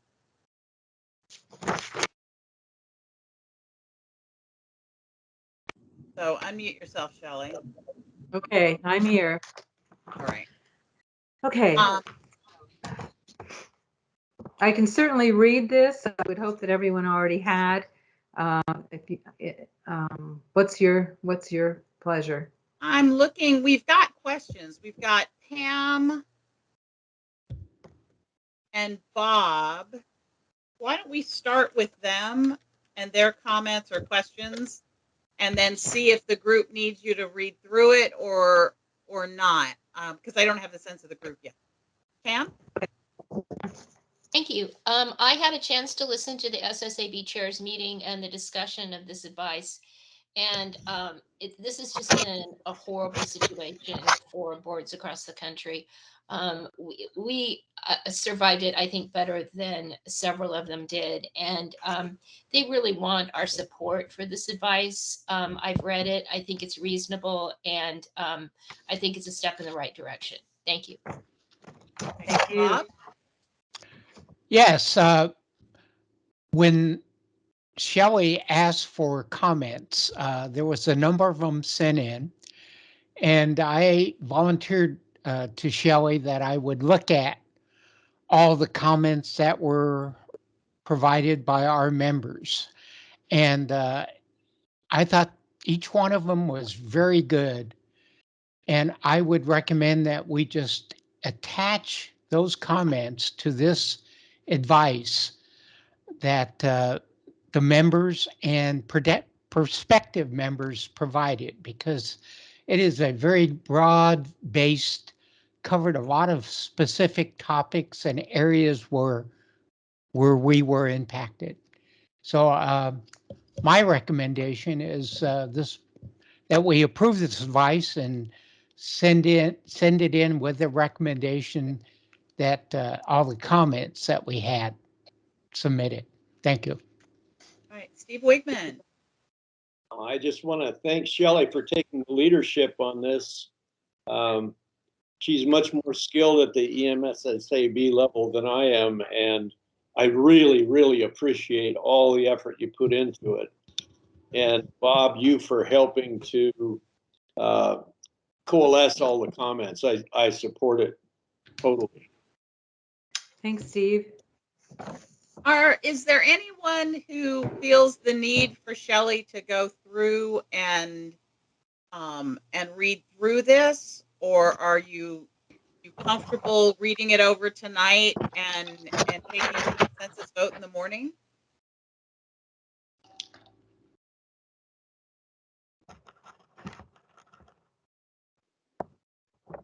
Can we just give a thumbs up now? Process-wise, no. We need to do the thumbs up tomorrow. But if there's not heartburn on this going forward, that's what we need to hear. Yeah, Thumbs up for the vote tomorrow.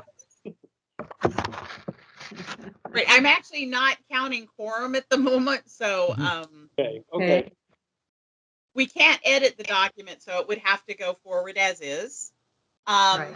The document was sent out with the emails and the calendar invites for this meeting.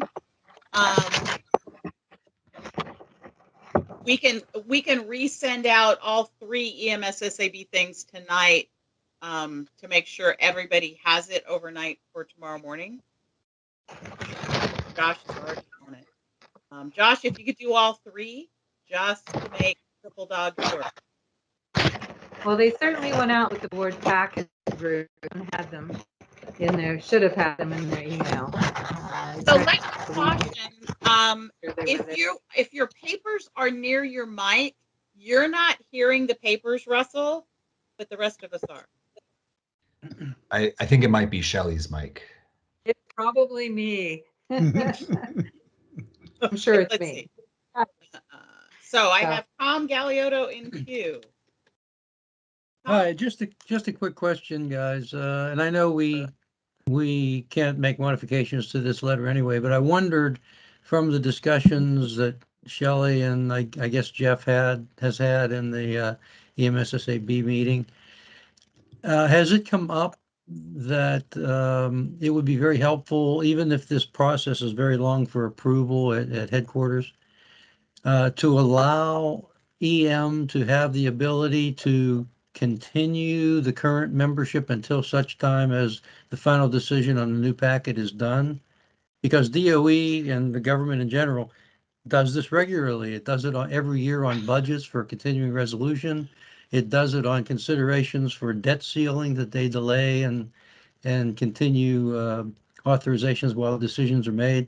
Couldn't something like that be in place that would avoid our problem no matter how long the effort took? Tom, that's in the advice. Oh, okay. Well, I That's haven't seen the advice, so I can't say. Okay, thanks. It's in the advice, and there are certainly lots of options, and they can be specific to their sites according to the operating rules and guidelines of each board. And so EM is very interested in building some agility into this and not getting so hamstrung. So they're quite committed. Okay. Well, that's great. Thank you. Sure. Thank you. So I have Rob Davis, Pam, and Gary Younger. Rob? Rob, yes. The only, I was or my nomination this time was impacted by this whole fiasco, which was different than any time before. And the first couple of times I felt kind of, should I feel hurt or anything?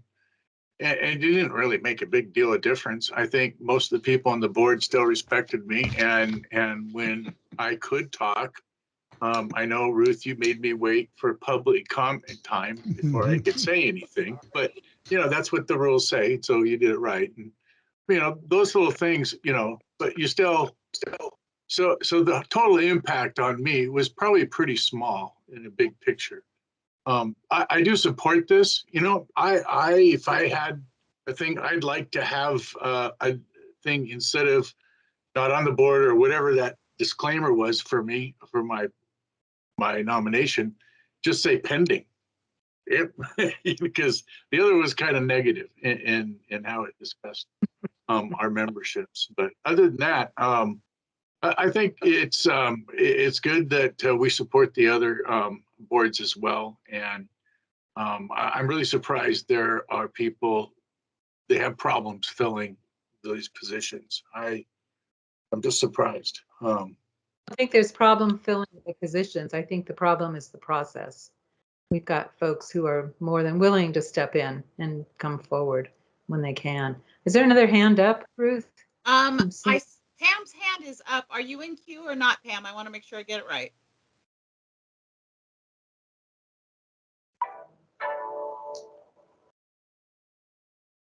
Her note is nothing else. So I'm guessing she's pulled herself out of queue. Okay. Gary, you had your hand up. And now your Sure. hand is down. Help me out. And my hand is down, but my mic is open. I don't know which is worse.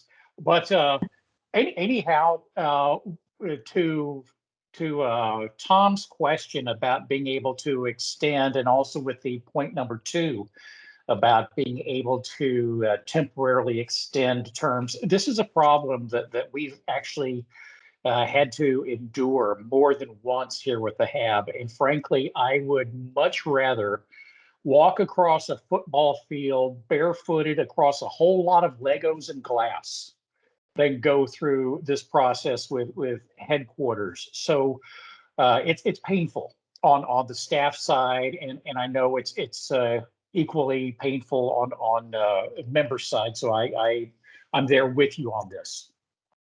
One of the things that we have done with this packet that was just approved is we changed the appointment date.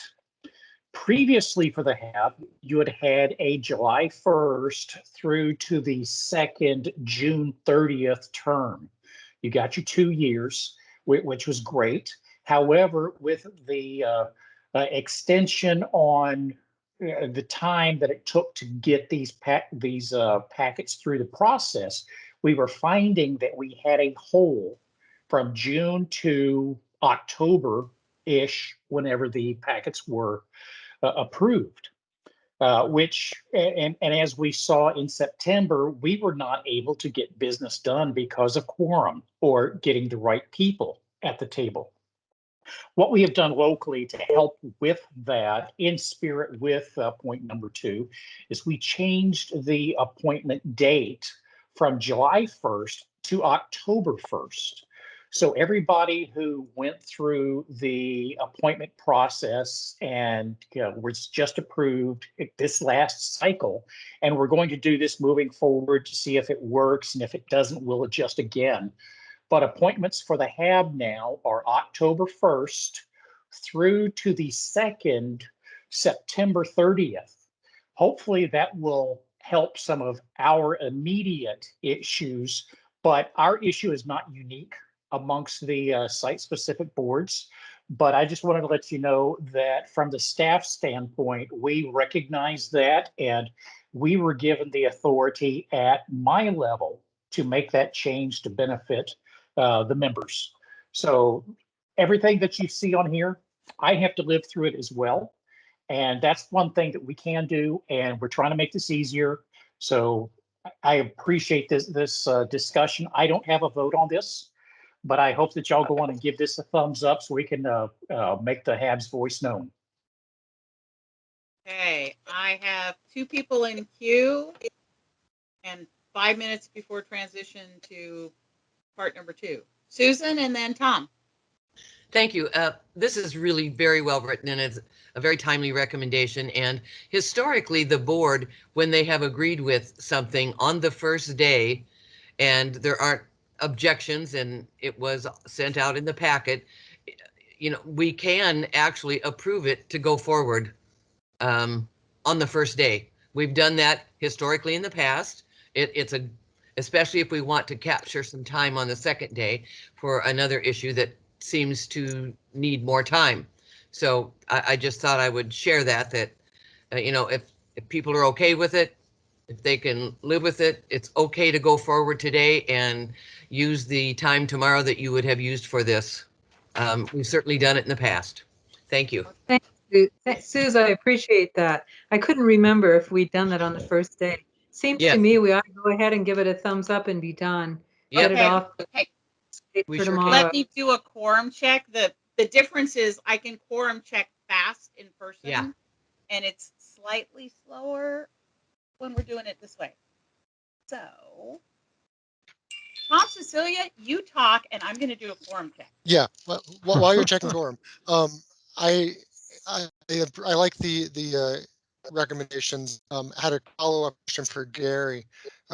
There's some of us in the packet this year or coming up here that our terms end at the end of June, and we're going to be approved October. How does that limbo work this year? Is that has that been worked out? I cannot impact any of the current appointments, but this will impact those who are approved in this next board starting October. So we will once again have that limbo period, and it will take 2 years to get the full board on this new rotation. So we will have to face it again. So hopefully, knowing that if we can pass a lot of stuff in the summer instead of waiting until September, oh, goodness would happen there. So yeah, you're right. We're not out of the woods yet.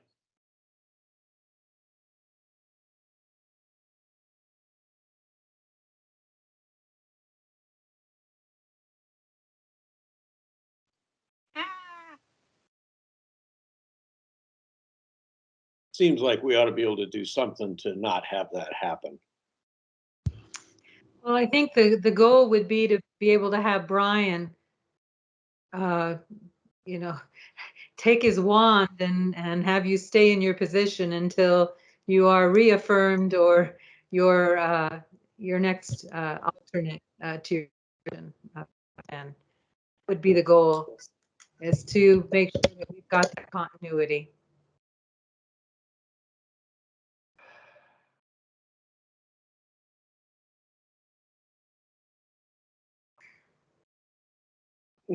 Well, he's pretty gutsy. Can we ask him to do that?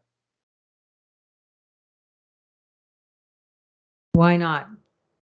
Brian would like nothing better because he has to live through the food fight as well. Yeah, well, and to Jerry's question, packets will be going out shortly.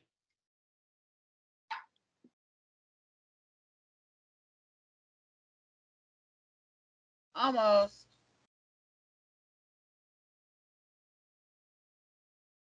Okay. Well, Gary, would you ask him to do that? Or at least not a problem. Contemplate it? Not a problem. Thank you. And Ruth, do you still need some more fill time? Nope, I've got 23 seats represented. We have a quorum. So we can either go around or we can do it the other way, which is there any seat that objects to the adoption of this recommendation for the EMSSAB? Let's do it that way. Are there any objections to this recommendation among the 23 seats recommended? Yes, like the Romans, thumbs up. Okay. Good job. Great. 1 down, 2 to go. Thank you, everyone. Thank you again, Shelley. Sure, you bet. And you always express it very articulately. I appreciate that. You even help me understand. Thanks. And the thing to know is Shelley and Susan with her in the past do an awful lot of drafting for the EMSSAB. Hey, Ruth, do we have a second before we move on to the next item? Because I'd like to respond to Liz. Oh, yeah, sure. Quorum is based on the number of appointed people, which means that if we have a period of limbo, like we will have between July and September again, we have 37 seats on the board.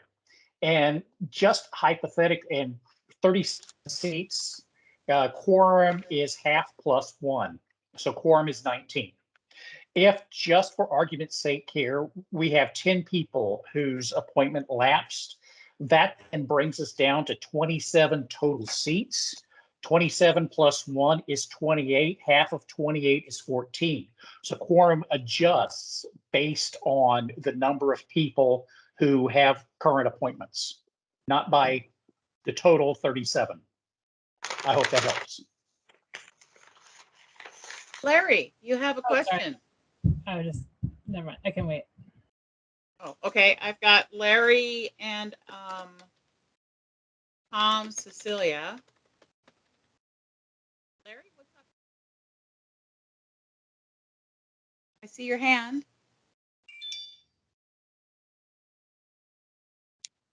Are you there, Larry? Okay, Tom, Cecilia, take it. Let's see if we can get Larry off of mute here in a minute. Tom? There is a difference of opinion on that quorum reference that Gary mentioned. I just wanted to point that out.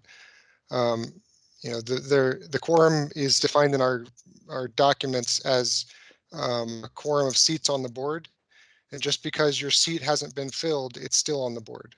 So that's open for debate, and we don't need to have that out here. We could talk about it at the EIC and all that, but just wanted to clarify. Larry Haler, are you still with us? I don't want to ignore you, but I can't hear you.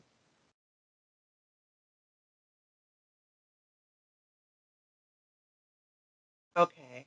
That's awkward. Let's move on because we have two more EMSSAB things to introduce. And Jeff Barright and Shelly Simone are going to tag team them because they both worked on these charges. So Jeff, tag, you're it. Actually, can I start in real quick, Ruth, and then Jeff can take over. In the fall of 2020, that's what I mean. This goes back a long ways. We received, and we being the SSAB chairs, received a charge, 2 charges for the first time. Actually, I can't remember what had them before, really. Asking us to identify existing outreach practices at our sites and look at the data to determine the gaps, and then take that and build from that best practices piece, which is the charge number 2 that we're going to go through also. Both of these also are thumbs down. That's it. Everyone agrees, or it doesn't go. Neither of these will go forward. So it was a big lift. And when I looked at that, I said, geez, I'm not, I can't pull all of this together. I turned to the PIC committee because there's our expertise for development of what we've done, what we said, where we are in terms of activities that need to be completed and our public involvement processes, and then what does completion mean. And so I'm going to turn it over to Jeff, because the second piece of this was the work that the PIC committee did for the spring chairs meeting. Thank you. Yes. Thank you, Jeff. So those who are on the PIC or who remember from our board meeting from this spring, it was our job to arm Steve and Shelly with some good ideas to bring to their national EMSSAB meeting in response to these 2 charges. And as Shelly mentioned, charge 1 was about what are the best practices that are happening now at your site. What are the things that you want to give the kudos to and that you think are great ideas that ought to be spread and kept going, as well as improvement opportunities. And we got together as a PIC, and we had way too many of both, and we narrowed it down to just a few that we brought back to this board, and we got some consensus on, A-okay to give those to Steve to bring with. We then looked at charge 2, which is what Shelley ended up working with the EMSSAB group. And that one was specific to the expectations of the EMSSAB boards as it relates to DOE's 10-year strategic vision. For each site, DOE had a list of things that they wanted to accomplish, and they wanted to understand specifically what the public involvement expectations would be associated with those things that they wanted to accomplish. And in the pick, they gave us an Excel spreadsheet table to go one by one. So we did that. So we had all this raw material, and we had some concise bullet points, and those were taken to the EMSSAB meeting, and they were shared roundly. Based on that, then DOE at headquarters said, this is great, can you turn it into white papers? So I got added on to the team for turning the charge 1, which was what's working now and what can be improved, into something that's written. And that is something that you should see in the email associated with this meeting. And what we decided to do as a group that we thought made the most sense, combining all of our boards together and trying to come up with a group product, was to put all of our individual contributions into an appendix. So let's not lose any of the good ideas that any of the sites had. But we know that a lot of people at headquarters are in a hurry. So let's make a 2-page introduction that summarizes some of the main points, or if there were any shared themes among the sites. That's really the only liberty that we took. Everything else should just be faithfully transcribed from what this board already had seen. So really what you're looking at are these couple of pages summarizing not only things that came out of our group, but the other groups. So that's what you see there. And Shelley, if you want to talk about what went into the charge 2 white paper, kick it to you. You bet. The charge 1 is the piece that went to Mr. White and that Jeff worked on. And I want to say that DOE headquarters, it was absolutely ecstatic with the Excel sheets that were produced by our committees and also those of the other boards, and they used them.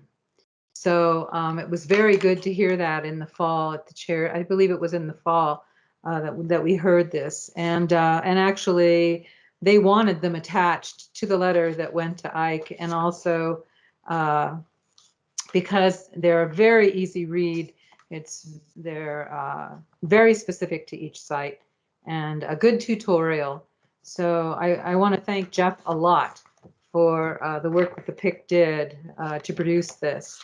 The second piece of this, we really struggled with because they kept saying best practices, how is this going to be used? And finally, about midsummer, there was a real aha when it was said, well, look, we really want you to benchmark this against the 10-year strategic plan and its development. Now, in the fall of, maybe it was late summer of 2020, we saw the very first 10-year strategic plan come out from headquarters. There's now 2. We're on year 2 of that. And that plan will get updated every year for then the next 10 years. It's different than, of course, it's programmatic. And we have our 5-year plan. Other sites have 3-year plans, but with the same intent that our 5-year plan does. And we hope that those site-specific plans dovetail into the 10-year strategic plan development. And so we benchmarked the best practices.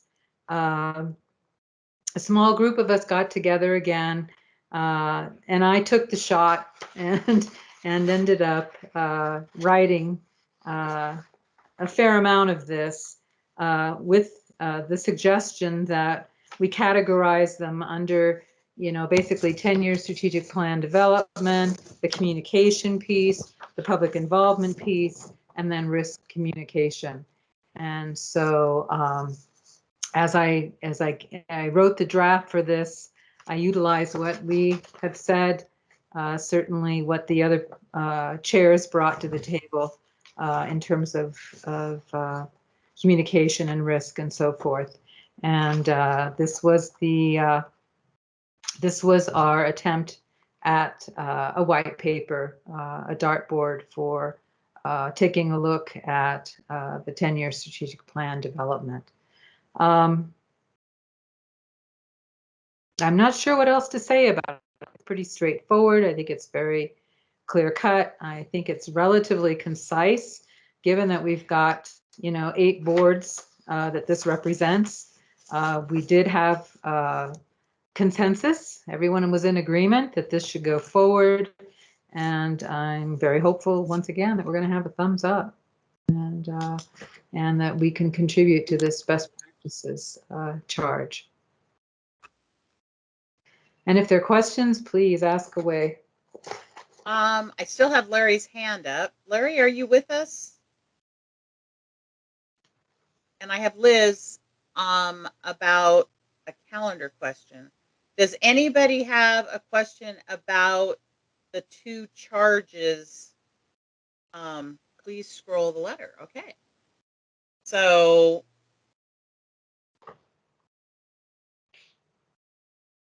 background is 3 paragraphs.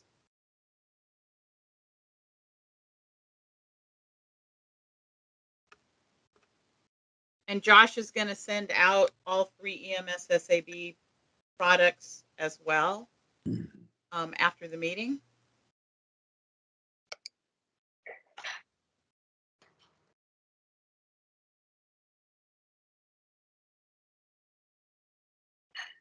Going to scroll down a little bit more. See some of the observations. No, the print's a little tough.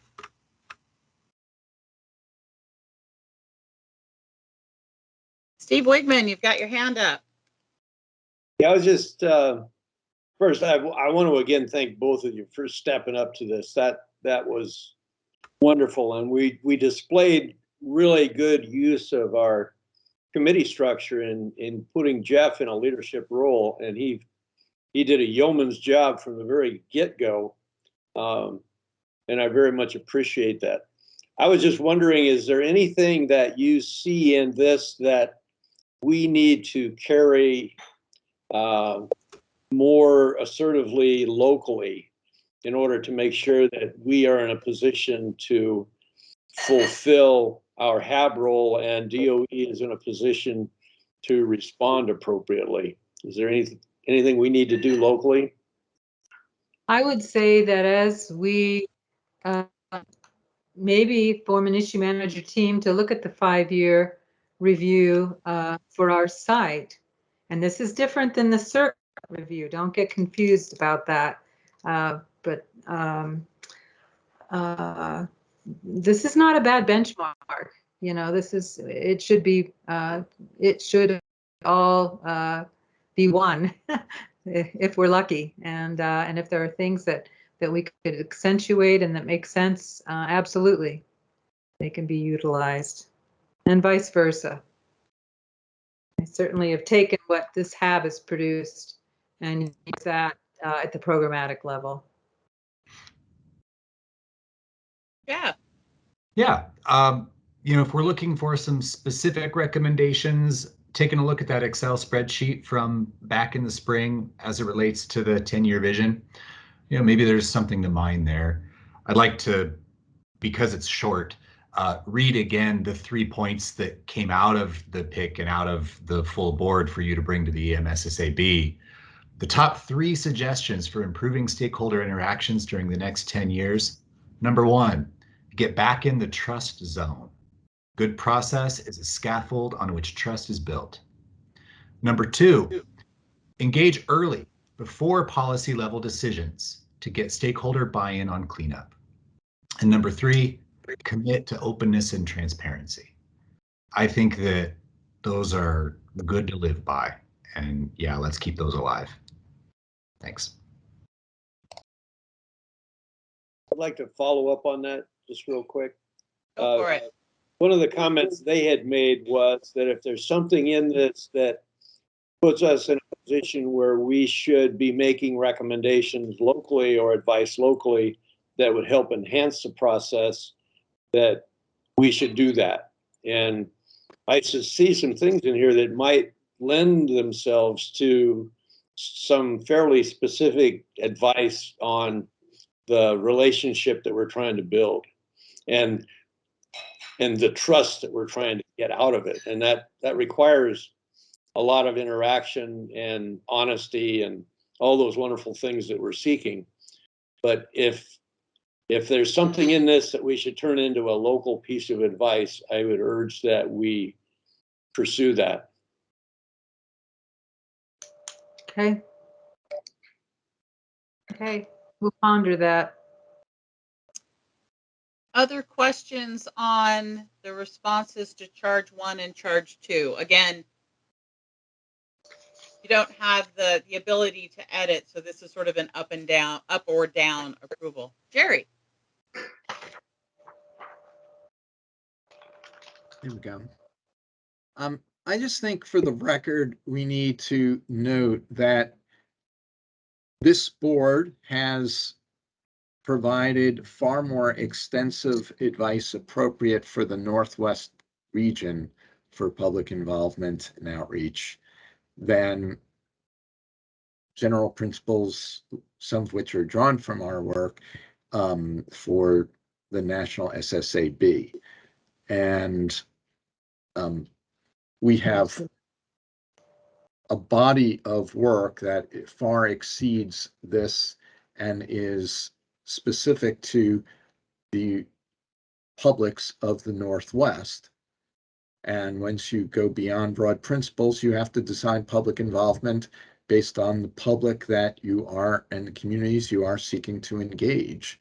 And I think that I just want to make it really clear for the record that we've got that body of work. We have public involvement white papers and numerous other products that go far beyond this. And, you know, I have no objection to this, but I looked at it and said, yeah, well, some of it's not applicable to us. Some of it would be viewed as not public involvement by the publics in our region.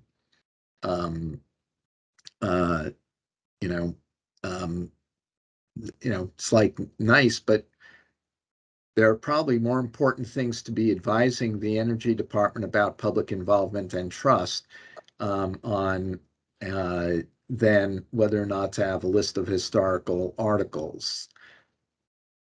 And so I just want to make it clear that we've got that body of evidence and that body of work to build on already here from the work of the board. I wouldn't disagree with you at all, Jerry. The other sites have had this rub with DOE, and there are a lot of trust issues, and it was very important to them to be able to say that in this collective, and that's what it is. It's a collection. It is not a consensus, and so it's a bin for everyone. And you are absolutely right. I think it's really important for us to remember the depth of what we have to say that's specific to our site. And maybe we need to resurrect and recalibrate or restate the importance of what we feel about public involvement and how it is entertained and executed here at our site. But you're right. We've said a lot more than is what in here. What is in this piece of advice or recommendation. Yeah. Thanks. And from my perspective on charge 1, Jerry, you're right. This is really a compilation album. It's memorializing the work that each one of the sites did so that it lives in something other than PowerPoint slides. And that was really to be there as kind of a desk reference, if you will, for somebody at headquarters to say, you know, what do the various sites think? But you're right, we have a more localized and specific body here. Thanks. It's like listening to the Best Works album instead of the individual albums of your favorite artist. Those deep cuts are the best. Oh, Chris Sutton. On the strategic plan development paper that's in front of us, point number 4, I think, is really kind of critical and important relative to the Hanford HAB in a few years. Point 4 says, activities at some site are long-term and have reached a stage where little change is seen during the tenure of a typical SSAB member. Hence, the need for major decisions and recommendations is less or non-existent. When we get into routine operations with DF law, that's going to be one of the major efforts on site, and at some point it's going to be routine, and there isn't going to be much change. Groundwater monitoring is already routine and has been for some time. So 2 of the major programs on this site are going to be routine and fall right into what number 4 is saying, where a HAB member may not see much change over a 2-year span. So I think now is the time to maybe start thinking on down the road a bit. Are there some changes that we need to recommend to DOE, to the tri-party agencies, to keep HAB member interest maintained, say beginning 3 or 4 years down the road? Because right now would be the time to start laying the groundwork with DOE and the tri-party agencies for that point in time. So I think number 4, looking ahead a few years, is really kind of important for us.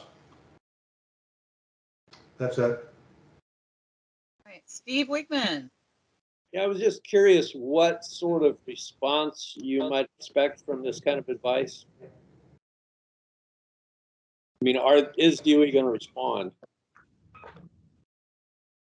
You asking us? Well, did they make any commitment? Will they make a commitment? That's a good question. You know, to what end is a good question, and I didn't ask Kelly Snyder that, and nor did Jeff. Actually, no one did.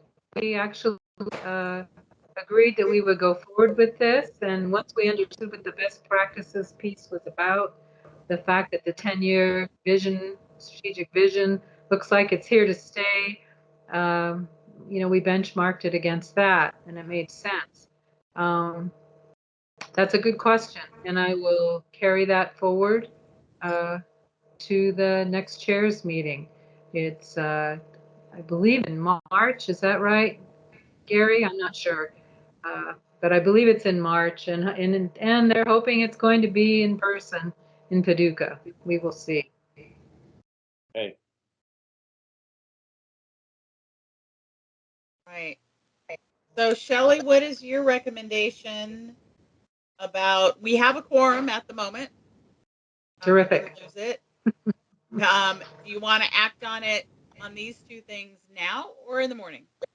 Please, now. All right. Yes. Yeah. So do you want to do it as a package of charge 1 and charge 2 together, or one at a time? Truly doesn't matter to me. Can I jump in real quick, if you don't mind? Please do.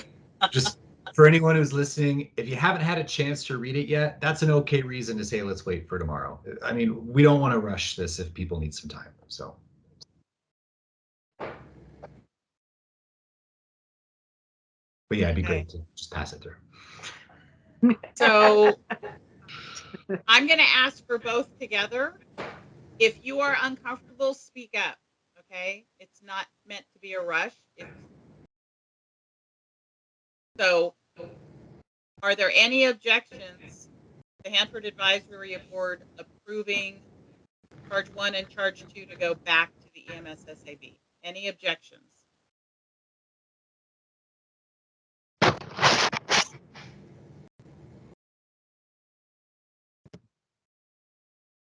Any objections? Folks on the phone, *6 get you off mute in case you're having trouble with mute. I am not hearing any objections. So I believe they have passed.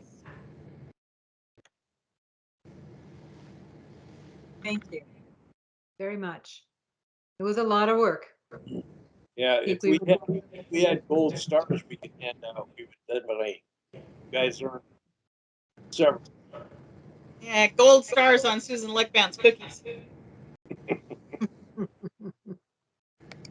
Okay, so where that leaves us, pulling out tomorrow's agenda, is an opening, spending an hour on the tanks advice, and then we said public comment is at noon, and I think we need to make sure that we honor that for anyone who wishes to speak. We can move up committee requests and board business, and I will have a new agenda for you in the morning. Given the topics here, I think we're going to go to 4 o'clock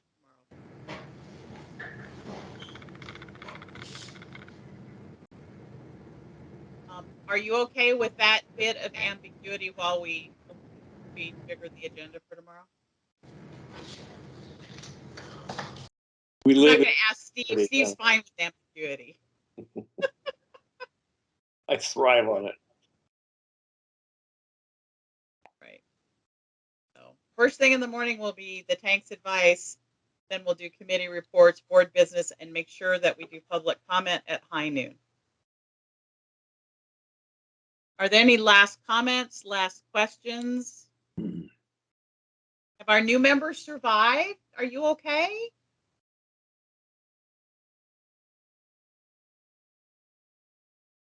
Steve, you get the last word. I just want to thank everybody for the kind of participation we had today. I know there was some challenging points and some disappointments, and we're moving forward. I really appreciate the participation.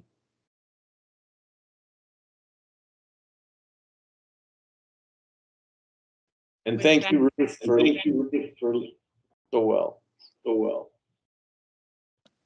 All right. You got an extra 15 minutes. Thanks, Steve. Thanks, everyone. All right. We'll see you in the morning. Thanks, everybody. Thank you.